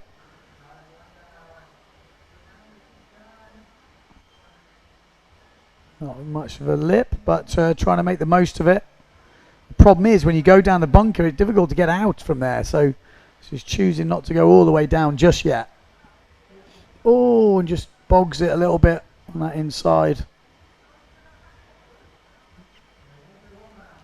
Yeah. Not what she would have wanted from that wave. Getting a 4.38 for her forward loop, and that's a better tabletop from Isabel, and that probably will take her back into the lead against Ibaya Moreno. On the other side of the draw, Favreau has gone into lead against Hunter. Not seen much from that side of the draw at the moment. Not seen much from Hunter on the blue and yellow sail. She's been putting in some moves though. Not easy to see the sail size from Ibaya Moreno, but everyone is filling their scorecard. That's what the judges will be looking at. She is in the lead now, but yeah, this could change any time. Oh, here we go. There's a ramp. Ibaya Moreno. Oh, maybe just didn't quite capitalize on that little ramp. We're waiting for that tabletop to drop from Isabel Delgado. Back loop, push loop combo, and gets over-rotated. And the judges will be looking at that saying there's opportunity. So, you know, at the moment, I can't see this being cancelled. There's, you know, Ibaya looks a little bit under, but doesn't look that way. Well, still in dead heat at the moment, actually. 8.26 points each. Isabel really not finding the wave scores. And Ibaya Moreno still got one jump only counting. So it's definitely advantage Ibaya Moreno. Isabel needs to find some wave rides. Hunter on the other side. Trailing a fellow countrywoman, Favreau in the lead, 2 points clear. Yeah, she started really good with the forward in the first run. Now maybe struggling a little bit to find the waves. Yeah, just coming off That's her. That down the bunker. And there we go, Hunter on the back, blue and yellow sail. So she's choosing to ride down there. There is better waves down there. Just a little bit harder to stay on them after that front side hit, which is the more risky part of it.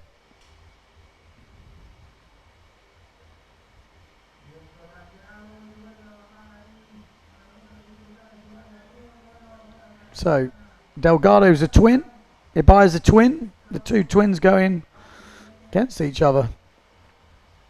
Ibaya Moreno is leading though. It's a backside hit from Hunter.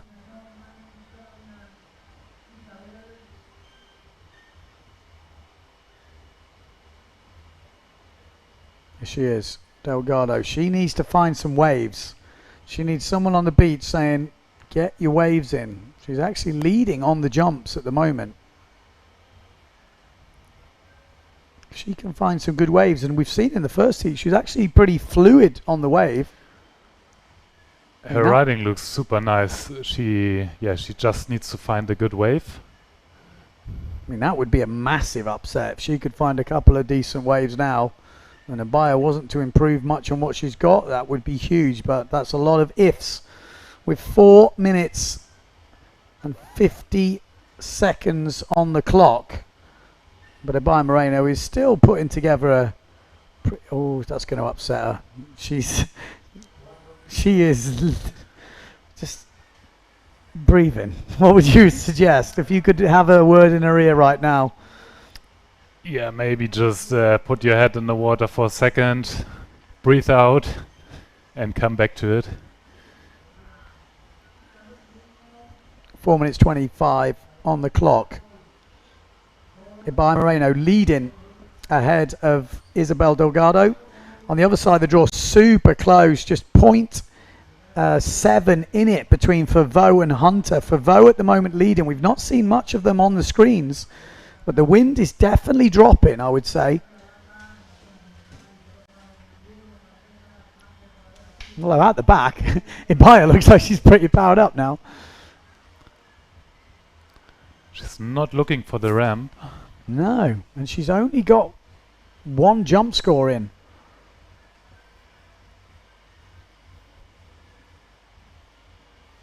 Yeah, so she's got the forward in. She probably needs a little table or a better wave score. You know, she's capable of putting in some big wave scores.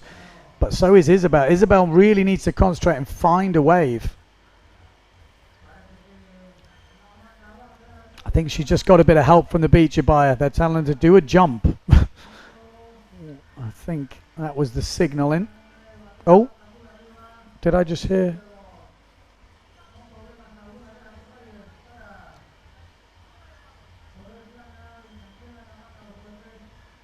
Thought I just heard some hooters. Heat cancelled.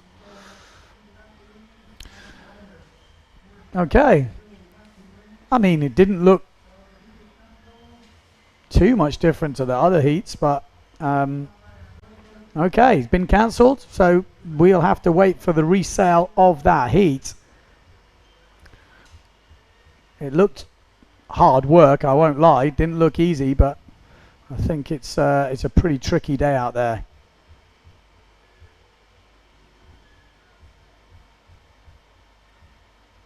Yeah, I think there's a few people watching at home going, why don't they just get a bigger sail? Because they're all on 4.2s or something like this. That was a really good way to start the heat from Favreau.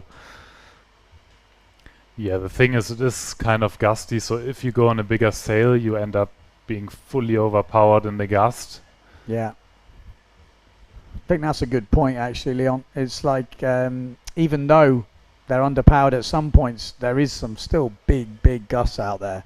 You know, they're still planing around on 4.0s and stuff.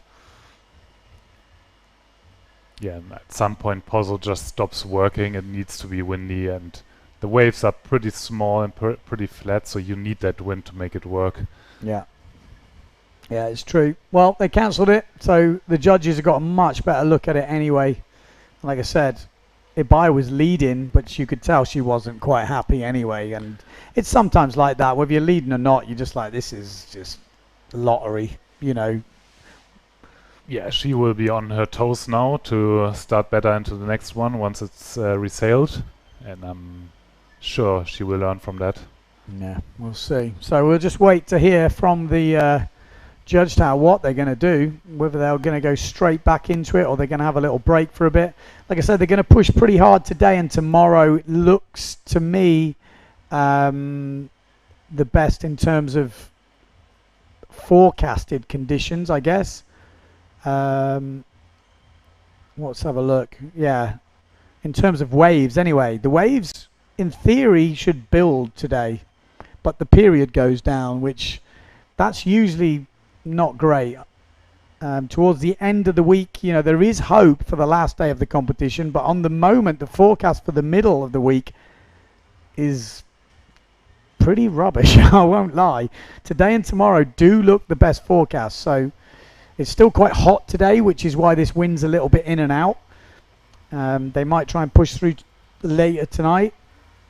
Yeah, it's super tricky to read the forecast at the moment, because we had this Kalima which kind of killed the system, and now it's just starting to cool down a bit, and the wind is coming back normal, but then also not as strong as the last few days. So it's I don't know, really hard to predict what's going to come in the next few days. Yeah, a lot of people are saying tomorrow is the best day of the week. You never know with that. I've heard that plenty of times in the past. Oh, tomorrow, then tomorrow comes and you're like, oh. So it's, you can't count your chickens, that's for sure. But if we want a result, they're going to have to keep pushing. So like I said, as soon as we get an update in here, I will let you know. I'm going to try and stay on for a bit, because I know what it's like when you're watching and it's in and out, adverts and stuff. It starts to get a bit tedious to try and watch on. So if you've got any questions, let me know. We've got Leon Jammer. Is that how we say your name? Jammer. Jammer. Almost. Yama. Getting there. Yama. I always say it in a weird way. I think that can't be right. Yama. Yama. Okay, there you go. That's how you say it. I might have to just record it. Yama. Yama. Yama. Yama. We practice later on. I'm going to practice. I need to practice with pretty much everyone's name. It would really, some kind of schedule. Yeah, that is difficult, the old schedule. So any questions for Leon? Sailing on Flickr boards now, and Neil Pride sails. Exactly, yeah. So what's going on there? Because that's quite a big change. You don't usually see Neil Pride JP splitting up, so it's quite interesting to see a different... Oh, you see it a bit. Sarah Keita's got Starboard, I guess. Yeah, exactly. Sarah Keita is on 2 different brands. Sailed for many years, for 8 years on JP, and pretty much throughout my whole career was on JP boards. But I just felt that now was the time to go a different path together with Flickr boards. Yeah. Like a not so small anymore custom brand from Slovenia. Yeah, pretty big, I guess. Yeah, they're quite big by now, and they produce 100% custom boards for all their clients, and I'm just super happy and motivated to go this path together with them now, and work on boards and what boards have you got here? I have interest. I got 2 boards. One is actually more like a wave riding oriented yeah, quad shape board. Yeah. It works amazing on the wave. Has like yeah, super good rate to rate transition. I really love it for the bottom turn, top turn. And then it's obviously not the perfect board for like hardcore pozzo jumping conditions. Planing wise, it's not made for that. But I started to really love that board also here, because the waves in pozo are usually super short but kind of steep. Yeah. So you need a board that turns super tight and goes up the lip, and so yeah, I just sailed mostly on that board here and really loved it. So I'm pretty confident. And then I got another one which is yeah, a bit flatter, a bit more straight, and yeah, that one has like crazy good speed, good control, and if the conditions go wild like Pozo normally does, then I think this is the board to use, because it's just like super controlled and like easy to ride. Okay, a couple of people ask Leon about his fins. What about his fins? So is there something happening with your fins? Well, I'm currently deciding which fins I'm gonna use. Okay. So I'm trying the flicker boards, and I basically got the boards a few months before I came here, so I'm still working everything out, and then I wanna like compare the fins, what works best with the flicker boards, and then make a decision. Okay. What you usually quad setup? Is that usually you? I would say. Yeah, mostly on the quad setup. Yeah, basically all the time. I didn't sail thruster for ages, so mostly quad setup. And what's your thinking behind that? I get asked that a lot, and I'm more a quad guy, and I've got my opinions. I'm just interested what yours are. Quad. Anything particular that you? It's so hard to know what's going on. Like I have, when I was on JP, I sailed the same board Portec on with a quad setup, and then when I came to Hookkeeper and Starboard Tech, I sailed it as a thruster setup, just because it was a different tech and my technique was probably different or whatever. So yeah, that worked for me, but. Yeah, in general, I think, especially for the bigger riders, quad setups are maybe a bit better, because the fin is not as big and you can stay like closer on the wave face, and like even in smaller waves, it's easier to like do tight turns and stuff like this. With the thruster, I feel like you always need a bit of a bigger wave and a bit more room to work on. Yeah. And then the smaller guys, for them, it's fine on small waves as well. This is what I feel, but. Okay. Now that's interesting. Actually makes quite a bit of sense, because you do hear, oh, the big rider, you need a thruster setup, because then you can push loads off the back fin. But actually, like you say, for a big guy, you'd have to have a pretty big back fin. Exactly, and the bigger fins also start to bend a bit more if they're flexi. So sometimes with a quad setup, you have even more like feedback, so you get planing earlier. So yeah, interesting. What I say. But like I said, any other questions, we're going to fire them over. We've got a little break at the moment. Just waiting to hear what they say. Contest back on standby until conditions improve. Under 20s have now been released for the day, as have the men's fleet. So it's women or a few of the other juniors maybe, but it sounds like they want to get this women's competition. That's the priority now.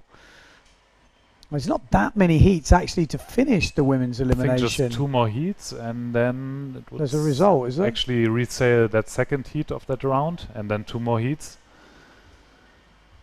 Yeah, 1, 2, 3, 4, 5, 6, 7 basically heats to get a result, which you would think would be possible in what we've done already. We've already done two heats.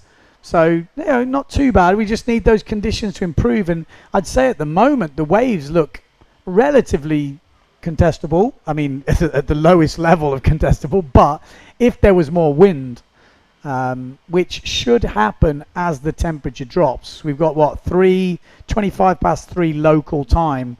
And I would say we're going to get a bit more breeze than that, I would hope, anyway. It's kind of been doing that most nights, and temperature drops and the wind kind of kicks in. I think so too. You can actually see Sarakita warming up, and she looks like she has some good speed. Yeah, bigger sail as well by the looks of it. yes, interesting we've got from that.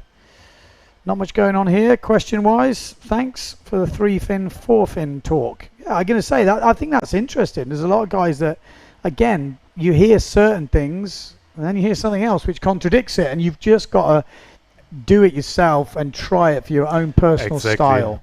I think that's my opinion as well. Really try to find different setups and see what works best for you, and try in different conditions. Change the fin position, change the fins. Maybe if a friend has a different fin on the beach, ask if you can try that one, and like figure out what works best for you. Yeah, no one likes that answer. I've decided that after all my years of answering questions. No one likes. You've actually got to just go and sail. You've got to move your fins. You've got to move your foot straps. You've got to try this, because they like. I think most people want this just nugget of information where someone goes, "Oh, you just do that." And that's it. Everything's fixed. And it's really not like that in windsurfing. A lot of it comes from trial and error, personal style. Some people are more back-footed. Some people lean further forward. Some people have different sails that kind of push the board down in different places. You know, like some of the 4-bat and 3-bat sails really push down the board. So some boards don't like that so much, and other boards love it. And again, if you've got a 5-bat sail, it sometimes lifts the board up, so you maybe need a board that sits a bit lower, or depending on where you're sailing. So there's so many questions. It's not a total science as far as I'm concerned. Yeah, same with board design. Too many factors in there to give a clear answer, but yeah. I think guess like custom boards, I guess, you know, it's very difficult to be able to go, well, it's just as simple as that. You've got to know the location, you've got to know the rider, you've got to know all these things, and then you can put them all together. And even then, you have to test that board and maybe, you know, come back for a couple of little tweaks, you know, when you know what you want. But the more you do it, the more you understand yourself, the more you test other people's gear, and you kind of catalog it a little bit in your head. I think that really helps. Well, helps me anyway, kind of work out what I like, and everyone is, what I've found is different. Is there any place with better waves? Well, we have been here in Vargas, has been pretty good. Well, I sailed there last night. Usually it has better waves, or maybe not better waves, but a bit bigger. But actually yesterday it was quite small, and the waves came quite sideways, so it was probably not even the better option. Okay, so that's nice to know though. It's sometimes best. So I'm just reading a few more comments on here. Is there only a wave contest this year? How will the pros earn money? Is this the only wave contest? Well, still, in theory, should still happen. It should, yeah. It's still on the calendar. It's still happening as far as we know. We haven't heard anything of the contrary. So, in theory, Silt should still happen. So, Cape Verde, here, and Silt will be the 3 wave events for this year. There's also the Red Bull Rockets that they're doing at this competition, which just so happens it's probably the worst Pozo forecast we've had for years. You know, which is a height competition. Whoever in the top 16 does the highest jump, could be a rocket air, could be a forward loop, could be a double, but whoever reaches the highest point on the app, which the top 16 will be carrying, will win €2,500. Yeah, it's pretty good. That's pretty solid for one jump. You're going to just like sack off the heat and just go big. Yeah, I wonder how high Ricardo's stalled forward from last year was. That would be quite interesting. Yeah, really that event would be an amazing one on a forecast, you know, a real Pozo forecast with some decent waves, and then maybe even set, is there a world record for the highest windsurfing jump? I don't even know if that's even possible. Maybe even like an unofficial one would be quite good. It gave me a few ideas for windsurfing TV. You just need to download the app, and I think it's possible. I guess how can you cheat with that? You can't really cheat, can you? Depends go on a kite, I guess. Well, I don't know. Do a jump in the Switzerland lake, so you're already at a certain height. Yeah. Yeah, it's a good point, Sue. How do you decide on the board sale companies to work with? How do you decide on what sponsors to work with? Well, in the end, from my perspective, I want to have the best possible equipment that I can do the best sailing on, and that I feel like I have the right equipment that makes me stoked to go sailing and makes me enjoy the conditions and makes me motivated to go to places and improve my sailing. So in the end, in the end comes down to what stuff you have the most fun on, I would say. Yeah. And then you obviously want to work with brands that can supply this kind of equipment and also have reputation to be a steady supplier and to have like a proper good solid construction as well, so you can rely on your equipment and it's not gonna fall apart. Yeah. I think these are really the most important factors, and then also obviously the people you work with at the brands. It's cool to, if they are like-minded people also enjoying windsurfing, also motivated in the sport and stuff like this. Yeah, it makes a big difference. I mean, for me, I know when what I like from a board is to not think about the board. That's when I know I'm on a good board. If I'm not thinking about it, if I'm not having to go, okay, if I just go, I want to go there, right, and I go there, and I'm not thinking and the board's just doing what I want, then I'm like, this board's a good board. If I'm like, oh yeah, this board's good, but I got to be a bit easy on that, or I've got to watch out when I do this, I'm like, okay, I need to do some tweaks, or I need to kind of work it out. But again, everyone is different and different locations. You know, I'm pretty sure there's some really good, I know there's some amazing all-round boards there. But when you're at the top, at the World Cup level, like Leon says, he's got 2 different boards here. And you have to take some compromise. Like you say, you want your wave board for going in the tight spaces. But here in Pozo, when it's full blasting and the chop is what it is, and you're on 3-4, you need something that's just going to sit, be controllable. So when you hit that ramp to do a jump, you've got connection with the wave. So, I mean, how do you decide? Like, how are you deciding that? Are these just condition based? I think the one board that I got for here is like a really storm board, I would say. Good control, good speed for here if it's really nuking and solid waves, and also for the storm chase where you just want to be in control and have the speed to kind of match the conditions. Yeah. And go for big jumps and also have a lot of control on the wave rides. So I would use that board if it's, as I said, like nuking and solid waves, and I need a board that I can rely on. But then if it's like it is at the moment, like quite small, tricky conditions, I think it's more about technical stuff, like technical wave riding, as you could see some of the girls do, like Alexia or some of the others really came down to that, to have like a good style, good flow on the wave. And I think that for that kind of stuff the other board is a bit better. And I sailed it a lot the last few weeks and feels super natural for me, so I'm just gonna stay on that board. So out of interest, you got 2 boards. It might surprise people. I'm guessing they're probably very similar volumes, are they?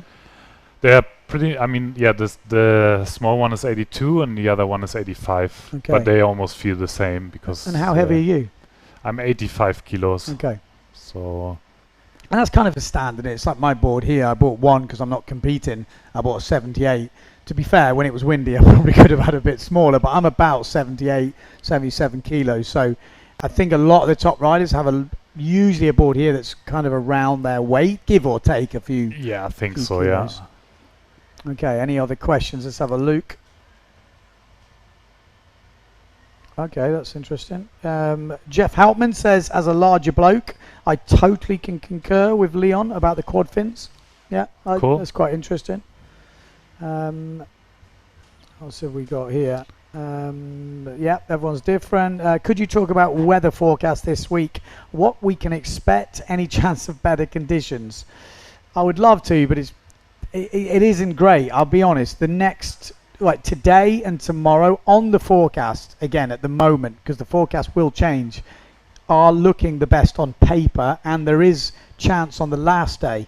In between that, at the moment, doesn't look great. It looks worse than today.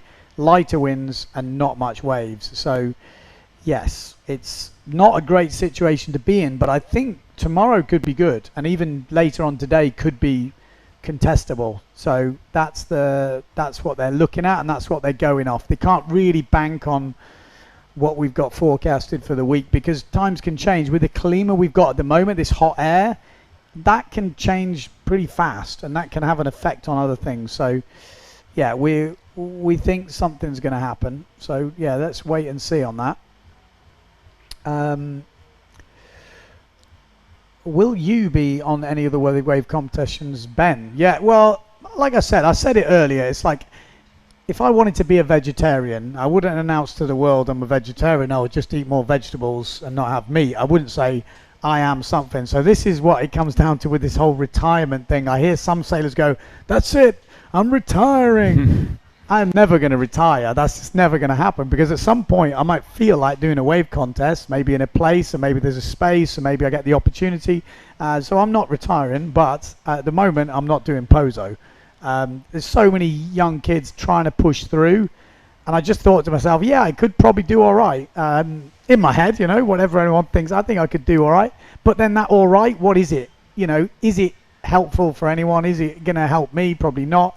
But giving another space to some of the kids coming through, and maybe just concentrating a bit more on doing the media and some videos and stuff, I thought that was probably a bit more what I should be doing right now. But that's not to say I won't compete in the future. What would be your dream destination to make you put on a jersey again? That's a good point, actually. I've got to be honest, what I have lacked is, I'm just trying to think off the top of my head, have we ever had proper down the line port tack competition, which is what everyone that I know trains in over the winter, and I find it somewhat crazy. I was actually thinking about it the other day. We haven't really had many like that. Have we? What have we had? There used to be Brazil. Yeah, and I never went. It was the one year I couldn't afford. I didn't have enough sponsorship to afford to do it, because there was like 7 or 8 competitions that year. Yeah. And that looked just dream-like. But even that, I think, was starboard tack. No, that was bit of both. Yeah, a bit of both. Yeah. Yeah. Well, I think it can be a bit of both, but it was port tack in the end. You're right. So yeah, that looks. If that was on again, I was thinking yes. I was going to go to Chile, and then Chile got cancelled. That looked like awesome. Yeah. I mean, for me, Nalu in Australia, that would be an expensive trip, but I mean, I've sailed there a lot. It's an amazing spot. But I think, again, this isn't me donning the jersey and getting back in the ring, because it's like, it doesn't matter. Like, maybe I couldn't even get entry because there's been a lot more happening since then. But the competition I would like to see on the World Tour is Margaret River. I think it's an amazing competition wave. Because what I think you want from a competition wave is not a long wave. Like, we've seen events, I think, on the IWT of Pakis Mayo, which looks an amazing place. But I think as a competition wave, it's not a good wave, because it's kind of non-consequential, very long. So that doesn't help competition. What you want is quite an intense, shortish wave, but you can't hold back. So like when you've got Margaret River, there's a couple of sections, but there's one proper section. You have to hit it, otherwise you ain't scoring. Yeah, exactly. And that is an amazing competition wave, because you know what's coming. You can see it. It's not a long wave, so there's no sort of half turns or whatever. It's a bit of then, and then you have to hit it. And that excites me to watch a competition like that. That would be insane, yeah. Scotty there, when I was there to see him sail, like, it's incredible. He goes for every lip. He's always under it. Would probably still have a pretty good chance there. Yeah, and again, there's a few locals there which I think could be, they could take down a few of the guys, because it's intimidating. It can be mast and a half, and they're still hitting it, and you think, sheesh. So yeah, that I like Ireland. I love Ireland. Like, I mean, I've seen it before. It was before my PWA time. I was there watching. I just got into wave sailing. It was like early 2000, I think. Was it Brandon Bay? Brandon Bay. Okay, yeah. But it looked like an amazing competition to watch. And they got Mozzies as well, which is, a pretty decent wave. And then you've got Magorority or somewhere like that, which, this type of thing would be cool. I mean, Clipwell again, but at Handstone, this could be a decent competition. I mean, there's a lot of good waves around. I've never been to Sardinia, but there's a wave there that looks quite fun. Sardinia, Capo Mano. Yeah, Yeah. I never sailed there. You sailed pretty- there? Yes, I had a pretty good day just like 2 years ago. But yeah, it's a bit tricky, but a Yeah, good like I spot. said, I've never sailed there, so I've really no clue about it. How about you? What dream location? I think it's quite similar. Like Portec down the line wave riding would be insane. Like Chile. Yeah, or same like Margaret River. I would really love to compete there. Would be quite epic. Yeah. And then obviously places like Cape Verde. I couldn't go this year, but yeah, one day to compete there in like cranking conditions Yeah. would be insane. I think. It definitely looks good. I mean, I'm sure there's so many. There is lots of locations. I'm just trying to think off the top of my head. The problem is, I mean, in an ideal situation, what we need is like we do anyway when we go windsurfing. Most of the time, if you're a professional, you go on a forecast. Exactly. You know, yeah. I mean, it's not rare, but if you're going for a long time, yes, you probably set a date. But a lot of the time, you go, oh, it's looking good, ring a few people, and you go off on the forecast. And I kind of think somehow that has to be part of the windsurfing tour, like a holding period and getting there on a forecast. Maybe the fleet would have to be smaller. Maybe we'd have to sack off almost a live stream and have like edited storyline video though about the whole day and try not to let the cat out of the bag. You know, like almost like a secret event, and then you kind of unleash this video which no one knows about. I don't know how easy that would be to do. Probably cost more, but I think something like that with all the detail, with all the behind the scenes and the actual action, I think it could be awesome. Again, all that takes money, obviously, but in a dream scenario, if that's what we're talking about, I think that could be quite class. Any locations you want to sail but haven't sailed yet? Any like on your bucket list, so to speak? Well, Naralu, as you mentioned it, Yeah. I've never been there, and I would really love to sail. What else? Topocalma, I actually Yeah. never sailed there. Would I've never been to really Chile. love to go.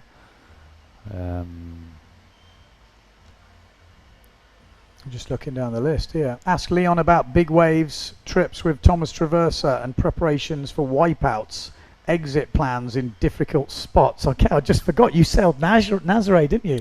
No, you didn't. No, we didn't sail. I mean, Tomas Okay. sailed there before, but on that trip we didn't sail there. No. Okay, because I saw a picture of your sail that looked like it had sailed Nazare. Was it yours? No, we checked Nazare like all morning, but it Okay. just looked so terrible, Yeah. at least in my eyes. It's not a good windsurfing spot. I got that impression. Well, I think I mean Tomas sailed it quite often by now, and I think he got some really good sessions there as well. But it's For Thomas or just in what it- general? for him, I guess.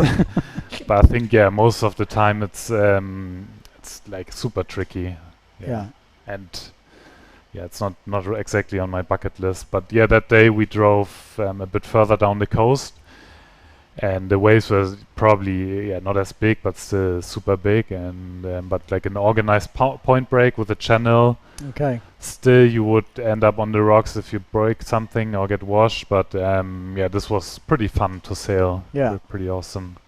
What do you look for in a session? Like for me, I'm getting on a bit now, 44. I'm like, I wanted to have fun. I don't want to be terrified. Like I see some of this wave. You're quite a terrifying sailor. You like those terrifying conditions, don't you? Well, I guess I got a bit used to it through storm chase and also through traveling so much. You just get a little bit used to it, and like especially around home, it is normally storms that we sail, so Yeah. the wind doesn't frighten you so much. And yeah, the waves I really like, also bigger waves, and feel quite comfortable. So yeah, even the beatings I don't mind. Sometimes it's fun to get destroyed by a wave, as long as your gear doesn't completely fall apart. Do you do any preparation to like go back to one of the questions? Is that something you practice for? I remember seeing Robbie Swift and Pollock out training breath holds and this sort of stuff. Is that something you do, or you just no? I used to practice a bit more, also in the pool and do dives and stuff like this. But yeah, at the moment I'm not really practicing that, and Okay. yeah, I think you need to be super fit and like be on it and also train.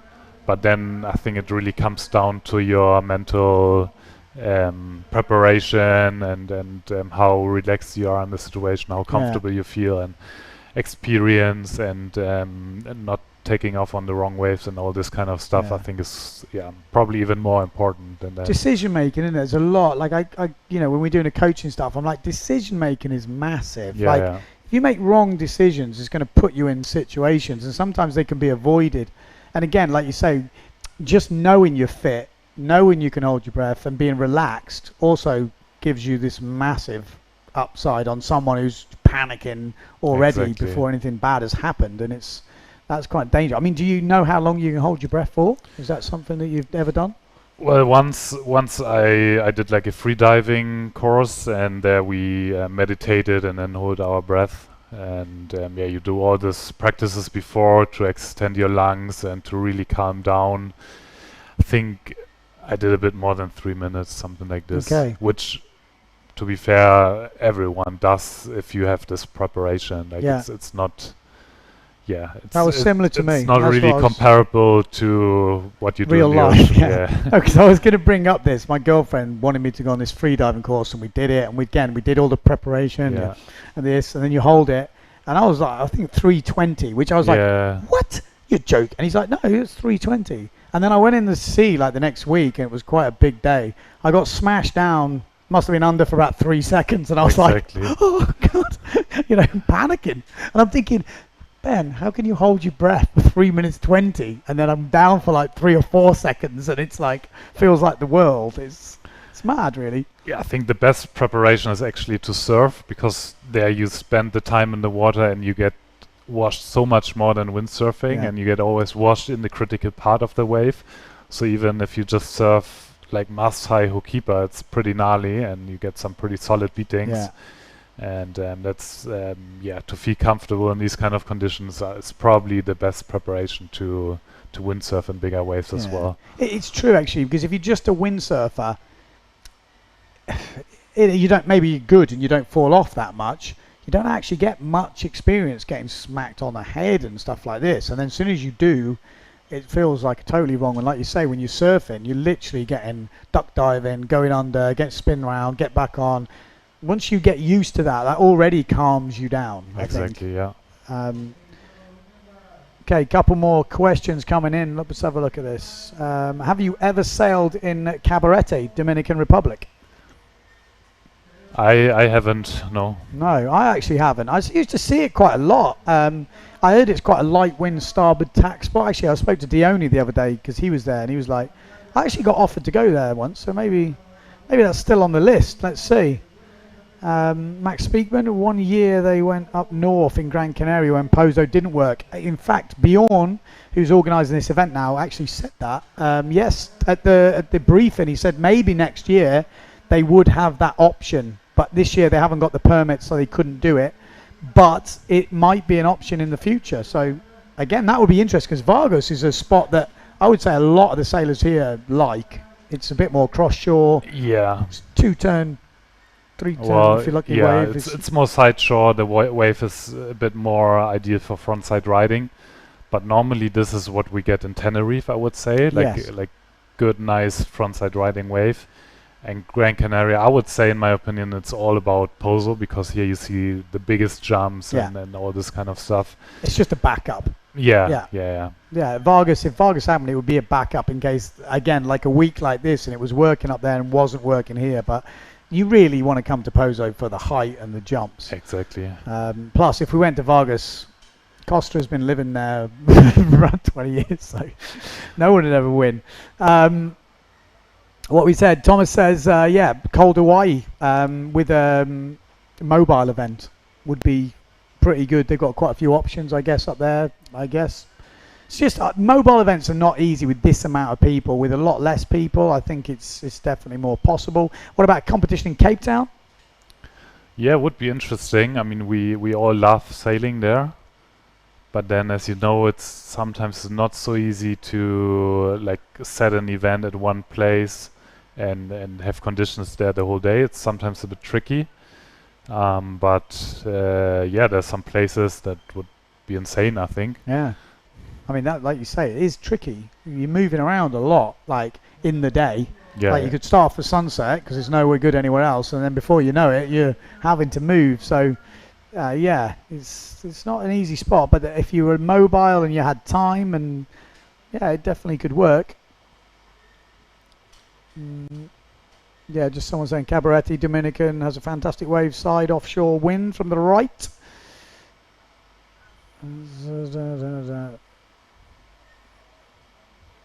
Okay.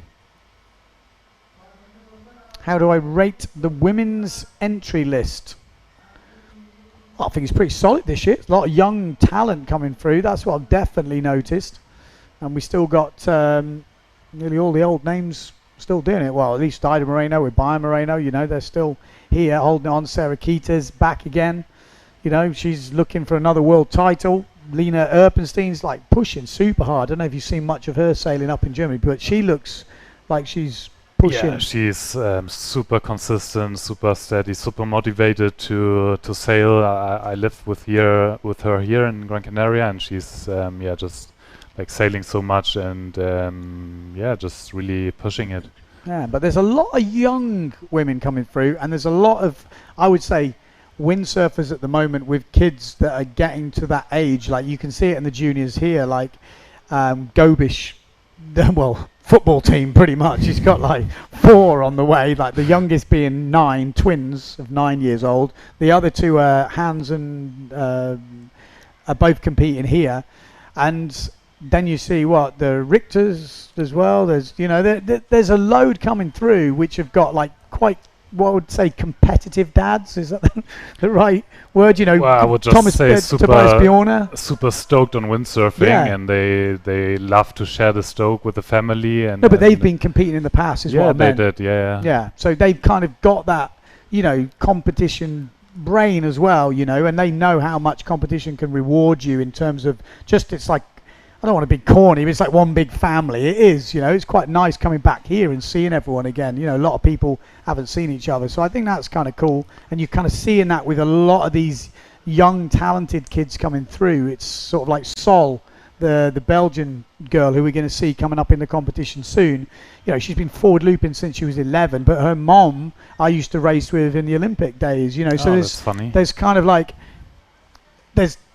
you could just feel it. There's a bit more of like this generation of younger windsurfers. There's a big chunk. It missed a few years. Yes, there was a few standouts, but it didn't have this kind of chunk. And it feels like now there's this, especially with this competition as well, I think this has really pushed the level. Like kids having a good time and doing well breed more kids, and then it kind of just gets bigger and bigger. So I'm definitely seeing there's a new kind of Gran Canaria is a great place for that, because you just sail so much and the kids improve day by day.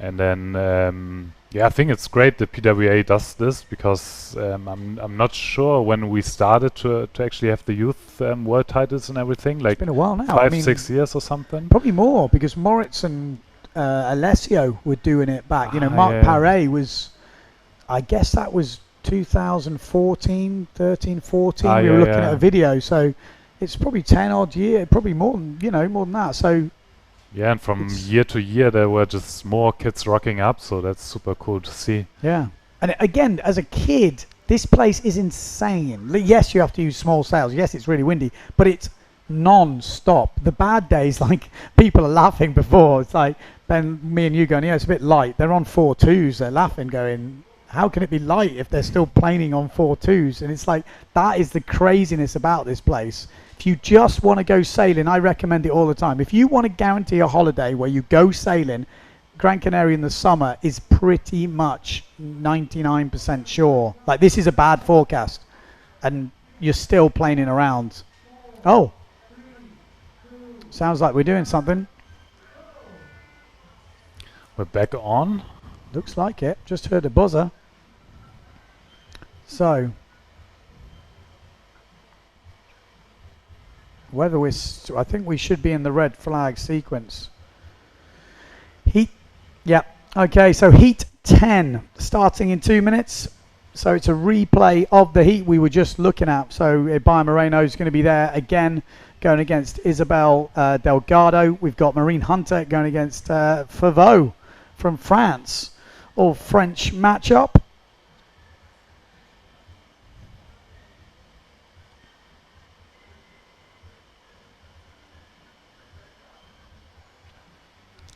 Has it improved? That's the question.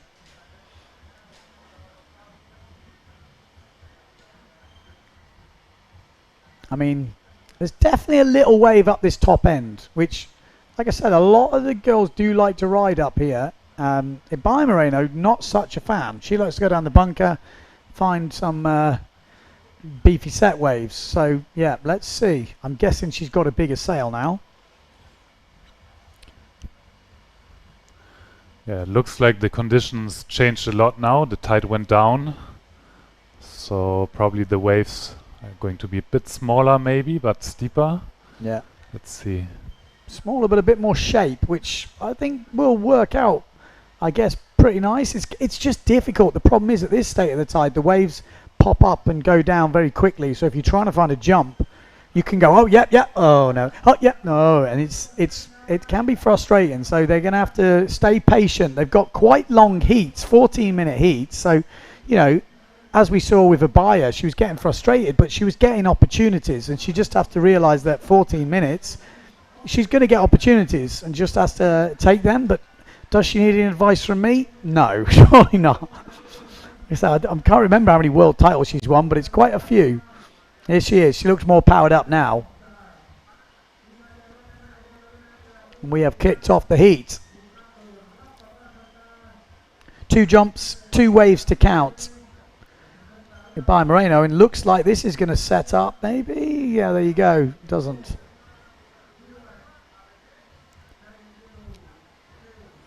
Oh, we can see him, can't you? You think, yep, yep, and then no. Oh no, empty jump run. There's nothing worse than that on your first run, is it? It's kind of a bit demoralizing. You're like, oh, part of the game. Yeah, I always like to get one good jump on that first run. It helps settle your nerves a bit. There we go. Hunter with their first blood with a forward loop.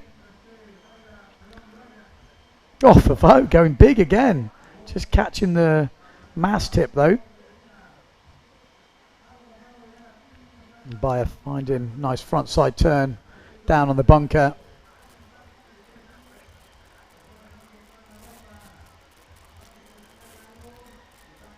Looks a bit more powered up now.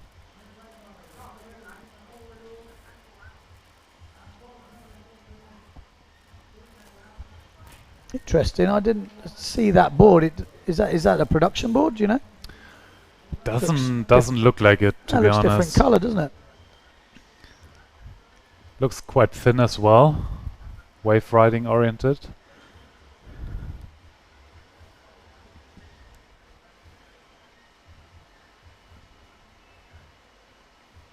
Gone with the black Severn sails. Isabel Delgado on the outside on that white sail. Just trying to pick up a little wave. Probably going against one of her idols, I would guess, growing up.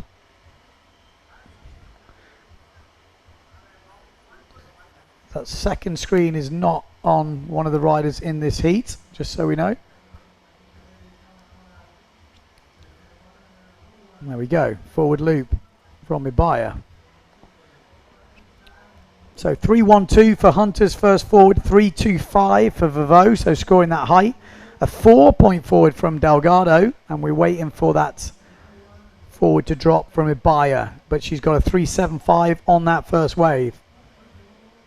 Oh, decent tabletop. That was actually a good bit of height. She's actually improving her tabletop heat on heat. That was Isabel Delgado.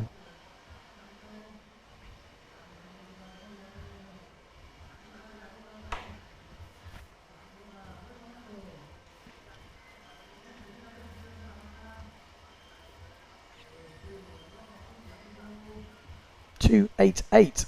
That was quite a decent table. A solid start for Isabel. Good forward, good tabletop. already in the lead against Ibaya. Needs to find the waves. Yeah, she really needs to look for the nice, clean wave. Yeah, good front side there. Not on the biggest wave, but a good technique.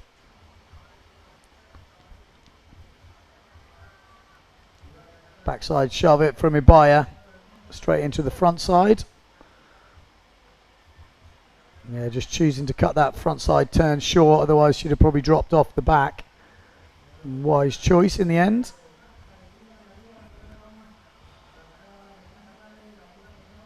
Definitely looks busier in this one.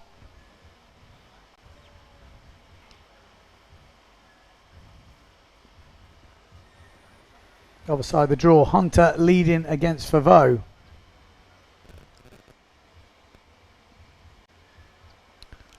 Looks like she might get a ramp there. Yeah. Let's see what happens. Sometimes they do disappear.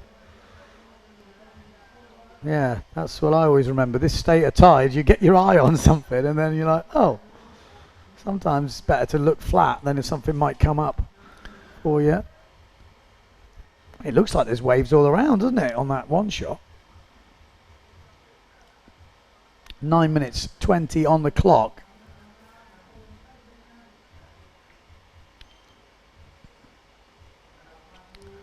Becky.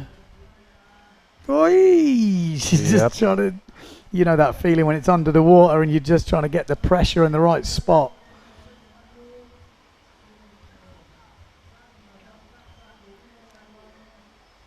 So, Ibaya Moreno back in the lead now, 10:25 to 9:13.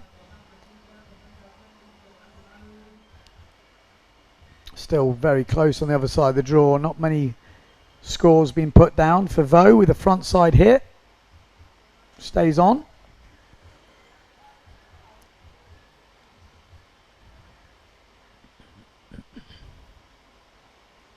Could the Delgado twins be the next Moreno twins? That's the question. They got a tough act to follow. That's for sure. 8 minutes on the clock.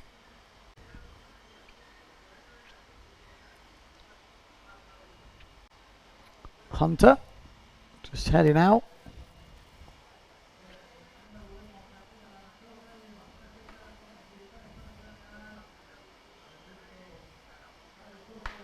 Okay, she needs to find some waves.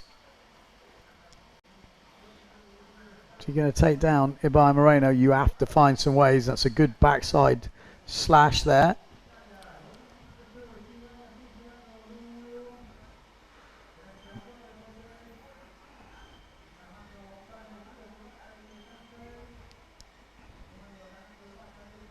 Yeah, she doesn't like doing this. You can tell she's like, I'm doing it, but this is not what I want to be doing. Tricky conditions for Pozo this. Still not really powered up, huh? No, still light. Still waiting for that wind to come in.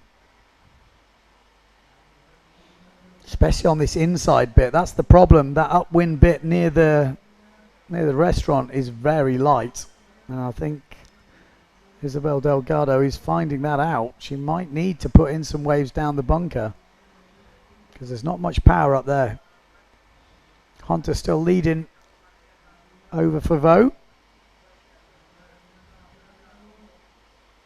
Oh, table just clipped the lip as she came through.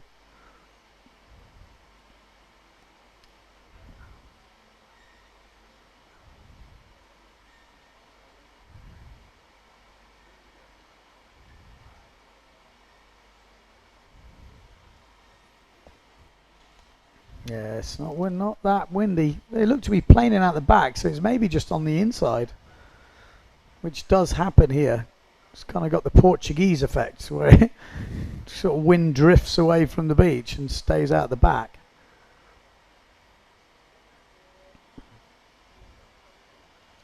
Six minutes on the clock, so still plenty of time.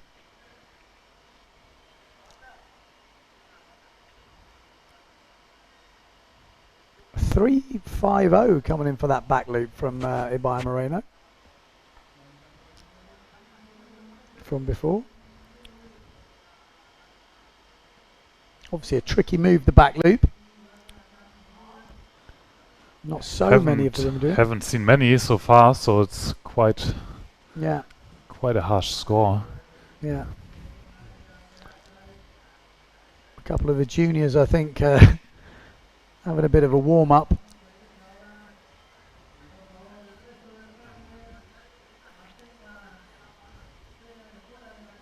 I think a buyer's telling them to go and do that somewhere else. Oh man, it looks pretty painful. But they have put moves in. You know, it's like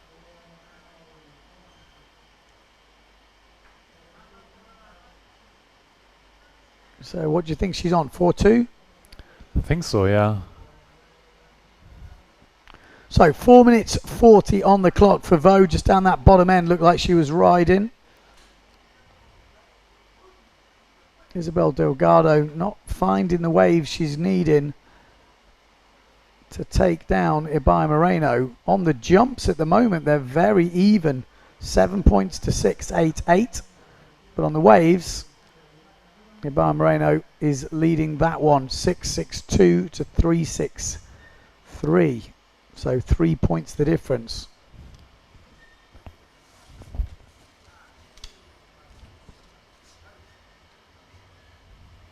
Four minutes on the clock.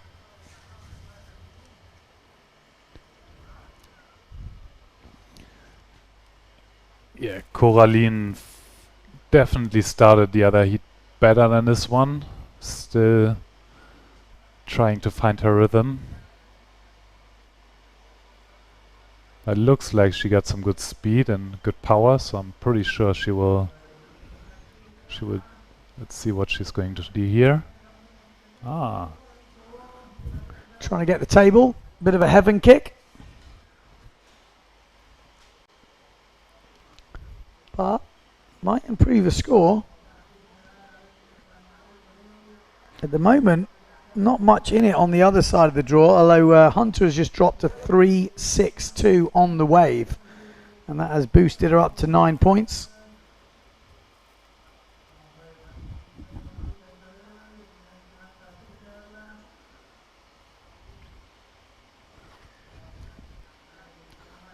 Two, 3-8 for Isabel's last wave, or maybe that was dropped in before. But only 2 minutes 50 on the clock.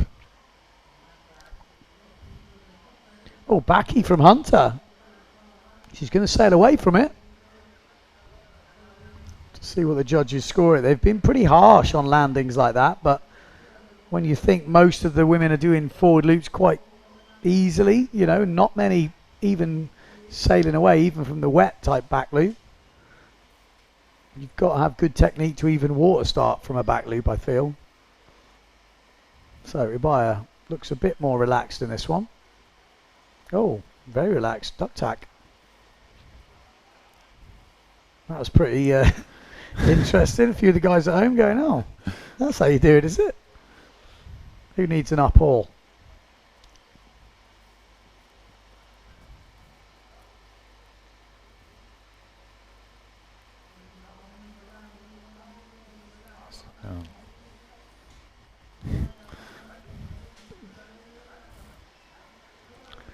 By Moreno, plenty of power now, hoping, and that's the difference. That's what we were saying before about the gusty winds. You might not be on the right sail for most of the heat, but when the gusts come through, it's perfect. Nice one, clean landing. She's already had a good forward, or is that me? Yeah, but still, maybe it'll improve on a 3.50, but look very similar to our other one. But maybe it wasn't jacking up enough for a back loop, so maybe thought she'd improve on it. Hunter's extended her lead ahead of Favo. Delgado has improved her wave score, but it's not quite enough at the moment. Still 2 and a bit points behind Ibaya Moreno.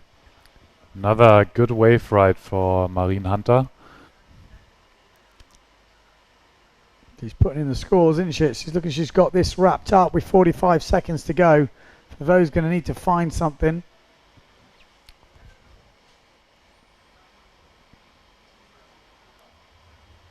What can she find? Yeah. Oh, it's improved her forward score by 1 point, actually. Her back loop was actually scoring less than that forward loop, which is interesting.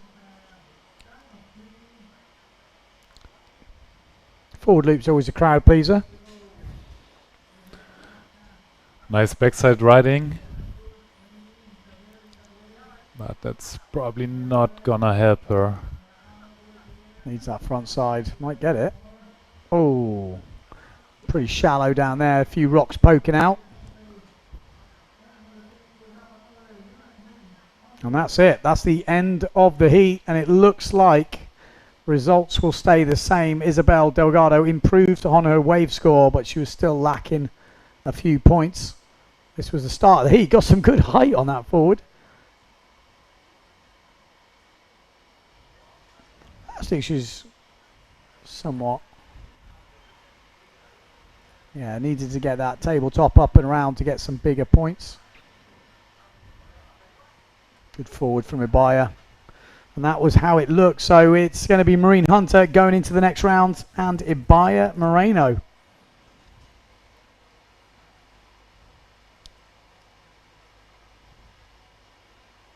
Next heat on the water, we have got Lucia Delgado going against Dida Moreno.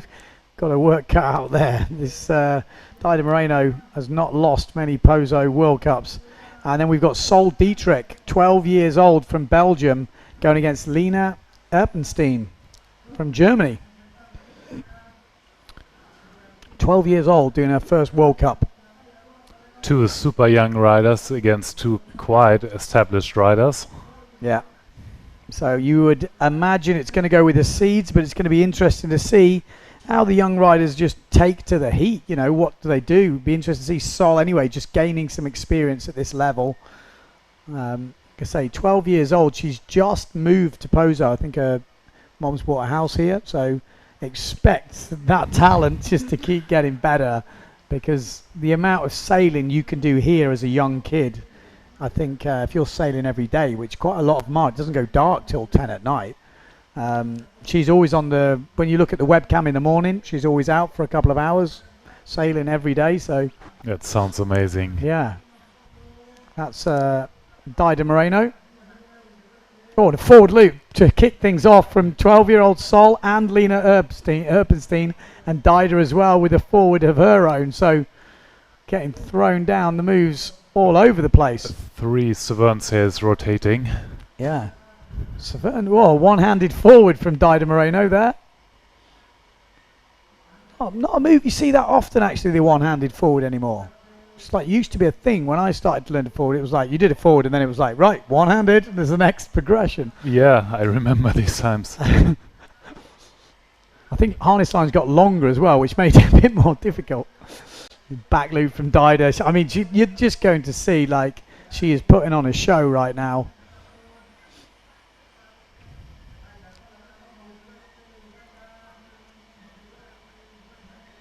It's going to take something special to maybe knock her off that throne, but there's going to be some good challenges coming up. So we've got Sol getting a 3.5 for her forward, and Erpenstein for a second forward getting a 3.88. So just in the lead at the moment. Lena, this is Sol.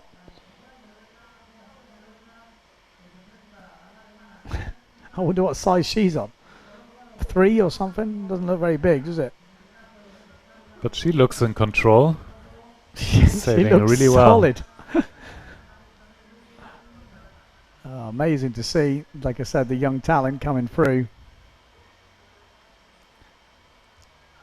Lena going front side, connecting with a lip, little slide.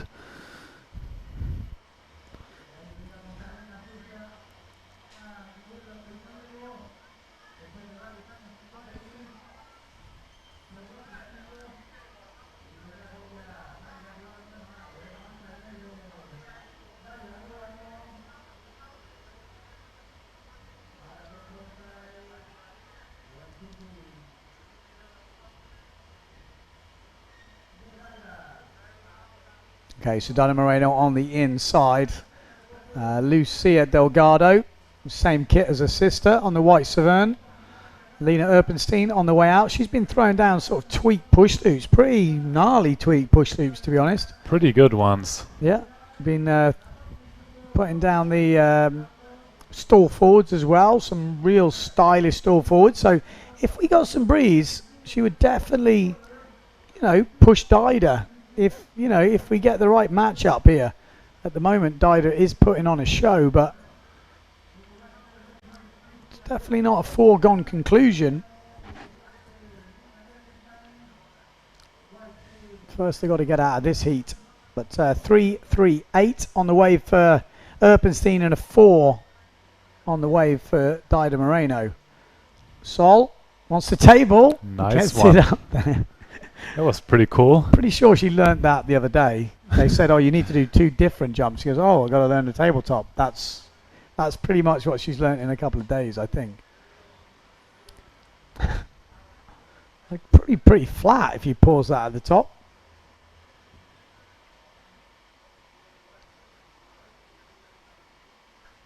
"12 years old, so I'm 44. Yeah, she's quite young, isn't she?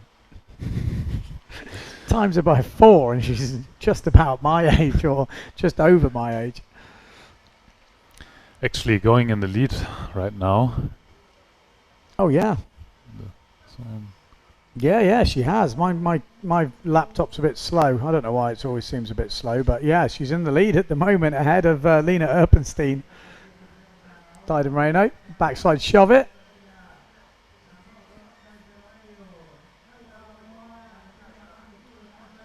Dida, quite interesting to see this year. I think she looks a lot more relaxed as that front side from Sol in the background looked pretty good. Pretty good, yeah. But yeah, Dida's not obviously organising the competition this year. Bjorn Dunkerbeck and his team are doing it. So they've stepped away from organising Pozo so she can concentrate on just sailing and physio business as well. So, oh, there we go. Table forward from Lena Erpenstein, but getting quite wet on that.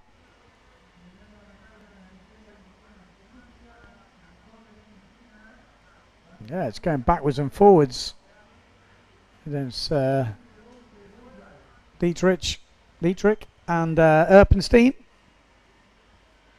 Sol has gone back in the lead again. Getting a 5.5 for the last wave. That's that front side we saw.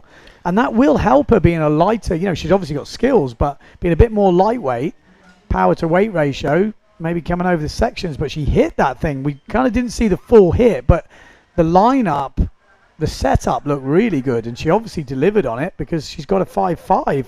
So Lena Erpenstein under a bit of pressure now. We're waiting for that tabletop forward to drop, but it was pretty wet, and the judges are not liking sail flat on the water, so I wouldn't expect a big score, but let's see. You never know. 8 minutes to go. It's getting a bit tense, I would imagine. On the other side of the draw, Dida Moreno is going to town. Looks a bit like the wind got a little bit stronger now, so this will make... Stay on that turn. Oh, that was looking like she was lining up. That was Sol. Front side. Back side. Okay, so Sol, Dietrich, we're waiting for that last wave score to drop in. That is going to be that's going to be quite exciting actually, because at the moment the table forward has dropped in at only a 3.25, so Sol is still leading, and a 3 has just dropped in for a last wave, and actually the other wave has been recalculated at a 6.38, so they've obviously adjusted the scale. So she is now leading with 15.92. The wind has picked up. Dida Moreno just throwing down a back loop. But the real challenge is really on the other side of the draw. Belgium versus Germany. 12 years old. Lena, what's Lena? In her 20s? So yeah, mid-20s. 20s, yeah. So, I mean, there's a big difference between them. And at the moment, it's going with the advantage to Sol. So let's wait and see. 6 meters 40 on the clock. Bit of work to do for Erpenstein. I mean, she can definitely improve on her scores, but the way the wind's been going, if it does drop, what do you think? How's that looking at the moment? That's a 6.38. It's one of the biggest wave scores we've seen in the women's fleet. Wow, that's impressive, yeah.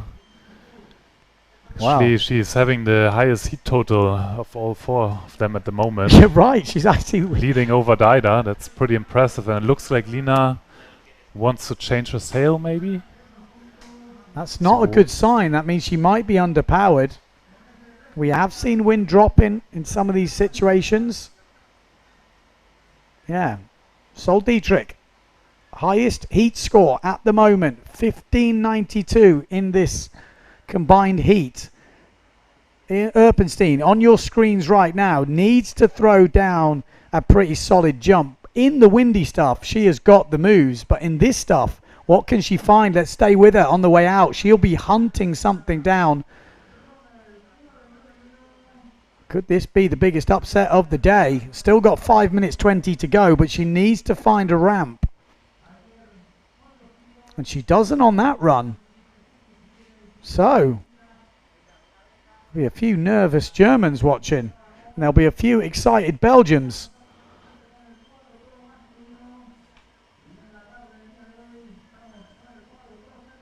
I don't know how this one is going to play out. Let's have a look. Looking at them scores, not much change at the moment. What Erpenstein fans don't want now is the wind to drop a little bit. Cut down the opportunity, but Sol is just cruising around like she's just out free sailing.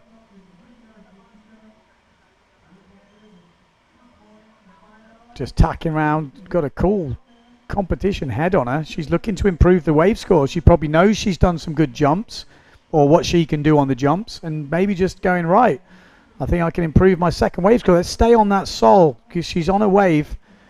Lucia's not going to get a jump out there, and she is riding. So Sol riding down that bottom end. We're not going to see the wave, unfortunately, but it looked like she had speed on the bottom turn. Lina Erpenstein, has she come in to change a rig? We're not seeing her on the... I think she was waiting for a set wave. Okay. Maybe she rode a wave down to the bunker. Okay, so we could see a change in scores, but she's got some work to do. She's about 2.5 points behind, so she needs to find a 5-point wave, or she needs to improve on her jumps. She's got a lot of work to do right now in these conditions. 3:36 on the clock. Sol Dietrich may be causing the biggest upset of this competition so far. Just 12 years old in her first ever World Cup. This would be a huge upset. She's just flying around. Well, who'd have thought this was going to be happening with 3 minutes to go? It's not all over yet, though. And there we see 3.5 getting dropped in by Lina Erpenstein. So she has improved her wave score, but she's still 1.9 points off Sol Dietrich. So needs to improve a jump score to over 5 points. Yeah, she would need a push table, but in these kind of conditions will be really, really hard. Yeah. Daida's doing this wave, but we probably should focus on the other side of the draw. Daida has won this heat, no doubt about it. Looks like Lucia going down. So if we could find Lina Erpenstein, Sol Dietrich on the competition area, that is where the real fight is going to go down. With 2 minutes 25 to go, it would be great to follow that battle.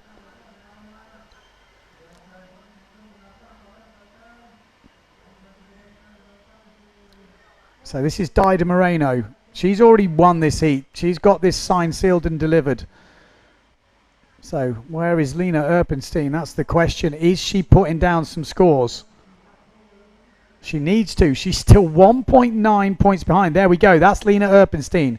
We need to keep her on one camera all the way to the end of this heat, because that is where the action is happening. She needs to improve her scores by pretty much 2 points. So she needs to find 2 points from somewhere. On the waves, She needs a 5.38 to take the lead. On the jumps, she needs a 5.25 or a mixture of both, which could happen with 1 minute 30 to go. Time is running out. A 2.12 has just dropped on her waves, and she is staring an early exit in the single elimination here on day 3 of Gran Canaria PWA World Cup for 2022 as Dido Moreno just spins round attacker. Like I said, she's got her heat wrapped up. All eyes are on Sol Dietrich and Lena Erpenstein. Erpenstein trying to find a wave. Not much on offer here, but she might find a little something. Little front side, that's all right. Backside. There really isn't much on show, but she's making the most of it. She's having a look. Nice bottom turn. Yeah. I mean, she did what she could with that wave.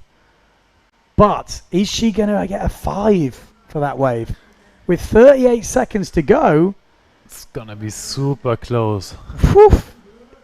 Now she got another chance to get one more ramp. She needs it. She's got to get going with 20 seconds. If that's not a 5, she is out of the competition in the single elimination. I've got to be honest, I was tipping her for a podium place in the conditions that we've had drawing into this competition, but this could be an early exit. We still got 12 seconds to go. It's all going to be probably on this jump if she can find something. Needs to improve just a little bit. She's going to get a chance. Oh, she doesn't take it. Well, that's it. She's out of time. It's going to come down to that last wave score. She needs... Oh, and Dietrich has improved. Lena has improved, but it's not enough.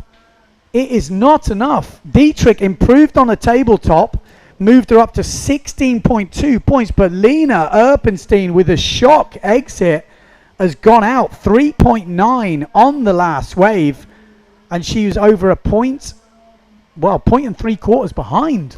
That's pretty incredible. Whoa! Amazing heat for Sol. Sailed really, really well.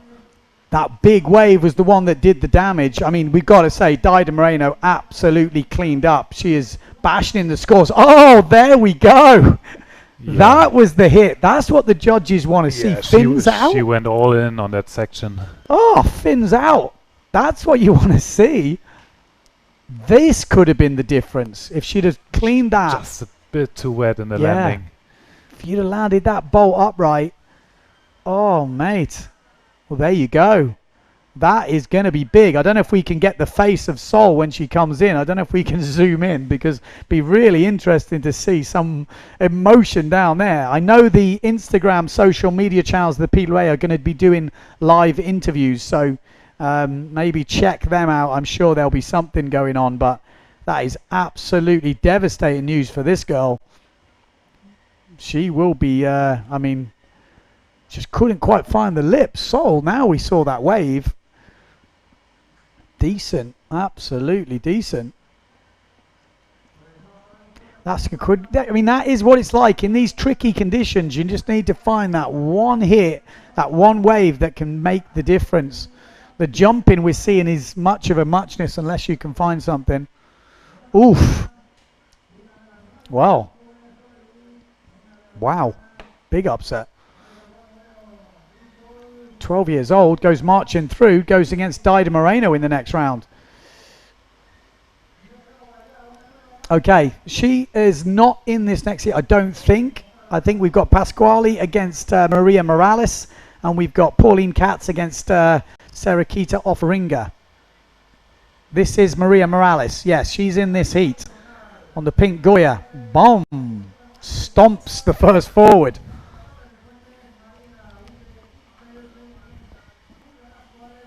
Good start to the heat from Maria.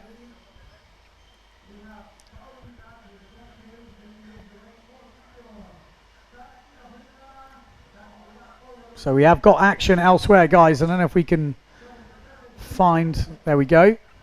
I'm sure we've probably seen some action already, but Sarah Keita always looking busy. Pauline Katz as well, heading out. Tacks it round.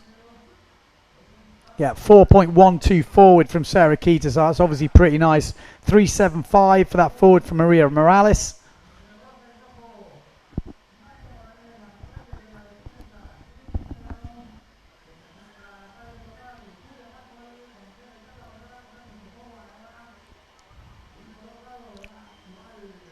Yeah, Sarakita with a good forward. We didn't really see that one. You would imagine pretty stomped. She's got that forward technique down.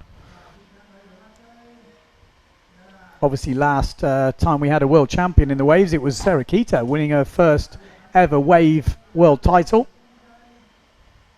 It's probably one of the few world titles she was struggling to find. I think she's done slalom, she's done freestyle obviously many times, and wave was the one that eluded her, but she managed to get it last time.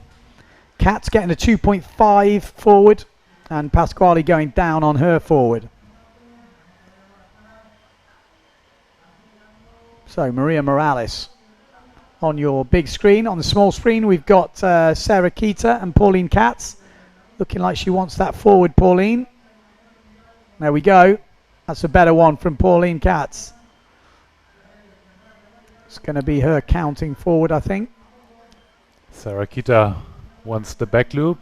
No.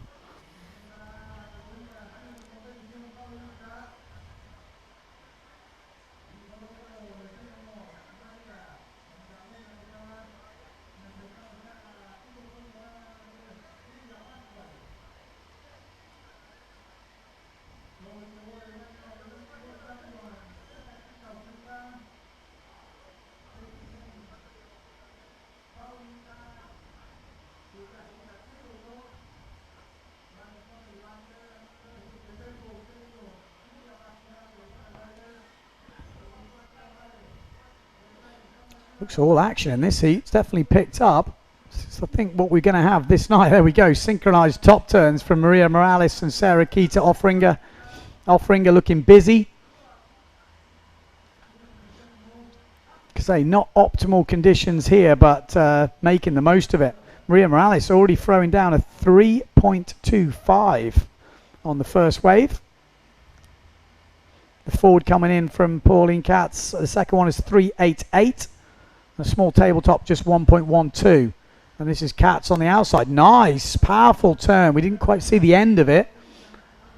And she's still going, so that was a great turn from Katz. Expect quite a decent score from this one. She's still working this one all the way in.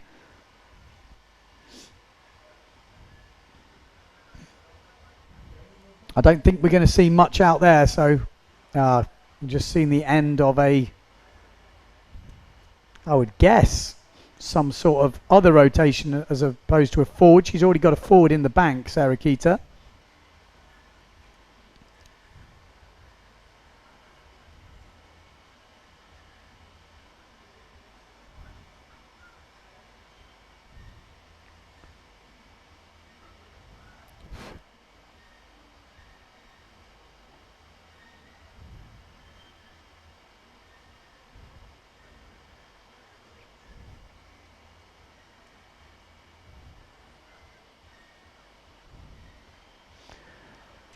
Sarakita trying to put in a bottom turn. It's a bit of a bumpy wave, but she's making it happen. Motivated.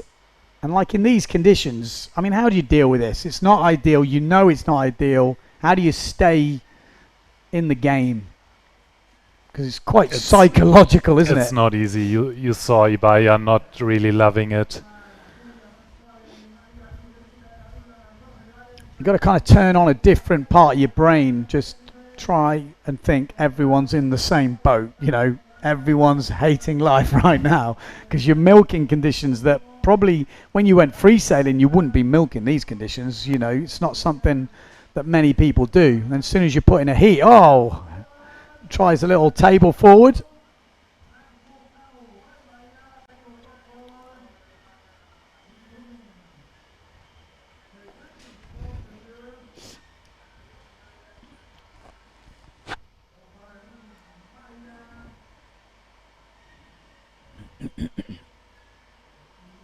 So, how are we looking in the scores at the moment? Maria Morales leading ahead of Pasquale. Oh, I think Sarakita's looking for a jump.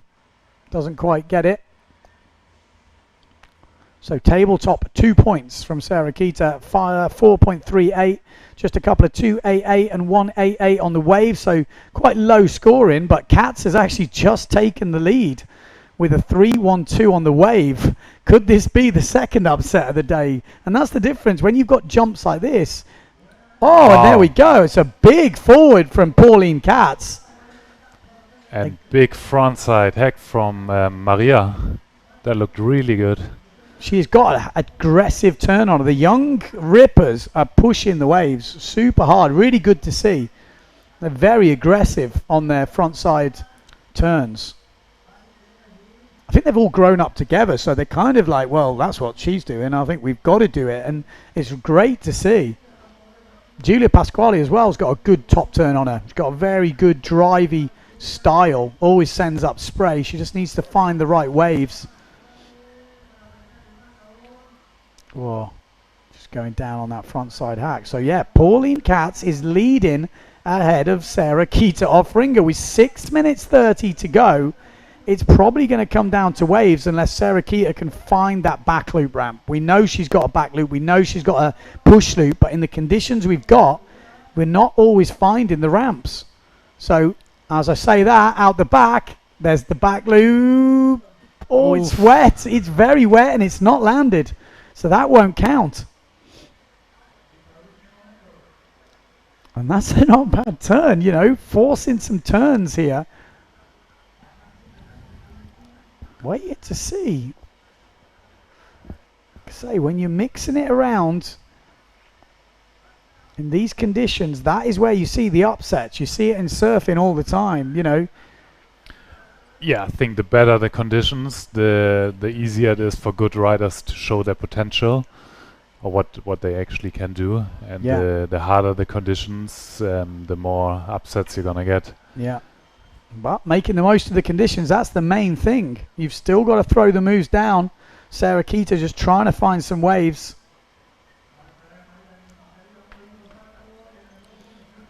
Kat still leading.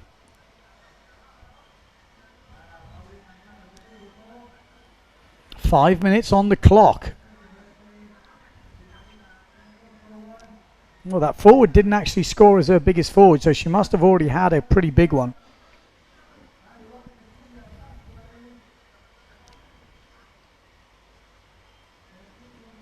The difference maker will be obviously on the waves and if Sarah Kita can find that back loop.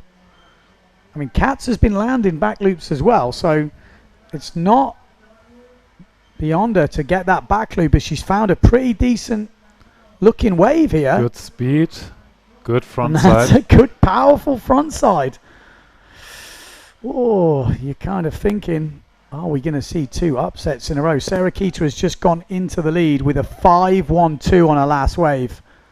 As a back loop from Maria Morales doesn't make it. This looks like a back loop ramp for Sarah Kita. Goes for the pushy tweak. Ooh. Oh, and just couldn't get it round. Almost, though. Almost maybe the pushy might have been just the safer option. Just sort of landed with that board, tail upwind, couldn't get it round. But she is leading at the moment now by quite a comfortable margin. That 5-point wave has made a huge difference to the scores. 14-3-8 to Sarah Kita Offringer, leading by 3 points over Pauline Katz. So she's got a bit of breathing room now. And she still hasn't put a back loop on the board, but nor is Katz either. So expect scores to change. Sarah Kita posting a 5-point wave ride. Yeah. Which we didn't see. Yeah, that's the one that's done the damage.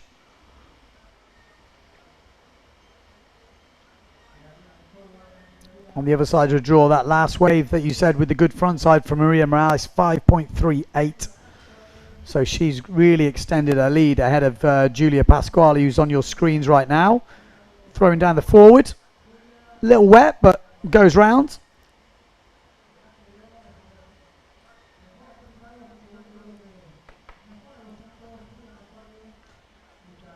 Oh, there we go. Katz with a 4.5 just dropping in. So still only a point behind Sarah Kita Offringer. A back loop from either rider would give them the lead.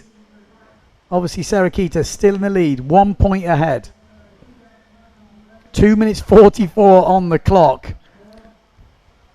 Just trying to find something to sit up for her.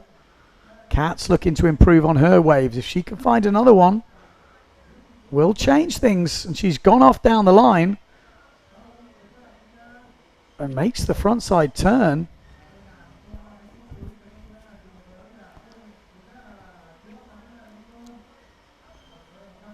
For 2 minutes to go.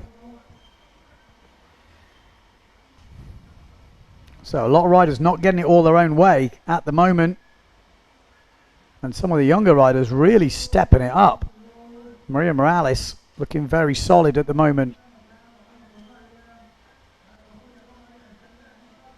Sarah Keita still leading.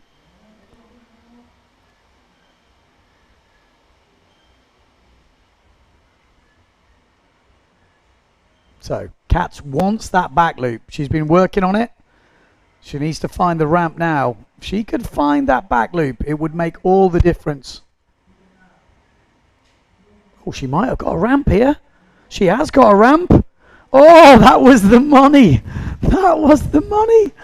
Oh, just held back off it a little bit. That could have been the difference maker. She would only have needed a 3-point back loop to go into the lead. But that isn't going to happen. So Sarah Keita will look like securing this as she heads off, maybe looking for a back loop of her own. Table forwards. I mean, what is the difference between a tweak forward, a table forward? It's a difficult one, isn't it? I think they will give it a good score because the landing was clean and she managed to tweak it a little bit. We've been having this discussion, you know, like I think some of the big table forwards in the guys' fleet, I get it, and then the women's fleet as well. I've seen Dida doing some real tweak ones. They feel like they're different, but the little tweaks, it's like, is it the same move, just a little bit better than a forward? Should it be a different category? Because that's the difference. You could learn a forward and learn a table forward, a tweaked forward, quite quickly. It's not like learning a new move. Should it be classed as a different move? That's the question. What is the point it's classed as a different move? I think the same with the push tables as well is a very, I mean, it's been talked about in the guys as the tabletop double as well. That's a solid backside wave from Sarah Keita, and Julia Pasquale getting a good turn on the end of that. It looks like Sarah Keita, that table forward coming in at a 5, so that has really put it down. It's the end of the heat, and Sarah Keita in the end runs away with it. 19-3-8 versus 13-6-2. Very solid. Other side, yeah. On the other side of the draw, though, Maria Morales 14-16 against 7-97. So Maria Morales on your screens right now takes the win, and she will go against Sarah Keita in the next round. Oh, it's like one of the old tabletop back loop, Bellini style.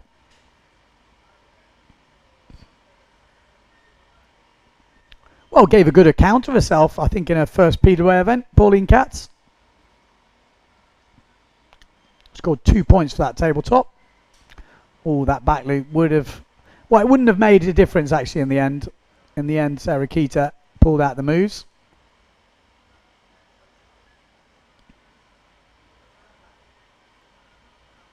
Another big forward from Pauline Katz. Maria Morales just getting some serious play. Look at that for a wave. Wow. Oh, what did that score? 5-3-8. I think they could have gone a bit more. That looked like the best turn so far. Yeah, backside slash into full frontside air almost. That was lethal. Oosh.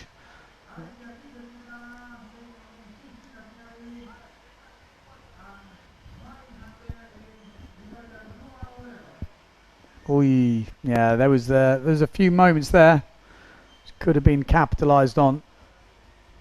So back to the women's draw. I think we're going back up to the top now. We've got an interesting match up here. Alexia Kiefer going against Justina Schnaddy.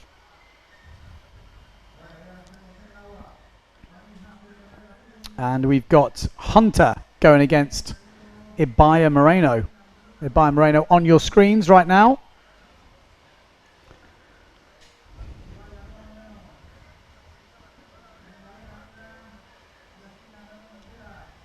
By Moreno hunting it out. There we go. There's the forward. And there's the forward from Hunter. Bosh. Good start to the heat from those two.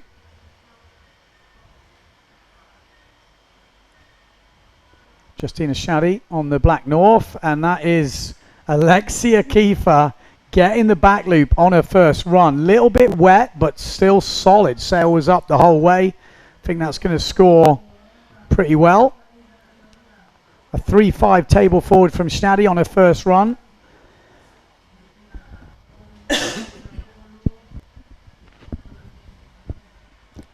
The forward from Ibaya scoring 4.38.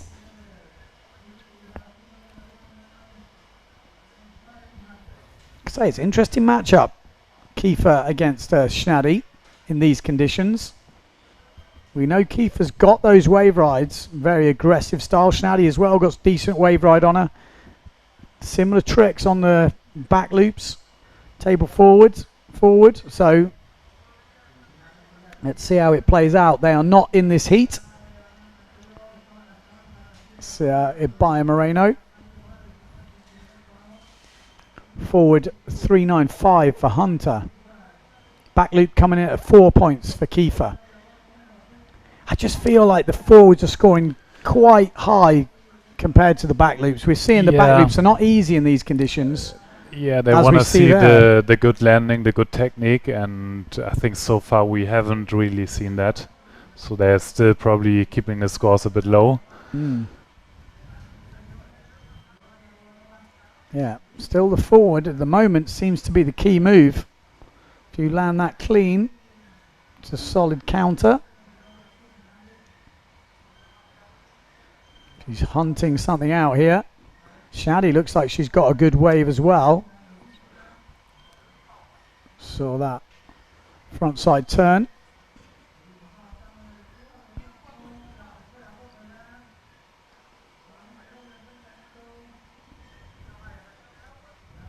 And it looks like we might have the Red Bull Rockets in this.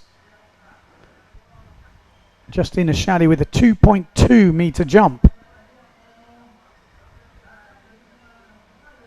I'm not sure how many people are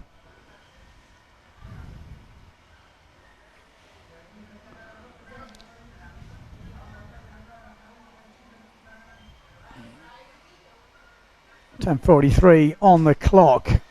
Justina Shaddy leading at the moment ahead of Alexia Kiefer, but still early days I should say. Ibaya Moreno leading against Hunter, but only 4 or 3.5 minutes gone on the clock, and lots of scores lets to lock in as a forward loop gets thrown down by Alexia Kiefer on the bottom. Good news for Alexia Kiefer fans is she's already locked in a back loop. Was it a best back loop? Probably not, but it was better than that one. So she's going to be happy to have it already in the bag. Takes it out of your mind. You can just get on with your heat. Backside shove it from Ibaya Moreno.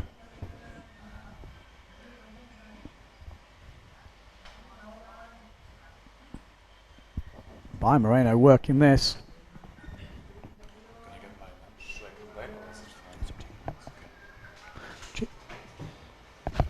Okay, 9 minutes 30 on the clock. Ibaya Moreno on your screens.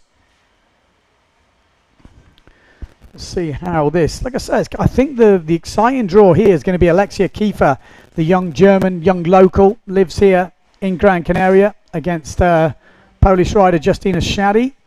In fact, Kiefer has just gone into lead with no waves scores landed yet, so she is going to use the end part of this heat to up her wave scores as Shaddy just throws in a little shove it there to start her wave ride just as we zoom past her. Ibaya Moreno, it's lining up something. She's already got the forward, so needs something else. And there's a forward loop from Kiefer. Are we going to see the tacker from Kiefer? She's been working on that move. And she does pull it off pretty consistently.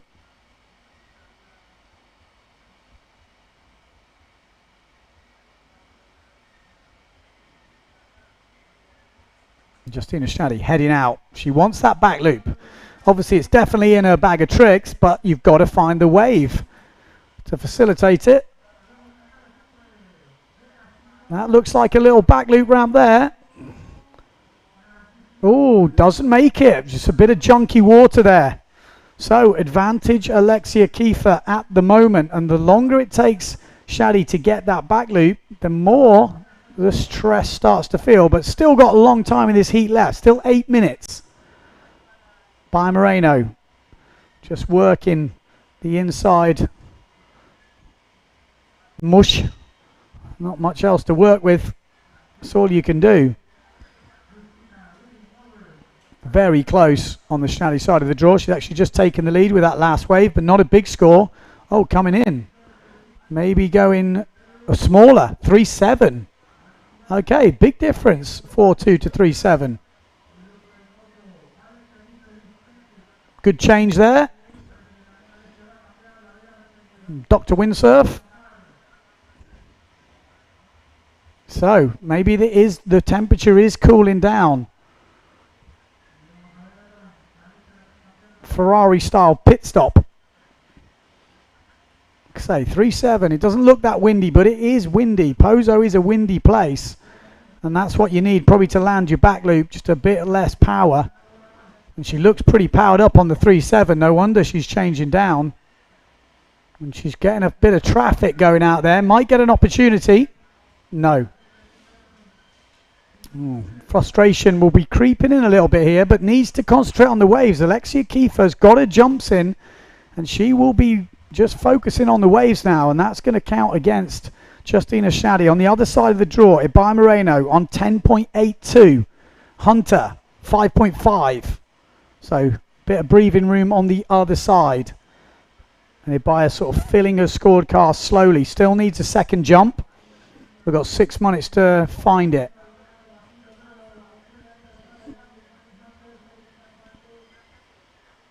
I say we're waiting for some wave scores from Alexia Kiefer to drop. We know that's where she can gain a lot of points, and she's chose to do those at the end of the heat. So I think she's getting her jumps in, and then we're going to see those scores slowly dropping in. Shaddy at the moment doesn't have any big wave scores, and she's yet to find that back loop. Ibaya Moreno wants the backy. Oh, it's nearly snuck it round.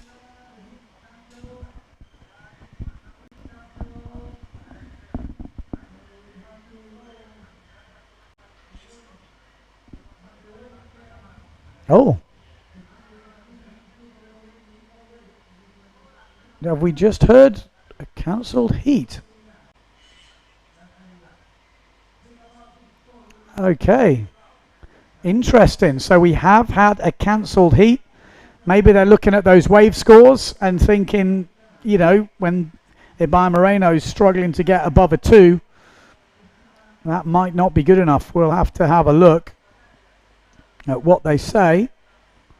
But also, you've got to remember, this is getting towards, you know, the big end of the draw. There was that table forward from Shaddy opening up. Actually, how much did that score? 3.5. Could have gone, you'd have thought, a little bit more. It was pretty stylish. This was Hunter and Ibaya on that first run. Nailing some forwards. Ibaya getting 4.38 for that. And Hunter scoring 3.95. Obviously opposite ends of the draw, so difficult to compare scores.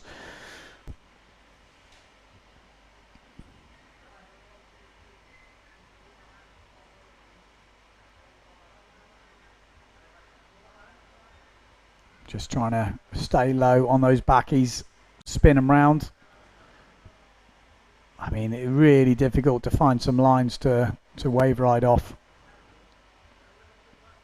I mean, this is a World Cup, so, but it is, you remember, they haven't done Cape Verde, the women, so this is a big result for them, and priority will be with the women, I think, here in Pozo.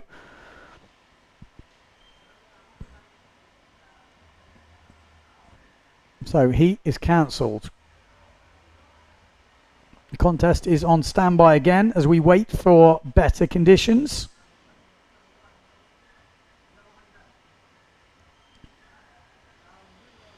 Okay, so I think what I'm going to do is I'm going to take a little break now, rest the vocal cords. Thanks for tuning in. We will be straight back. You know, don't go too far away because we will be getting better conditions in theory. The temperature drops this time of day, the wind does increase, so I'm expecting we will be going back to competition soon. So keep your eyes on the live ticker, that will give you exactly the update, but as soon as you hear my voice, we'll be back on action. So stay tuned to the channel, we'll see you soon.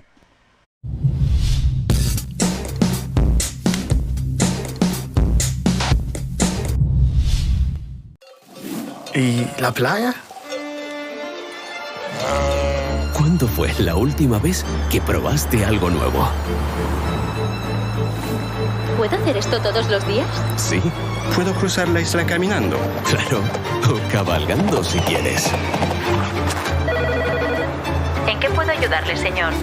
Bonjour madame, ¿es posible cancelar mi vuelo? ¿Qué es esto? Esto es nuestra flora autóctona. Oh. Y hay más. Mucho más.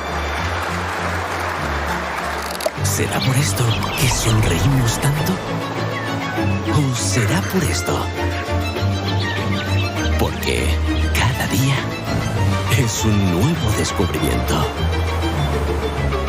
Dale un giro a tu vida.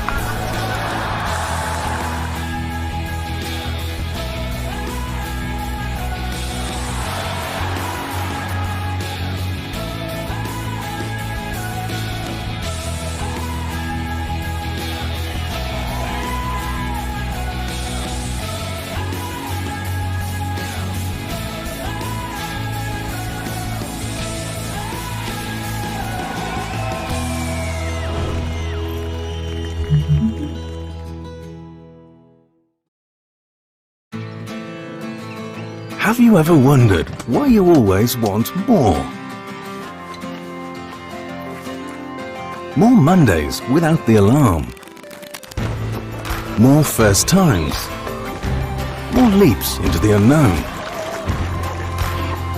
More breakfasts in bed. More whiffs of the salty sea and the countrified country. More smiles for the camera. More heartbeats per minute. More enjoying the journey. More dreams almost fulfilled. More unexpected friends. More races to anywhere. More flavors to discover. More being at a loss for words. More time. Time to lose yourself and find yourself again. In short, more moments like this. And this. And this. And what if the answer was never really what, but where? Gran Canaria.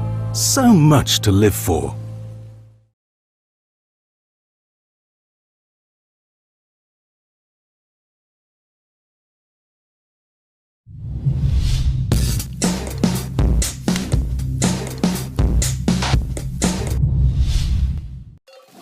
¿Y la playa?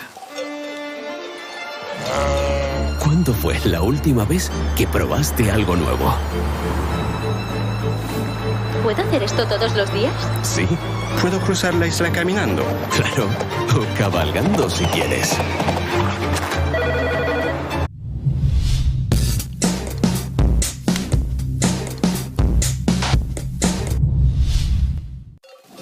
¿Y la playa? ¿Cuándo fue la última vez que probaste algo nuevo?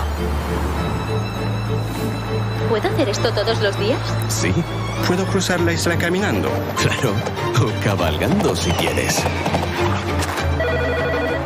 ¿En qué puedo ayudarle, señor? Bonjour madame, ¿es posible cancelar mi vuelo? ¿Qué es esto? Esto es nuestra flora autóctona. Oh. Y hay más. Mucho más. ¿Será por esto que sonreímos tanto? ¿O será por esto? Porque cada día es un nuevo descubrimiento. Dale un giro a tu vida.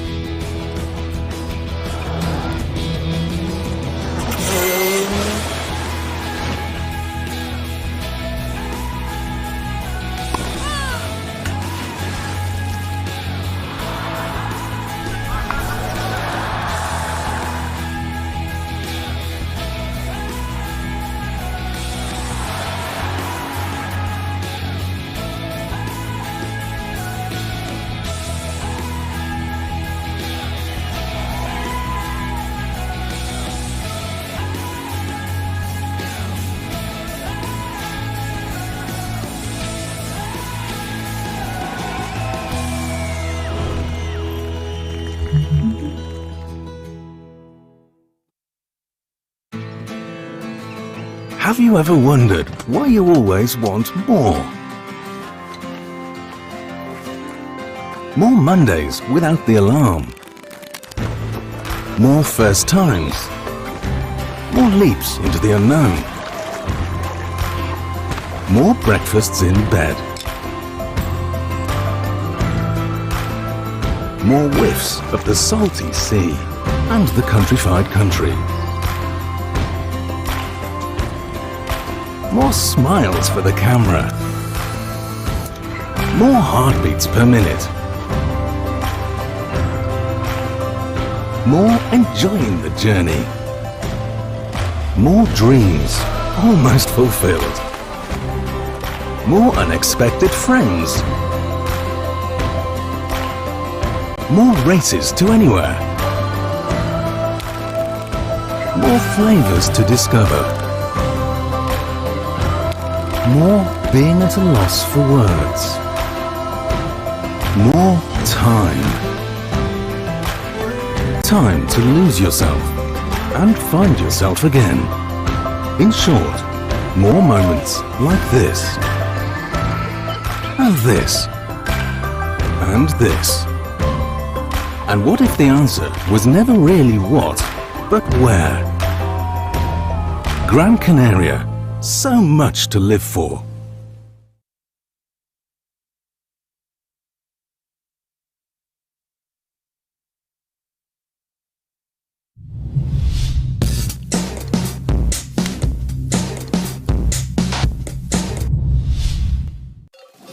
¿Y la playa? ¿Cuándo fue la última vez que probaste algo nuevo? ¿Puedo hacer esto todos los días? Sí, ¿Puedo cruzar la isla caminando? claro. O cabalgando si quieres. ¿En qué puedo ayudarle, señor? Bonjour madame, ¿es posible cancelar mi vuelo? ¿Qué es esto? Esto es nuestra flora autóctona. Oh. Y hay más. Mucho más. ¿Será por esto que sonreímos tanto? ¿O será por esto? Porque cada día es un nuevo descubrimiento. Dale un giro a tu vida.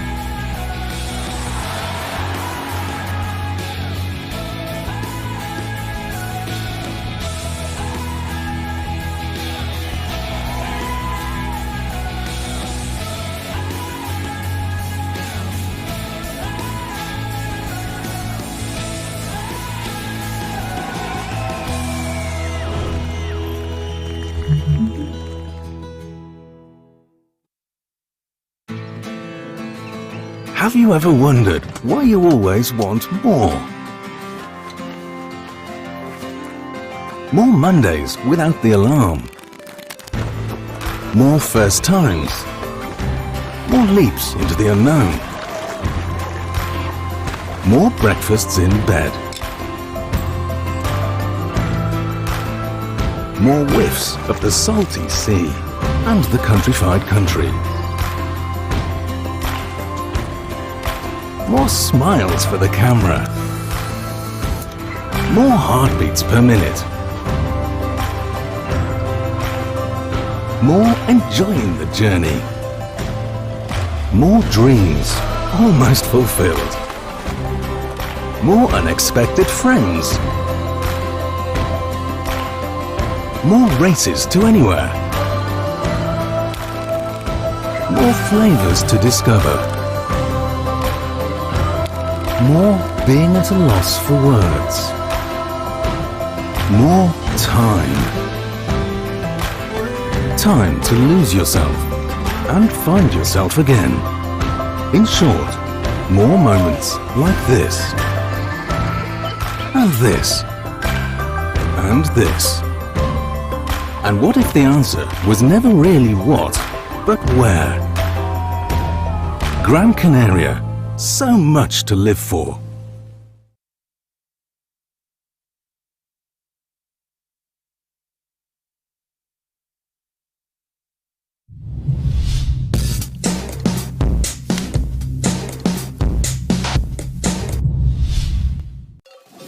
¿Y la playa? ¿Cuándo fue la última vez que probaste algo nuevo? ¿Puedo hacer esto todos los días? Sí, ¿Puedo cruzar la isla caminando? claro. O cabalgando si quieres. ¿En qué puedo ayudarle, señor? Bonjour madame, ¿es posible cancelar mi vuelo? ¿Qué es esto? Esto es nuestra flora autóctona. Oh. Y hay más. Mucho más. ¿Será por esto que sonreímos tanto? ¿O será por esto? Porque cada día es un nuevo descubrimiento. Dale un giro a tu vida.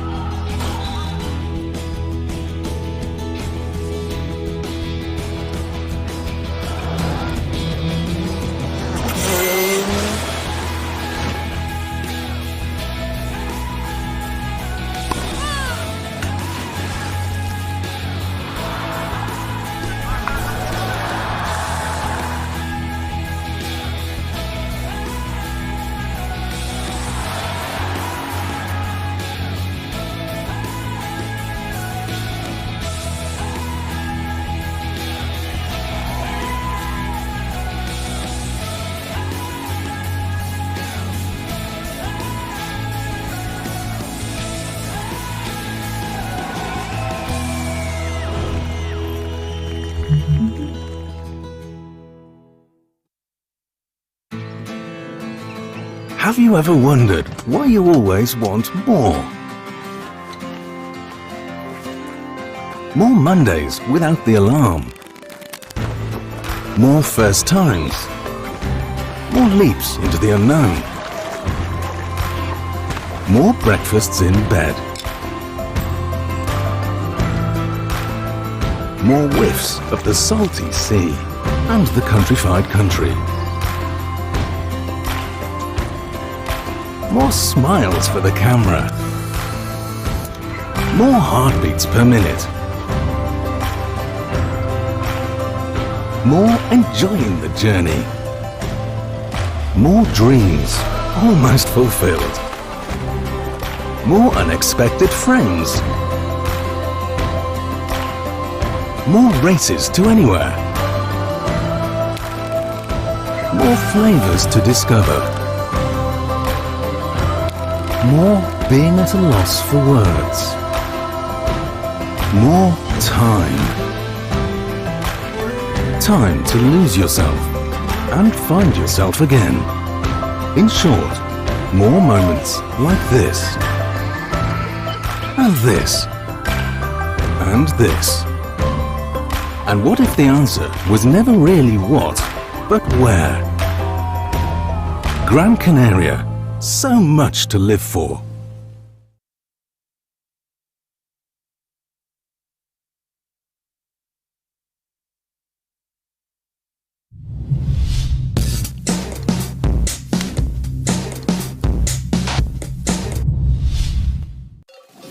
¿Y la playa?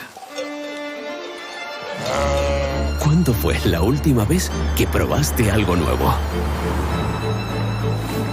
¿Puedo hacer esto todos los días? Sí, ¿Puedo cruzar la isla caminando? claro. O cabalgando si quieres. ¿En qué puedo ayudarle, señor? Bonjour madame, ¿es posible cancelar mi vuelo? ¿Qué es esto? Esto es nuestra flora autóctona. Oh. Y hay más. Mucho más. ¿Será por esto que sonreímos tanto? ¿O será por esto? Porque cada día es un nuevo descubrimiento. Dale un giro a tu vida.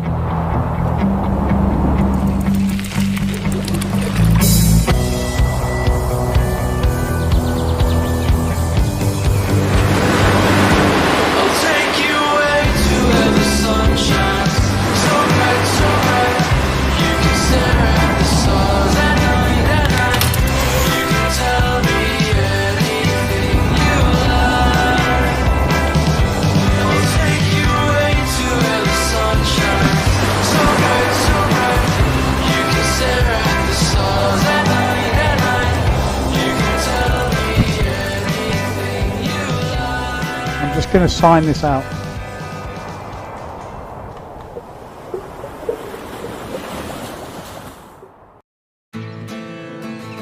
Have you ever wondered?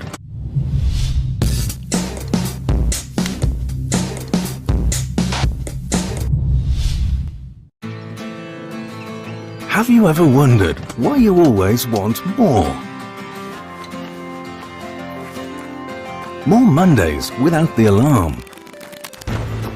More first times. More leaps into the unknown. More breakfasts in bed.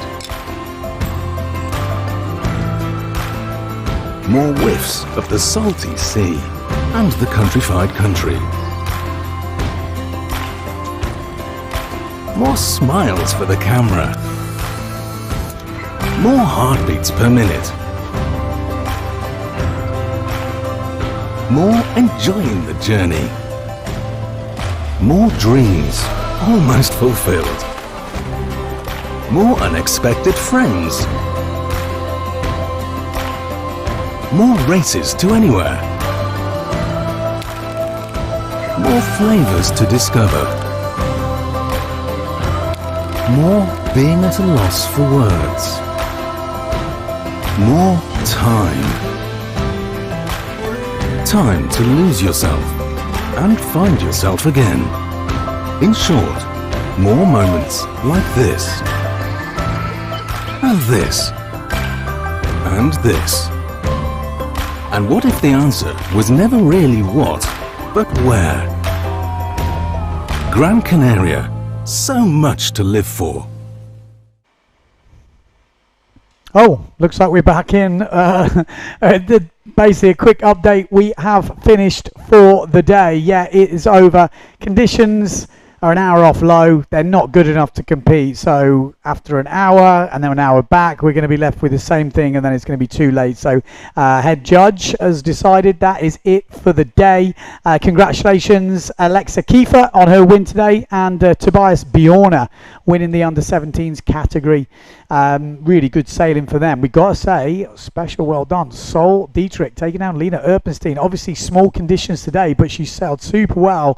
One of the biggest wave scores of the day. 2 big front side hits. So that was kind of the standout for me. We did get through a few men's heats, but nowhere near finishing that. Forecast for tomorrow is looking pretty good on paper. Fingers crossed. We're crossing the fingers, let's hope. Women will have priority tomorrow morning. There's only about 7 or 8 heats, I think, to finish, or a couple of hours sailing to finish the women. So that's going to be priority. Obviously, they didn't sail in Cape Verde. And then we'll be going into the men. So stay tuned to PWA World Tour website. That will tell you all the information. But first start tomorrow, I think, is 10 o'clock. So join us then.